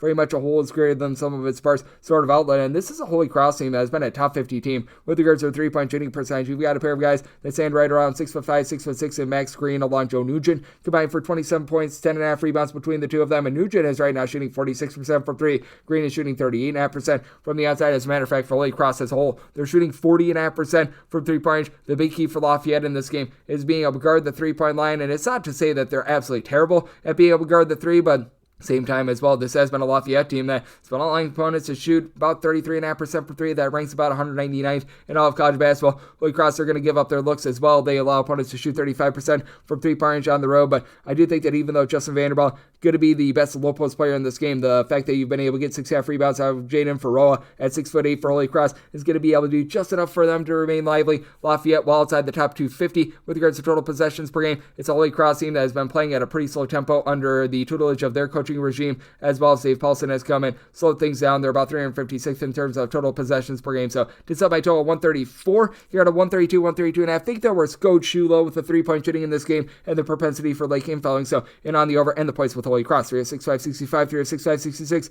USC Upstate plays us at Radford. Radford finds themselves as a road favorite of 6 points. Draw on this game, you're going to be finding it at a 146.5 to a 147.5, and I did set my total at 147.5, so anything below a 147.5, I'm going to be in on the over, and with Radford, I made them only a 5.5 point favorite, so at 6+, going to be able to take the points with upstate. It's all about Mr. Dean. His first name is Mr., his last name is Dean for this USC upstate team, as he's been able to do a really nice job of giving this team a little bit of everything. 16 points, 5.5 rebounds per game. I really like the fact that they brought in Marty Richter from Drake. He was an assistant over there to be able to headline this team, as Cam Gregory has been able to give you about 3.5 assists per contest to help out Mr. Richter. Now, for upstate, they're a team that has been rough with regards to metrics outside the top 275 in terms of both points scored and points allowed on a per possession basis, and they do shoot only about 30% from 3-point range, but this is just not the same Radford defense that we've seen in past years as well. For Radford, in terms of points allowed on a per possession basis, is a team that is checking in outside the top 200. As a matter of fact, they're down to about 270th with that regard, and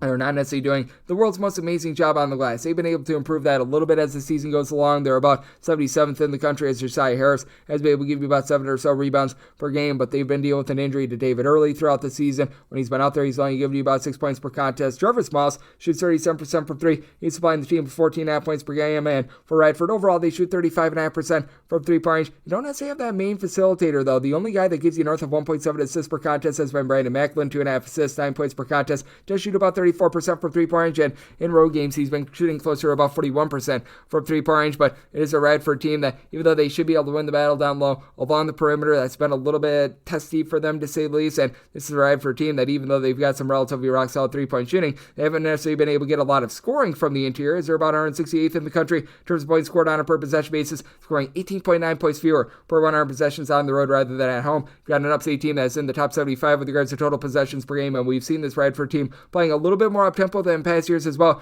Radford right now about 305th in the country in terms of total possessions per game, which, yes, that is actually an uptick from what we've seen in past years from them, so did set my total at a 147.5 here to 147 or less, and on the overnight 6+, taking those points with upstate. 3 of 6.567, 3 of 6.568. Florida Gulf Coast going to be playing us to Central Arkansas. Central Arkansas, an underdog of 12 points. So on this game, it is 140.5. Did set my line at 13.5. I'm going to be willing to lay at the Central Arkansas team. Just one of the most deplorable defenses that you're going to find in all of college basketball. All while shooting less than 30% from 3-point range. You're also outside the top 275 in terms of points scored on a per possession basis, while being 275th in the country in terms of points allowed on a per possession basis. For Florida Gulf Coast, not necessarily going to blind you with their 3-point shooting, and it is a team that's about 210th of the country with regards to their points allowed on a per possession basis as well, but I do like what you're getting out of Keyshawn Kellman, who began his career over at Princeton. He's come in, he's been able to give this team right in the neighborhood about 7 rebounds per game, so he's been rock solid there. They have been having in and out of the lineup Dalion Johnson, but when Johnson has been in there, he's been able to supply the team with 14 points per contest.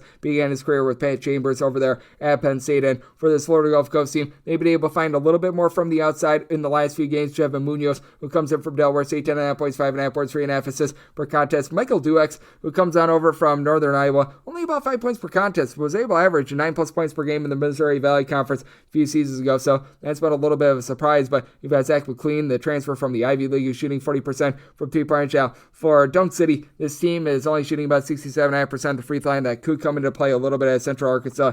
Not very trustworthy in terms of being able to keep your hands off of you, as they do foul quite a bit, but this is also a Central Arkansas team for as up-tempo as they play against D1 competition and D1 competition in regulation, because that Eastern Kentucky game, that went to multiple overtimes. They have scored 73 points or fewer in all but one of their games since Thanksgiving, and that lone game was against Arkansas Pine Bluff, who's literally in the bottom 5 nationally in terms of points allowed on a per possession basis. Elias Cato, Lane Taylor, these two guys have been able to combine for 33 points, 9.5 rebounds per game, and Taylor does give you 4 assists, 2 steals per contest, shoots 35% from 3-point range, but his team shoots 39% from the floor, 27.5% from 3-point range. But Central Arkansas, always a relatively up-tempo team as well, going against a little bit of a lesser defense in Dunk City that has seen a little bit of a departure from that defense from what we saw early on during the Pat Chambers era in Central Arkansas. So about 70th in the country in terms of total possessions per game. So I did set my total at 141.5 here at a 140.5, and on the over, I'm willing to lay up to 13 here with Dunk City. 3 of 6.569, 3 of 6.570. Maine hopes to not get Maine. They play us Albany. Albany is an underdog of a point total on this game is 143, and with this Albany unit, I did set set them as a underdog of 5.5 points. I'm going to be willing to lay with Maine. Maine has been incredible in terms of being able to generate turnovers, in terms of turnovers forced on a per possession basis, a top 80 team in the country. Maine still leaving quite a bit of something to be desired on the offensive side of things. They're right now checking in 252nd in the country in terms of points scored on a per possession basis. And this is an Albany team that has seen a little bit of a step down with regards to tempo from last season. Last season, they were just absolutely running it and gunning it. Right now for Albany in terms of total possessions per game, they're checking in just a little bit outside the top 100 with that regard, more around about 150th. But for Albany, I think that they're going to have a tough time down low. Justin Neely is really the lone guy that gives you north of 5.5 rebounds per game. He's been able to supply about 6.5 rebounds per game. Meanwhile, for Maine, that's typically their main kryptonite. Maine is a team that's well outside the top 200 with regards to their rebound rate, but they've got a really good backcourt. That's headlined by one AJ Lopez, giving you about 14.5 points per contest. But Kellen Tynes 2 seasons ago led all of college basketball in terms of steals per game. He might do so once again this year. 3.3 steals, 5 assists, 13 points per contest, while Keon Burns has been able to give you nice versatility with 6 boards, 11.5 points per contest. And then you've got Christopher Mantis, who's 6'6",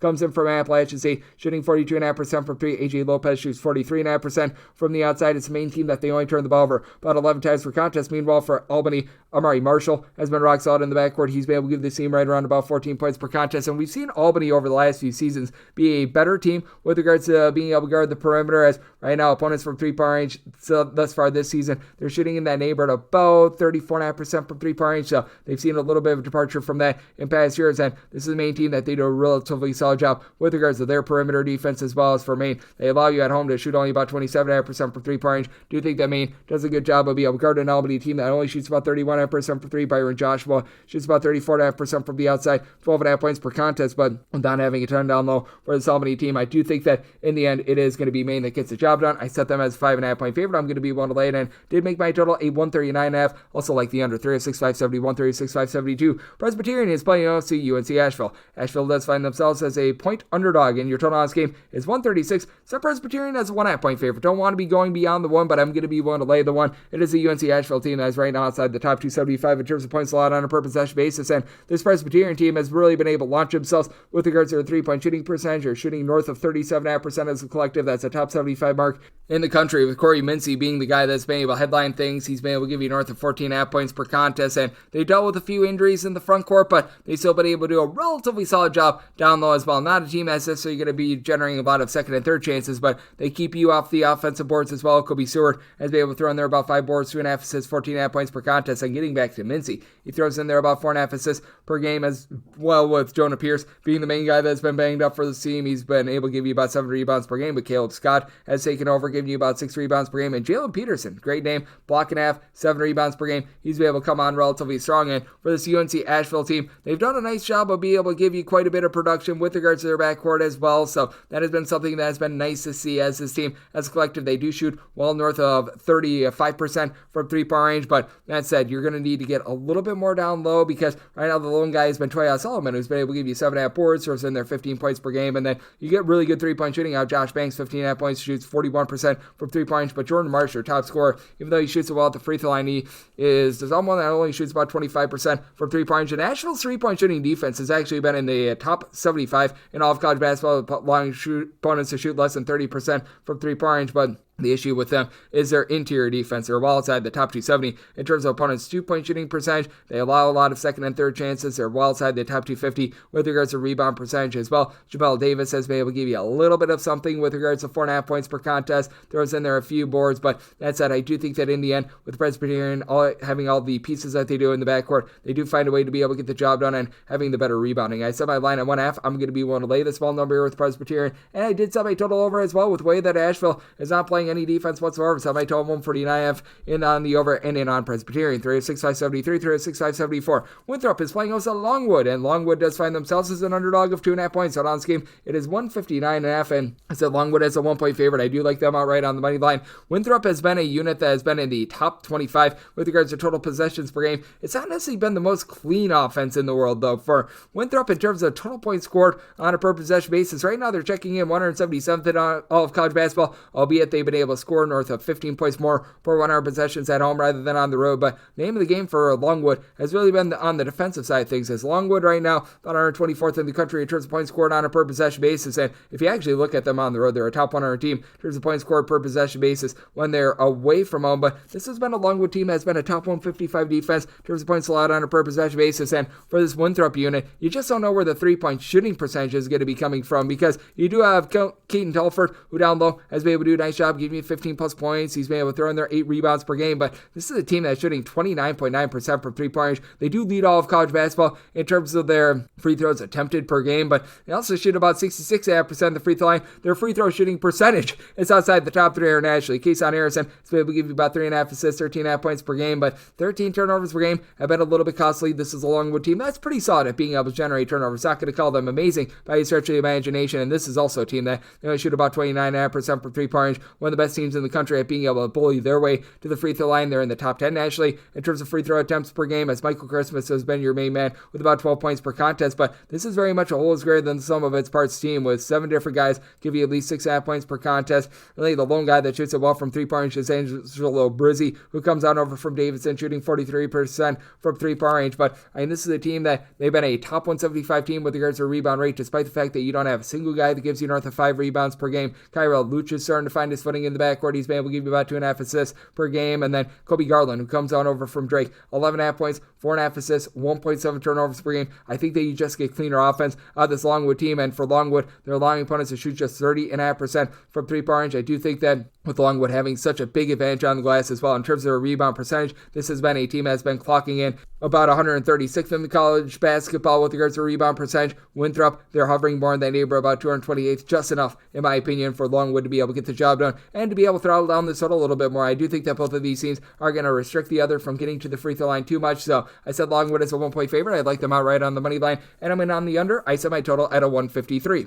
306-575, 306-576. It is Army. They hit the road. They're facing off against Lehigh. Lehigh does find themselves as a favorite of 3.5 points total on this game, between 144 to a 145. And with this Lehigh unit, I did set them as a favorite more in the neighborhood of about a 2.5. So 3+, I'm going to be willing to take the points with Army. Army has cranked up their tempo. They're now a top 150 team with regards to total possessions per game. Meanwhile, Lehigh was the fastest team in the Patriot League last season in terms of total possessions per game. They have flipped things around. They're now right around about 300th in the country in terms of total possessions per game, and they've been really running exclusively through their top scorers. They've been able to get 17.5 points to 18 points per contest out of Keith Higgins. He's been able to have a little bit of help in the backcourt from Ben Notzman, who's been able to give you about 3.5 assists per contest. But this is a Lehigh team that they rank outside the top 275 with regards to rebound percentage. They do shoot 37.5% from 3 with Tyler Whitney Sidney being able to help out, give you about 12.5 points per contest. But it's a Lehigh team that really doesn't generate a lot of turnovers. They themselves have cleaned things up, only turned the ball over about 11 times per contest. But do think that Army should be able to do a good job on the glass. They've got AJ Allenpatch give you about 9 boards, 11.5 points per contest, and each of your top 4 scorers have been able to give you at least 5 rebounds per game, actually 4 rebounds per game. But Jalen Rucker, main guy, 39% 3-point shooter, 3.5 assists, 2 steals, 4.5 boards, 18.5 points per game. Josh Gobins has been able to give you a little bit over a steal, a block, 16 points per contest as well, where Ryan Curry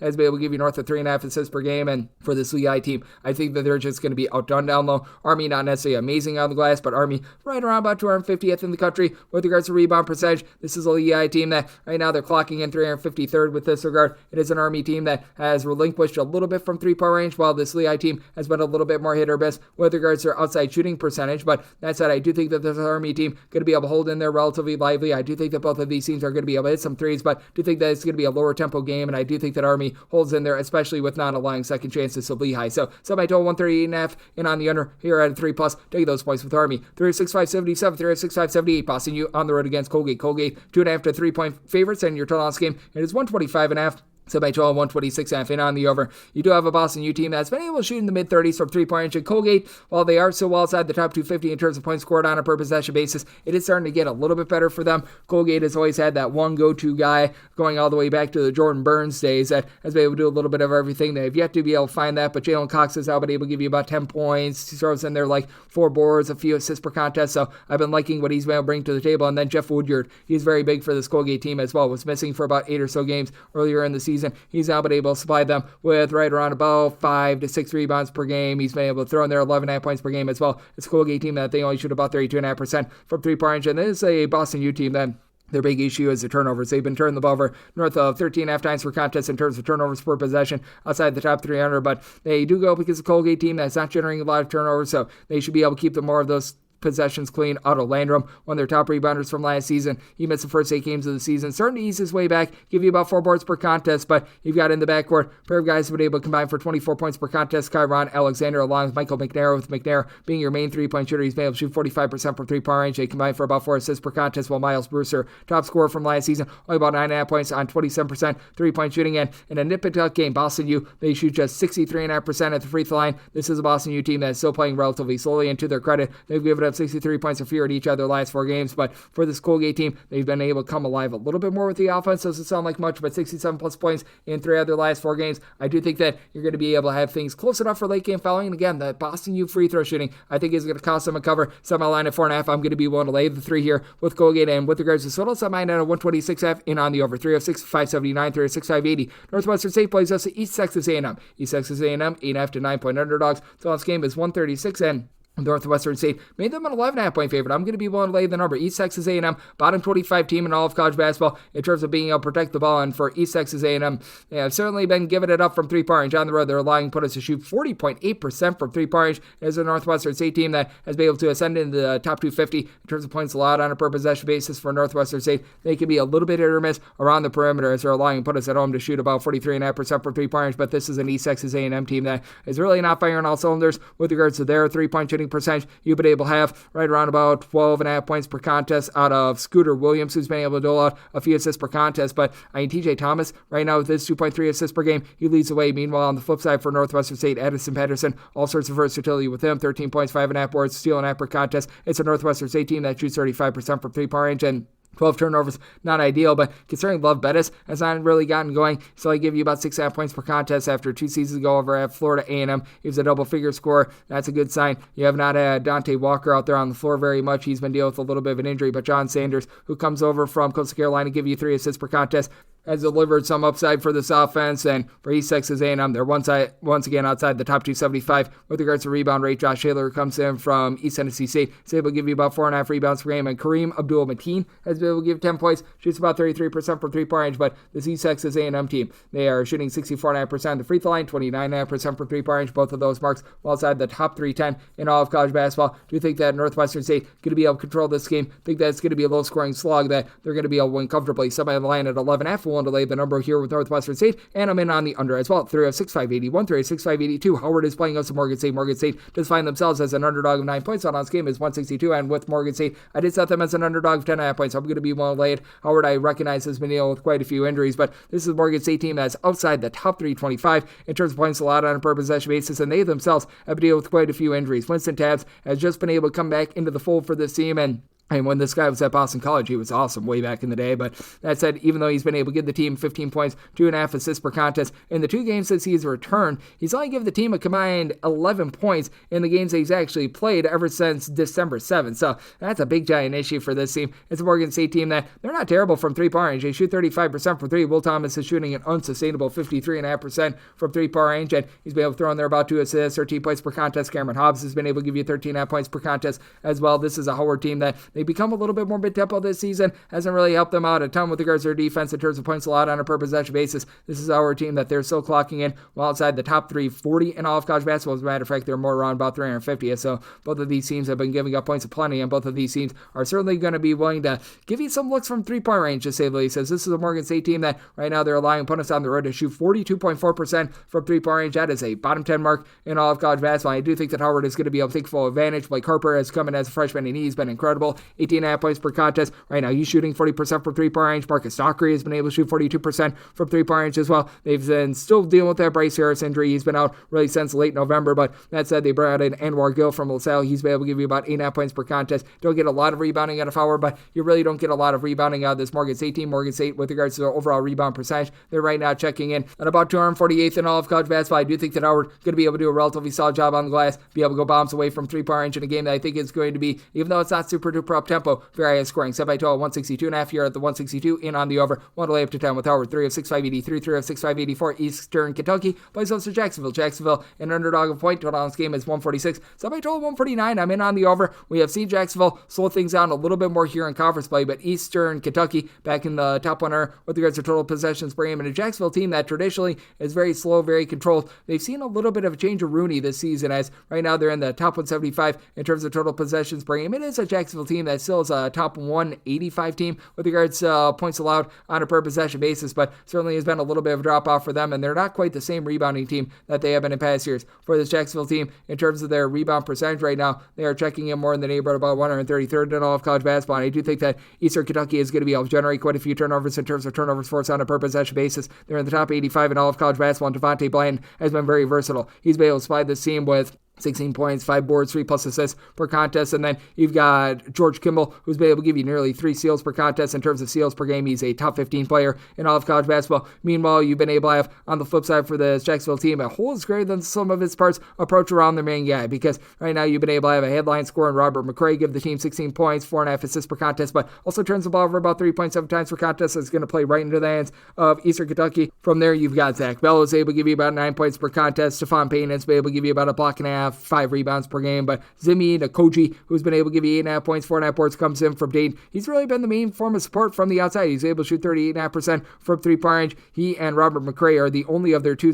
top 6 scorers that will be able to shoot above 31.5% from 3-point range. Jacksonville as a whole, they do shoot 34% from 3-point range, but their turnovers on a per possession basis mark is a bottom 30 mark in the country. I do think that Eastern Kentucky going to be able to absolutely gobble that up, and it's an Eastern Kentucky team that has really been able to get things going offensively, 76+ points in 4 of their last 5 games. And for this Jacksonville team, even though the defense has looked a little bit better recently, they've given up a combined 103 points to Bellarmine and Austin Peay. That was against Bellarmine and Austin Peay when they've had their step-up games. They certainly have cratered with regards to their defense. So I do think that things go up and down here. I did set by total at 149, so I'm going to be in on the over. And with Eastern Kentucky, I set them as a 7-point favorite. Going to be willing to lay the 1, 3 of 6.585, 3 of 6.586. It is Alcorn State. They play with Alabama A&M. A&M does find themselves as an underdog of 2 points, and your total on this game, you're going to be getting that at a 148 to a 148.5. And with Alcorn State, I did set them as a favorite of 5.5 points, so I'm going to be willing to lay the number. Alabama A&M, one of the most heavily, I guess you call foul teams in all of college basketball. They get to the free throw line a ton, but they also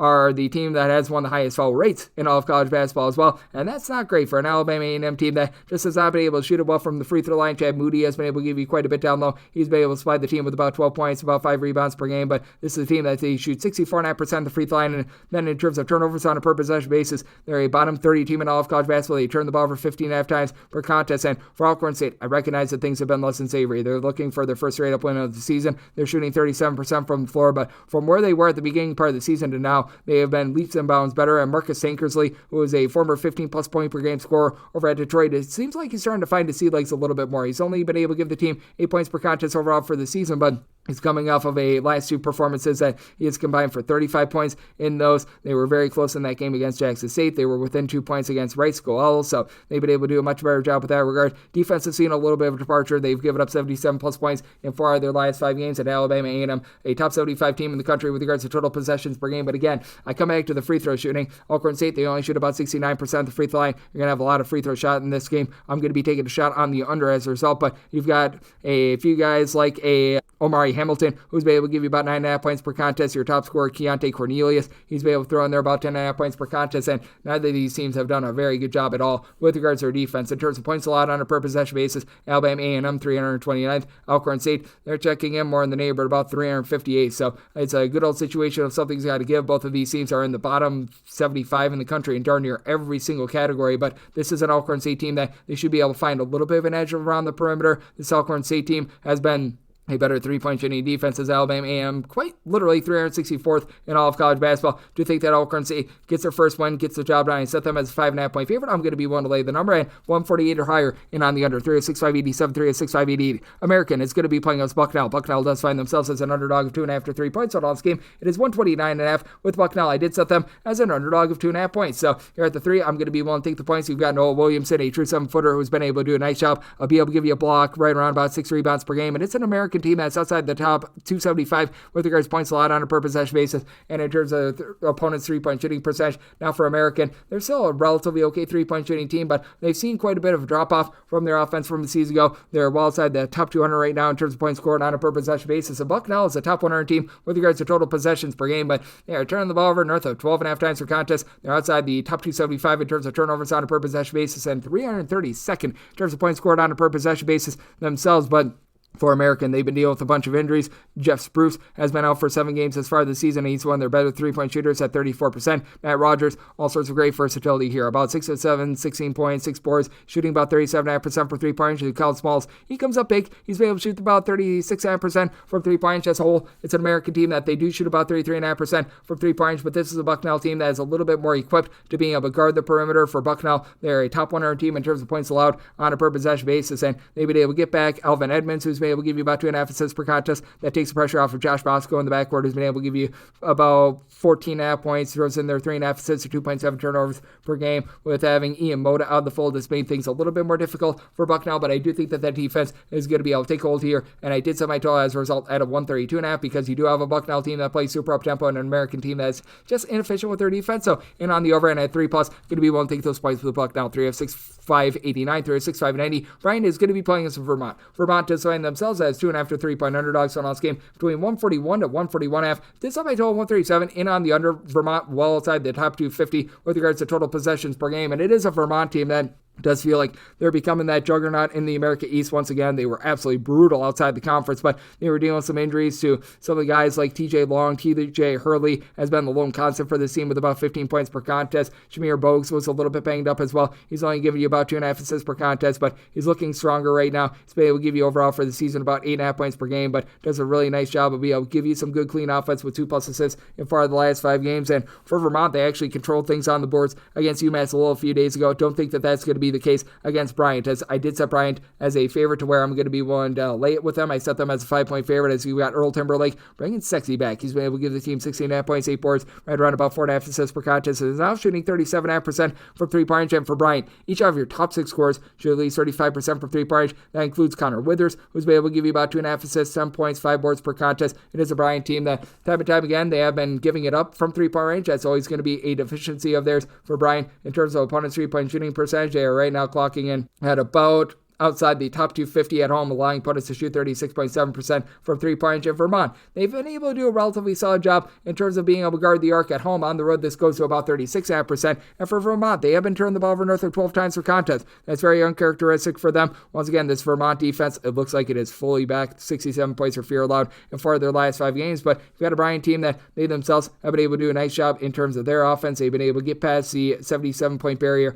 and now 4 out of their last 7 games. It's a good old situation. Something's got to give. Vermont time and time again gets their tempo, but I think that this time it's going to be a little bit different with the way that Bryant is playing on the glass and the way that they've been able to hunker down a little bit more from three-point range. You did sell my total 137 in on the under, and I'm going to be willing to lay up to 4.5 points here with Bryant. 3 of 6, 581, 3 of 6, 582. Coppin State is on the road against Norfolk State. Norfolk State a 20 to 20.5 point favorite. Draw this game between 133.5 to 134.5. Set my total 131.5. I'm going to be in on the under. Coppin State a bottom 10 team in all of college basketball in terms of points scored on a per possession basis, and with this Coppin State team, I'm actually going to be willing to take the points here. Set my line at a 17.5. It is a Norfolk State team that's outside the top 180 in terms of points allowed on a per possession basis. Brian Moore Jr. has been able to give you more. He's been able to slide the team with 18.5 points per contest. And he and Christian Ings, who Ings has been able to give you 12.5 points per contest. Both of these guys shoot north of 48% from three-point range. Do you think that that's going to be ticking downward just a little bit? It is a Coppin State team that is well outside the top 200 in terms of points allowed on a per possession basis. But I do think that they're going to do a moderately okay job of being able to cut this team off from the perimeter, as Coppin State, in terms of opponents' three-point shooting percentage, they're checking in more in that neighborhood about 239th in all of college basketball, allowing opponents to shoot 34.5% from three-point range. And Norfolk State does leave themselves open to giving up a few three-point shots to themselves. Norfolk State, they allow opponents to shoot about 35% for three-point range at home. Problem is, Coppin State shoots less than 30% for three-point range. Their top scorer has been out for quite a while, as well as they were getting Denzel Ward going for about 13 points per contest. Patobi Nazodi has been able to give you about 10.5 points per contest. And Cameron Brown is now stepping in. He's starting to give you a little bit more as as well, 2.5 assists per contest. Really gives you nothing in terms of scoring, but when he does shoot it, he shoots about 40% from 3-point range. He's been dealing with a little bit of an injury as well. He's been able to get out there in MEAC play, but played a combined 8 minutes over the last 2 games, so that's ailing the team a little bit, but Julius Ellerbe should be able to control things down low against the Norfolk State team that's well outside the top 225 with regards to rebound rate. Jalen Myers is the only guy in the roster that gives you north of 4.5 rebounds per game. Meanwhile, Julius Ellerbe gives you about 6 boards per contest. So circumstance where set my line at a 17.5. I'm going to be willing to take the points with Coppin State. Made my total 131.5, so I'm also in on this total under as well. 3-6-593, 3-6-94. It is Delaware State on the road against South Carolina State. South Carolina State does find themselves as 9.5 point favorites. Totals between 149 to 149.5. Did set my line at 8. I'm going to be willing to take the points with Delaware State. South Carolina State has been doing a really nice job with just so many interchangeable pieces. They've got 10 plus guys that they're able to play for 12 plus minutes per contest. They're also making sort of like hockey style line shifts at this point. Their main man has been the guy down low in Drayton Jones, who's been able to give you 13 points, 5.5 rebounds per game, and they've been able to find a little bit more of Mitchell Taylor in the backcourt. He's been able to give the team right around about 2.5 assists per contest as a main facilitator, and then you've got a guy in Dubusky, and Wilson Dubusky, who's been able to shoot about 42.5% from 3-point range, 8 points per contest, and despite having so many interchangeable pieces, this is a team that shoots 35% from 3, but they're outside the top 275 in terms of ball security. They're turning the ball over about 13.5 times per contest. It has been a Delaware State team that has had a little bit of a tough time getting going on offense, about 303rd in the country in terms of points scored on a per possession basis, but I do like what Martez Robinson has been able to bring to the table. He should be the most versatile player in this game, 16.5 points, 6 boards per contest, and Corey Perkins does give you an assist to turnover ratio that's north of 2. It's a team as a whole. They do shoot about 35% from 3-point range. For Delaware State, they're about 250th in the country with regards to rebound percentage, and that's where South Carolina State has really been able to shine. They've been a top 235 team with this regard, and at home it's more in the top 200, so they should have a little bit of an edge there. That said, I do think that with this Delaware State team, they're going to be able to do just enough to be able to defend the 3-point line, as right now they're about 210th in the country with that regard. This is a South Carolina State team that they themselves have been a top 175 team in terms of their points allowed on a per possession basis, but at home they're allowing opponents to shoot 37% from 3-point range. I do think that keeps Delaware State relatively lively in this game, and then having Elson Andrews along with Kasim Watson being able to give you a little bit north of 10 rebounds per game between the two of them, and Raymond Somerville has been able to give you nearly a block down low. That's going to be enough for the Delaware State team to be able to remain lively. And this one did set my total at a 142. So at a 149, I think that we've gone a little bit too far. I'm in on the under and the points with Delaware State. 3-6-595, 3-6-596. It is Stetson and the playoffs in North Alabama. North Alabama does find themselves as a favorite of 8 points on the road. Total on scheme, it is 152. And with North Alabama, set them as a 10.5 point favorite. I'm going to be willing to lay the number. This is a Stetson team that it's outside the top 275 in terms of points scored on a per possession basis. They're outside the top 300 in terms of points allowed on a per possession basis, and this is one of the most putrid 3-point shooting defenses they're going to find in all of college basketball. Meanwhile, you've got yourself a bunch in North Alabama that has really done a nice job of being able to protect the ball. They're turning the ball over less than 10.5 times per contest. They still could use a little bit more of Daniel Ortiz, was their top scorer 2 seasons ago. Last year, spent it at UAB, has transferred back in, 11 points per contest, shooting 35% from 3-point range, but does feel like he's starting to get a little bit more comfortable. He's given the team 13 plus points in 4 of the last 5 games. And Will Sosi, going into the season, was career north of 40% 3-point shooter. He's shooting just 20% for 3, 10.5 points per contest. That should be going northward. Overall, North Alabama shooting about 33.9% for 3-pointers, with Ja'Cory Lane give you 16 points per contest to be able to lead the way. And for Stetson, you just don't have a lot by way of rebounding. You've been able to have a pair of guys that have been able to give you about 5 rebounds per game out of Bramo Kinka along with Josh Massey. And then you've had Malik Ellison, who's been able to give you 16 points, shoots 44% for 3, but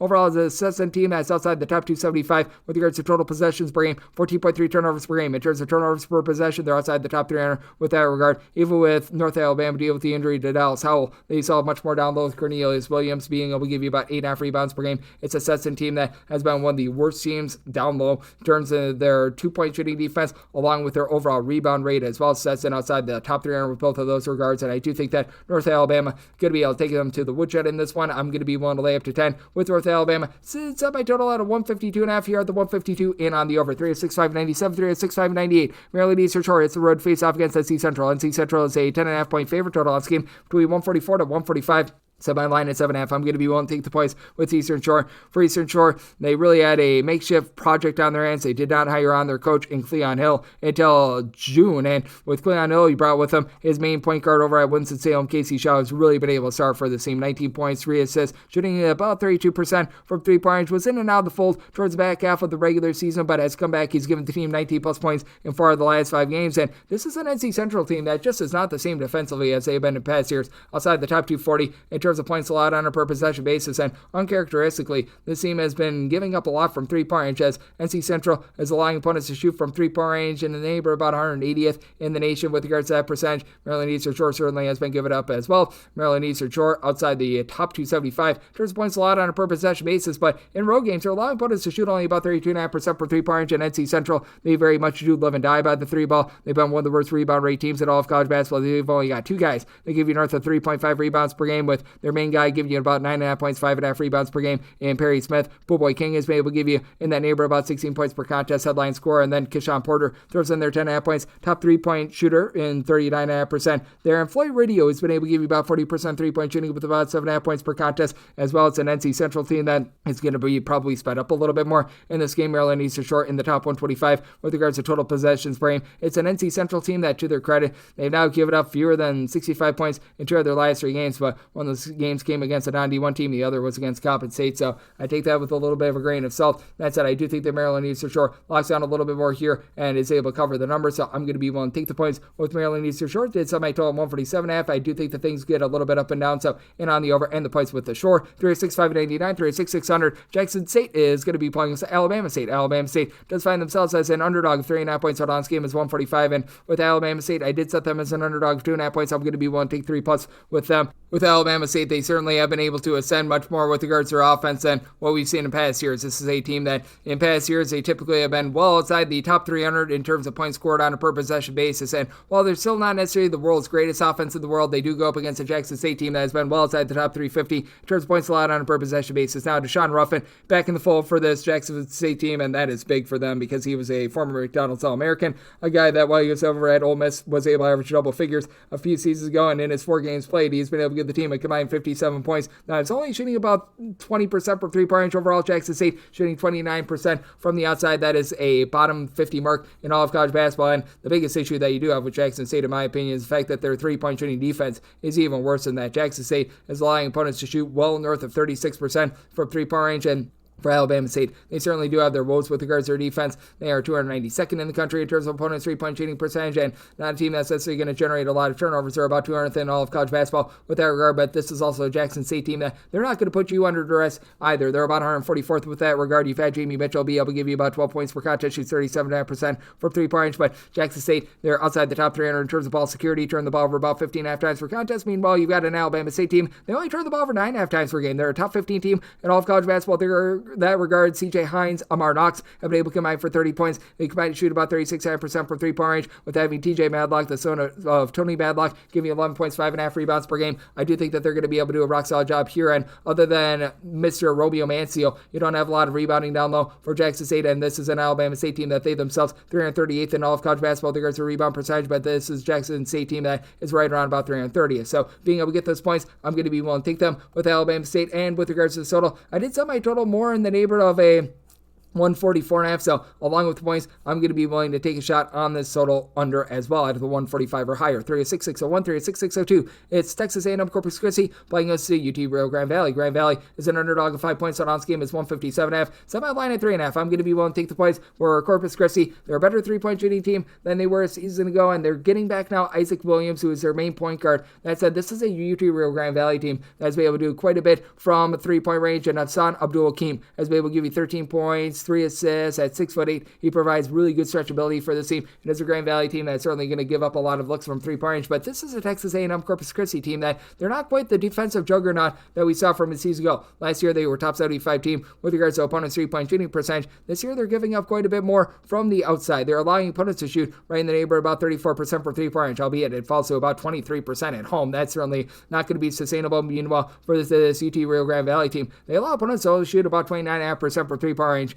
That is a top 40 mark in off college basketball with Corpus Christi. You've got Gary Clark, who's able to give you about 14.5 points per contest, and O&D's throws in their 10 points, shooting 44% from three-point range, but also in a nip and tuck game, this team only shoots 62.5% of the free throw line. That is a bottom 50 mark in all of college basketball, while KT Ramey on the flip side for Grand Valley, 13.5 points per contest, shoots in the mid-30s from three-point range. It's a Grand Valley team that as a whole, they shoot 33% from three-point range, but doing a pretty rock-solid job down low. Howard Fleming, who's been in college basketball for about 15 years, about 9 points, right in that neighborhood, about 7 rebounds per game. Corpus Christi doing a relatively solid job being with the boards as well. In terms of the rebound percentage, this is a Texas A&M Corpus Christi team that is ranking about 194th in all of college basketball, but I do think that Grand Valley, a team that's right around about 175th, and their rebound rate on the road being in the top 100 is going to allow them to be able to hold in there, especially with Cal Agua being able to give you about 3.5 boards, some relatively good versatility with some size. So I'm going to be willing to take the points, especially with Cliff Davis being able to give you some facilitation along Terry Miller. These two guys combining for north of 6 assists per contest. Grand Valley, top 50 team with regards to total possessions per game. Do you think they can get an up and down affair? So by total 159.5 and on the over and at 4+. Take those points with Grand Valley. 306-603, 306-604. It is Houston Christian. They play us Incarnate Word. The Word finds themselves as a 1-point road favorite. Total on this game is 139. I did sell my line at 2.5. I'm going to be willing to lay with Incarnate Word for Incarnate Word. This has been a top 125 team in terms of points scored on a per possession basis. Most of it has been due to two guys, as you've got Davion Bailey, who comes on over from Ball State, as they really brought in the Ball State, I guess you could call it tandem in the backcourt. These two guys have been absolutely tremendous. Bailey has been your top scorer, 18 points on 43.9% three-point shooting. Meanwhile, main facilitator Jalen Anderson, who came over with him, 6 assists per contest. For Incarnate Word, they're outside the top 300 in terms of total possessions per game, but I think that they should be able to do a nice job down low with Jaden Williams, give you about 6.6 rebounds per game. And even though Houston Christian has covered pretty much all but 2 of their games thus far this season, this isn't a team that necessarily does anything too great. Now, they don't necessarily have the warts that they used to have when they were under Ron Cottrell, where they were just absolutely awful on defense, and they become a top 125 team in terms of opponent's three-point shooting percentage. That's going to hurt an Incarnate Word team that they very much do rely upon three-point shooting. But this is a Houston Christian team that they're outside of the top 225 with regards to their own three-point shooting percentage. Julian Mackey has been able to give you 15.5 points per contest, but you have no main facilitator. Elijah Brooks has been able to give you 2 assists per contest. He throws in their 9.5 points per game, but at 29.5% three-point shooting, that's outside the top 300 nationally for Houston Christian. In terms of just overall points scored on a per possession basis, they rank 312th in all of college basketball. This is an Incarnate Word team that they leave something to be desired on defense. They're outside the top 270 with regards to points allowed on a per possession basis, but it's been getting better as the season goes along. On the road, they allow opponents to only shoot about 32.5% for three-point range, and I do think that for Incarnate Word, having what they do have down low with Houston Christian, turning the ball over about 12 times per contest, and not really having a lot of rebounding, that Incarnate Word finds a way to be able to get the job done. Set my line at 2, so I'm going to be willing to lay the 1 year with Incarnate Word. And with regards to total, set mine at a 136.5. I'm in on the under 306-605, 306-606. This is another game that I wrote up. Hopefully this happens, because I'm seeing perhaps that this game might be postponed, but Arkansas Pine Bluff is going to be playing host to Texas Southern. Texas Southern does find themselves as a 7.5 point favorite. Your total on this game, you're going to be finding that in the neighborhood about 161.5. And call the doctor, because Dr. Bradley has been giving Incarnate Word 32.5 points per game since he became eligible for this team, and that's a big reason why I was willing to take the points in this spot. Now, again, I think that this is a game that got postponed, so I'm not going to go too much further just in case, but Texas Southern has been a team that's been outside the top 275 in terms of both points scored and points allowed on a per possession basis.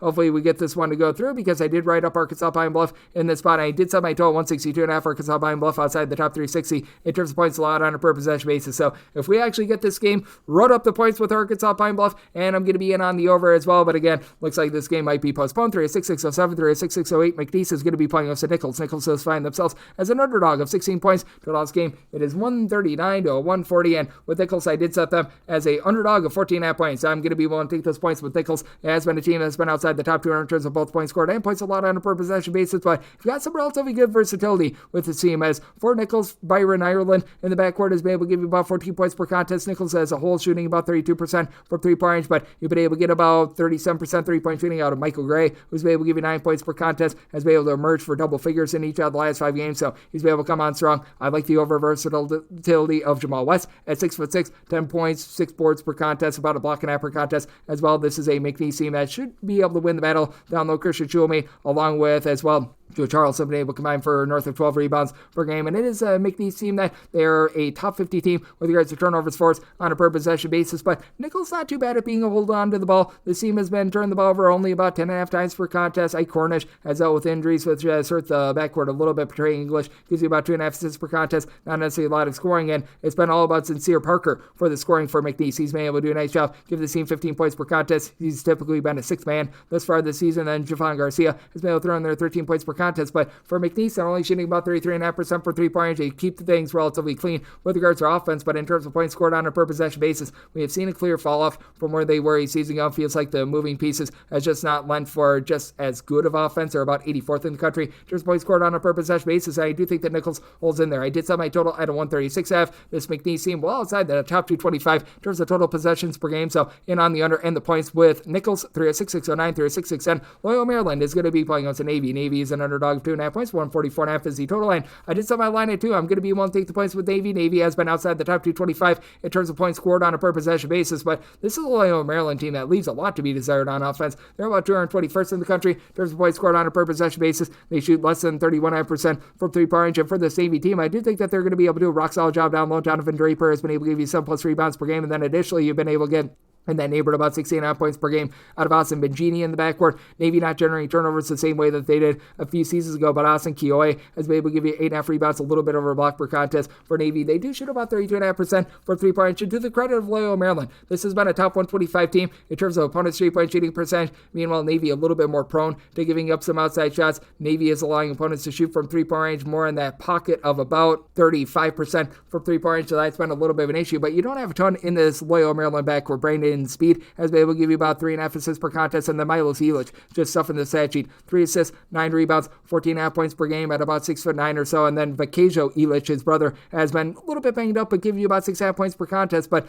again, with this Loyola Maryland team, they turn the ball over 13.5 times per contest. Pretty rock solid down low, but Navy should be able to match up down low relatively well and hold in this game, and neither of these teams necessarily playing super duper up tempo. Loyola Maryland well outside the top 225 with regards to total possessions per game. Navy not looking to run it and gun it themselves. Navy right around about 234th in terms of total possessions per game, so made my total at 136, and on the under end the points with Navy 306.611, 306.612. Queens NC on the road against Austin Peay. Austin Peay does find themselves as a slight favorite in this ordeal. You're going to be finding them as a pick'em, and they've actually flipped to being a 1-point underdog at 1 or 2 books as well. Total on this game between 144 to 144.5, and with Austin Peay did set them as a 3-point favorite. I'm going to be willing to take them as a pick'em / a very small money line underdog for Austin Peay. Has been less than savory for them this season. They're looking to slow things down outside the top 275 in terms of total possessions per game. And for Austin Peay, they've dealt with a lot of injuries. Isaac Haney, Salle Witt, 2 of their top 4 scorers have been out of the fold, but Witt is able to give you 6+ rebounds per game. He's back. Isaac Haney has been able to shoot in the high 30s from 3-point range. He's back as well. So this Austin Peay team does get some reinforcements, and they need them. They're 329th in the country with regards to rebound percentage. And Queens NC has been a top 175 team with regards to opponents' three-point shooting percentage, but outside the top 235 in terms of both points scored and points allowed on a per possession basis. For Queens, they're about 225th with regards to rebound percentage, as they've had Malcolm Wilson down low give you about 6.5 rebounds per game and 3 blocks per game. That's actually a top 15 mark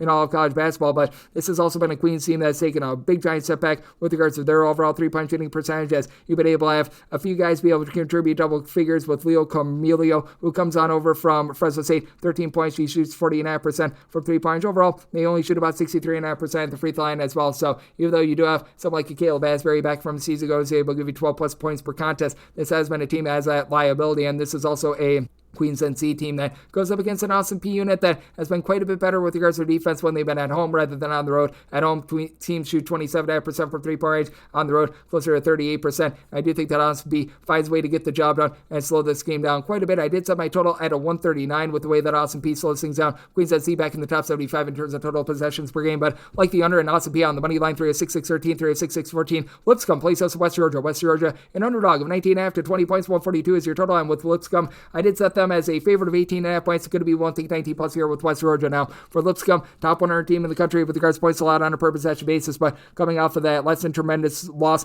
against Queens NC. And for West Georgia, you do have Sheldon Williams-Drayton, who's been able to give you about 18 points, 7.5 boards. Doesn't really give you a lot of facilitation. West Georgia outside the top 250 in terms of both points scored and points allowed on a per possession basis. But for West Georgia, they don't get out of sorts and turn the ball over too much. You're turning the ball over about 11.5 times per contest. They only shoot about 65.5% at the free throw line, but you've been able to have quite a bit of production out of Colton Griffin at 6'5", a little bit of a combo player that's been able to give you 9.5 points, 2 assists, right around about 4 rebounds per game. And Jacob Bunjesevic should be able to win the battle down low for Lipscomb. He's been able to give you about 17.5 points, 7.5 rebounds per game, but I have to wonder where the 3-point shooting has gone. Joe Anderson has been able to shoot in the mid-30s from 3-point range. Will Pruitt has been able to give you about 12, 13 points per contest, and has been very versatile, about 5 boards, 3 assists per contest, but after shooting 40% for three-point range last year, down to about 29.5% this season. And for Lipscomb, still running good, clean offense. They're still about 135th in the country in terms of points scored on a per possession basis, only about 10.5 turnovers per game, but do feel like this summer has gone a little bit too lofty, and West Georgia starting to build a little bit of confidence, being able to get a win a few days ago as they were able to knock off Austin Peay. This has been a team that's now gotten to at least 68 points in 4 of their last 5 games.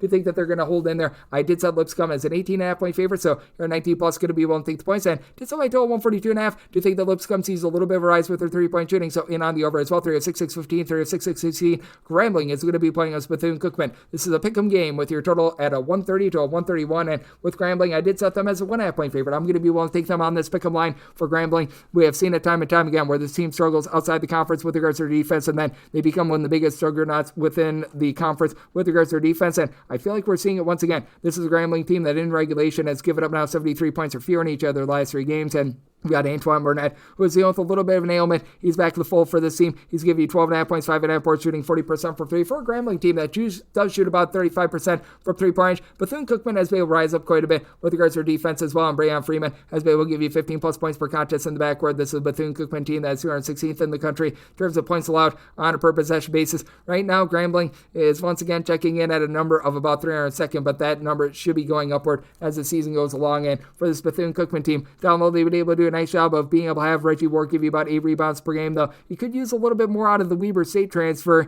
in DeMar Ruzan. Ruzan has been able to give you about 8.5 points, right around about 5 rebounds per game, but for Bethune-Cookman, they only shoot about 32% for 3-point range, and they themselves have been turning the ball over about 13 times per contest. Last year, Bethune-Cookman was one of the better teams in all of college basketball generating turnovers, and this is a Grambling team that they're not going to generate a ton of turnovers, so if you look at them specifically at home, in terms of turnovers forced on a per possession basis, they've been a top 15 mark in all of college basketball. I do think that that's going to fall off a little bit, but Bethune-Cookman, last year they were doing a great job generating those turnovers down to about 150th this season. You've been able to get a double-figure amount of points, and right in that neighborhood about a assist and a half per contest out of Trey Thomas as well, who's been able to shoot 38% from 3-point range, but I do think that Grambling going to be able to put the clamps down on defense, get the job done. Did set my total at a 133.5, so I'm riding with this total over. I feel like there's been a little bit too much of an overcorrection here, and I do like Grambling on this pick'em line. 3 of 6, 6-17, 3 of 6, 6-18. Southern is going to be playing us the floor. A&M is an underdog of 13.5 points total. This game 136, and I did set my total 138.5. I'm going to be in on this total over for this Florida A&M team, while outside the top 275 in terms of points allowed on a per possession basis, even though this is a team that is going to be looking to play a lot more defense moving forward. Now, for Florida A&M, 361st in the country in terms of points scored on a per possession basis, and they do play against a Southern team that's without Tijani Dumasi. That is their main point guard, who's been able to give them above 5 assists per contest, but they've done a nice job of mixing and matching without him, as Jordan Johnson has really taken over as one of the main guys in the backcourt. He's been able to log for this team 10.5 points, shooting 35% for 3-point range, and Dumasi was never really too much of a scorer. This is a Southern team that's back outside the top 225 with regards to rebound rate. They don't have a single guy that's really able to give you north of 4.5 rebounds per game, and that's a big reason why I did set Florida A&M as just a 10.5 point underdog. I'm going to be willing to take the points. Now, Florida A&M, they're looking for that main source down low, as well as you've got Shaquille O'Neal, the son of Shaquille O'Neal, who's actually got some versatility. He's only given the team about 3.5 rebounds per game, so I'm sure that his father is shaking his head, but shoots 37% from 3-point range. And then Sterling Young, who comes over from Charlotte, has been able to give you 37% 3-point shooting. He's shipping in there 12 points per contest as well. It's been a team that has been looking for a little bit more of Roderick Coffey, one of the main guys that returned from a season ago. He's only been able to give you about 3 points and a pair of assists per contest, but it's a Florida A&M team that they've been able to give you a little bit in terms of generating turnovers. The good news is for Southern, with Diamasi out of the fold, they haven't been able to create turnovers quite the same way that they did a season ago, but they're still in the top 50 with that regard, and I do think that for this Florida A&M team, it's going to cause for a little bit of sloppiness there, but both of these teams have been giving up a lot of wide open looks from 3-point range, and I do think that that's what's going to help you out with regards to this total over for Florida A&M. Right now, they are 334th in the country in terms of opponents' 3-point shooting percentage. This is a Southern unit that they themselves are right now clocking in well outside the top 175 with this regard, as well as opponents are shooting from 3-point range against them more in that neighborhood, about 38.5%. So I do like this total over, and I do like the points for Florida A&M. 3 of 6, 6-19, 3 of 6, 6-20. It's Southeast Louisiana on the road against New Orleans. New Orleans finds themselves as a home underdog of 6 points out on this game between between 145.5 to 146. Semi-line at 9.5. I'm going to be willing to lay the number. This is a Southeast Louisiana team that leaves something a little bit to be desired on offense, but you got St. Mines Jr. comes in for South Florida, 14 plus points, 6 plus boards, has been able to shoot darn near 40% from 3-point Southeast Louisiana. Only about 298th in the country in terms of points scored on a per possession basis, but this is a New Orleans team that I just can't tell you what they're doing right. They're outside the top 300 with regards to their rebound rate. In terms of points scored on a per possession basis, 343rd. They're outside the top 330 in terms of points allowed on a per possession basis as well. You've been able to have James White give the team 17 points, 8 rebounds per game. He's been able to do a nice job of just being able to headline the team with that regard, but who else is going to be able to step up around him? You really don't have a lot of facilitation outside of J.R. Jacobs, who's been able to give you an assist to turnover ratio too, but Jakevion Buckley on the flip side for Southeast Louisiana, he's been able to give you 4 assists per contest. So if Carlos Baez, who's able to give you a little bit of something in the backcourt, Brody Woodbury, who at 6'10", has been able to give the team 5 rebounds per game, should be able to decimate down low now. Southeast Louisiana is throwing the ball over about 14 times per contest, but this is a New Orleans team that they really don't come up with any turnovers. They're 291st in the country with regards to turnovers forced on a per possession basis, so that's going to be a bit of an issue for them. Josh Small has been able to come up big for this team as Josh Short, 10.5 points. He's been able to give you about 32.5% 3-point shooting, but New Orleans as a collective, they're supposed to be a team that bombs from the outside. They shoot about 30% from 3-point range. They really don't have any fortes whatsoever, and this is a Southeast Louisiana team that has been a top 80 team with regards to opponents' 3-point shooting percentage. So do you think that Southeast Louisiana goes out there, dominates this game, 1 to lay up to 9 with them? Did set my total 145.5 as well. I do think that Southeast Louisiana puts the clamps down on defense, so in on the under, and Southeast Louisiana 3 of 6-6-21, 3 of 6-6-22. Bowerman is playing up to North Florida. North Florida is a 5-point road favorite total on this game. It is 162 to 162.5. Semi-line at 11.5. I'm going to be willing to lay it. North Florida takes north of 50% of their field goal attempts from 3-point range, and guess what Bellarmine does not do? Guard the 3-point line very well. This is a Bellarmine team that is allowing opponents to shoot 41.7% from 3-point range at home, and you got a North Florida team that has essentially 5 different guys to give you at least 10 points per contest. As a matter of fact, there are fewer than 15 teams that are guarding the 3-point line worse at home than Bellarmine. And for Bellarmine, they've been able to have Jack Korzinski come back in the fold. He was over from William & Mary from a season ago. He's been able to get the team right around about 14 points per contest at 6'7". He's able to shoot in the mid-30s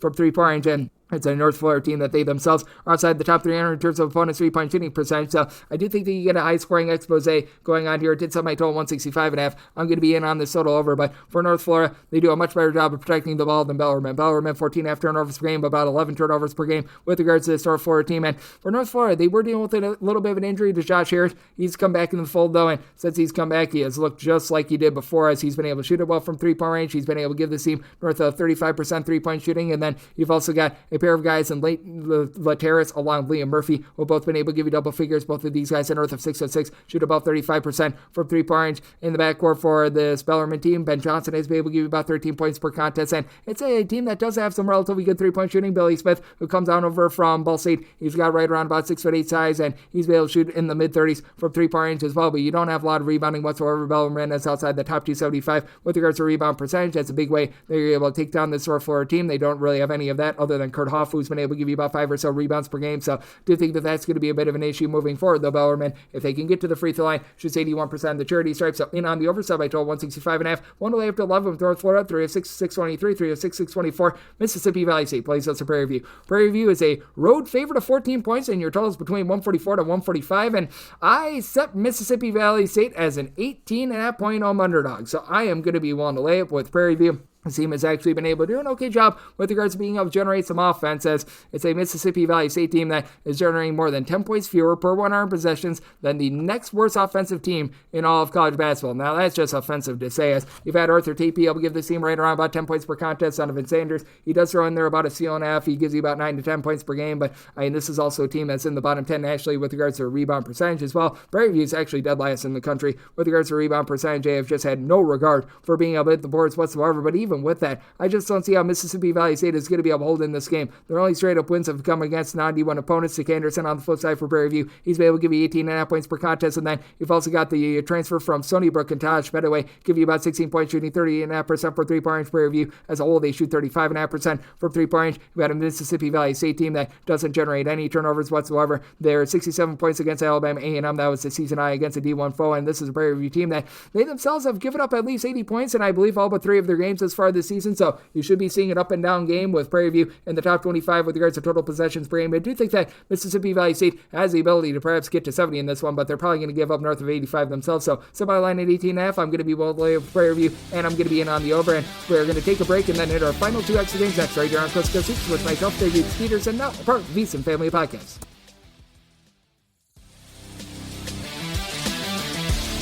And we're back here in lovely Las Vegas for Coast to Coast Hoops with myself, Greg Hoops Peterson, now part of the VSiN Family Podcast. We have just 2 games left to hit. Let's get those polished up right about now. The normal betting board picks are complete, but there are some extra games today, so we go into the bonus. 3-6-6-25, 3-6-6-26. Stone Cold Stephen F. Austin on the road against Lamar. Lamar is a 6-point favorite. Total on this game, you're going to be fighting it at a 130. Semi-total 127.5. I'm in on the under. This has been a Lamar team that has been able to rise up quite a bit with regards to their defense, but not quite the way that Stone Cold Stephen F. Austin has been able to. Stone Cold Stephen F. Austin, a top 55 team in the country in terms of points allowed on a per possession basis, as they've allowed north of 70 points just once as far this season. That game against Oregon, and for Stephen F. Austin, they have been so ugly with regards to their offense. They're outside the top 330 in terms of points scored on a per possession basis. As a matter of fact, Stephen F. Austin, 32nd in the country in terms of points allowed on a per possession basis. I do like what I'm seeing out of Lamar as well, which is why I did set them as 5.5 point favorite, top 125 unit in terms of points allowed on a per possession basis. And you still have a few guys left over from the season ago. BB Knight, Adam Hamilton has been able to do a nice job down low, as he's been able to give the team right around about 6.5 rebounds per game. But it's a Stephen F. Austin team that has a top 30 unit in terms of opponent's 3-point shooting percentage. With Lamar, you've been able to get relatively good scoring out of Alexis Marmayoles. He's been able to give you about 15.5 points per contest, and he's shooting 39% from 3-point range. And then you've been able to get 39% 3-point shooting out of Andrew Holyfield at 6'10", versatility that I don't think that Stephen F. Austin is going to be able to match up with. But Matt Hyman has been able to give you quite a bit more recently with about 12 points per contest. And take that back, Stephen F. Austin has allowed 80-plus points in 2 games thus far this season. But Nana Atiboasiko has been able to also give you quite a bit down low. He's giving you about 7 rebounds per game. I do think that with Lamar, they should be able to win the battle down low with all the size that they've got. They're a team that, with regards to their rebound percentage, right now they're clocking in right around about 162nd in all of college basketball. Stephen F. Austin has been allowing quite a few second and third chances, though. If you look at them specifically on the road, they're a top 50 team with regards to rebound percentage. And Keon Thompson, who missed the first 8 or so games of the season, he's given the team 14 points per contest, and as many have supplied the team with 17 plus points in 3 of their last 4 games, that should be able to keep Stephen F. Austin in it, even though they are a team that is currently shooting 25.5% from 3 and less than 60% at the free throw line. So set a low total year of 127.5 in on the under, and we'll take 6 plus here with Stephen F. Austin. We wrap things up with 3 of 6-6-27, 3 of 6-6-28. High point hopes to not be a low point. They play as Gardner Webb. Gardner Webb does find themselves as an underdog of 11.5 points. Total on this game is 157, and I did set my total at 150.5. I'm in on the under. High point outside the top 300 in terms of total possessions per game. Meanwhile, you've got a Gardner Webb team that's just been all over the place for them.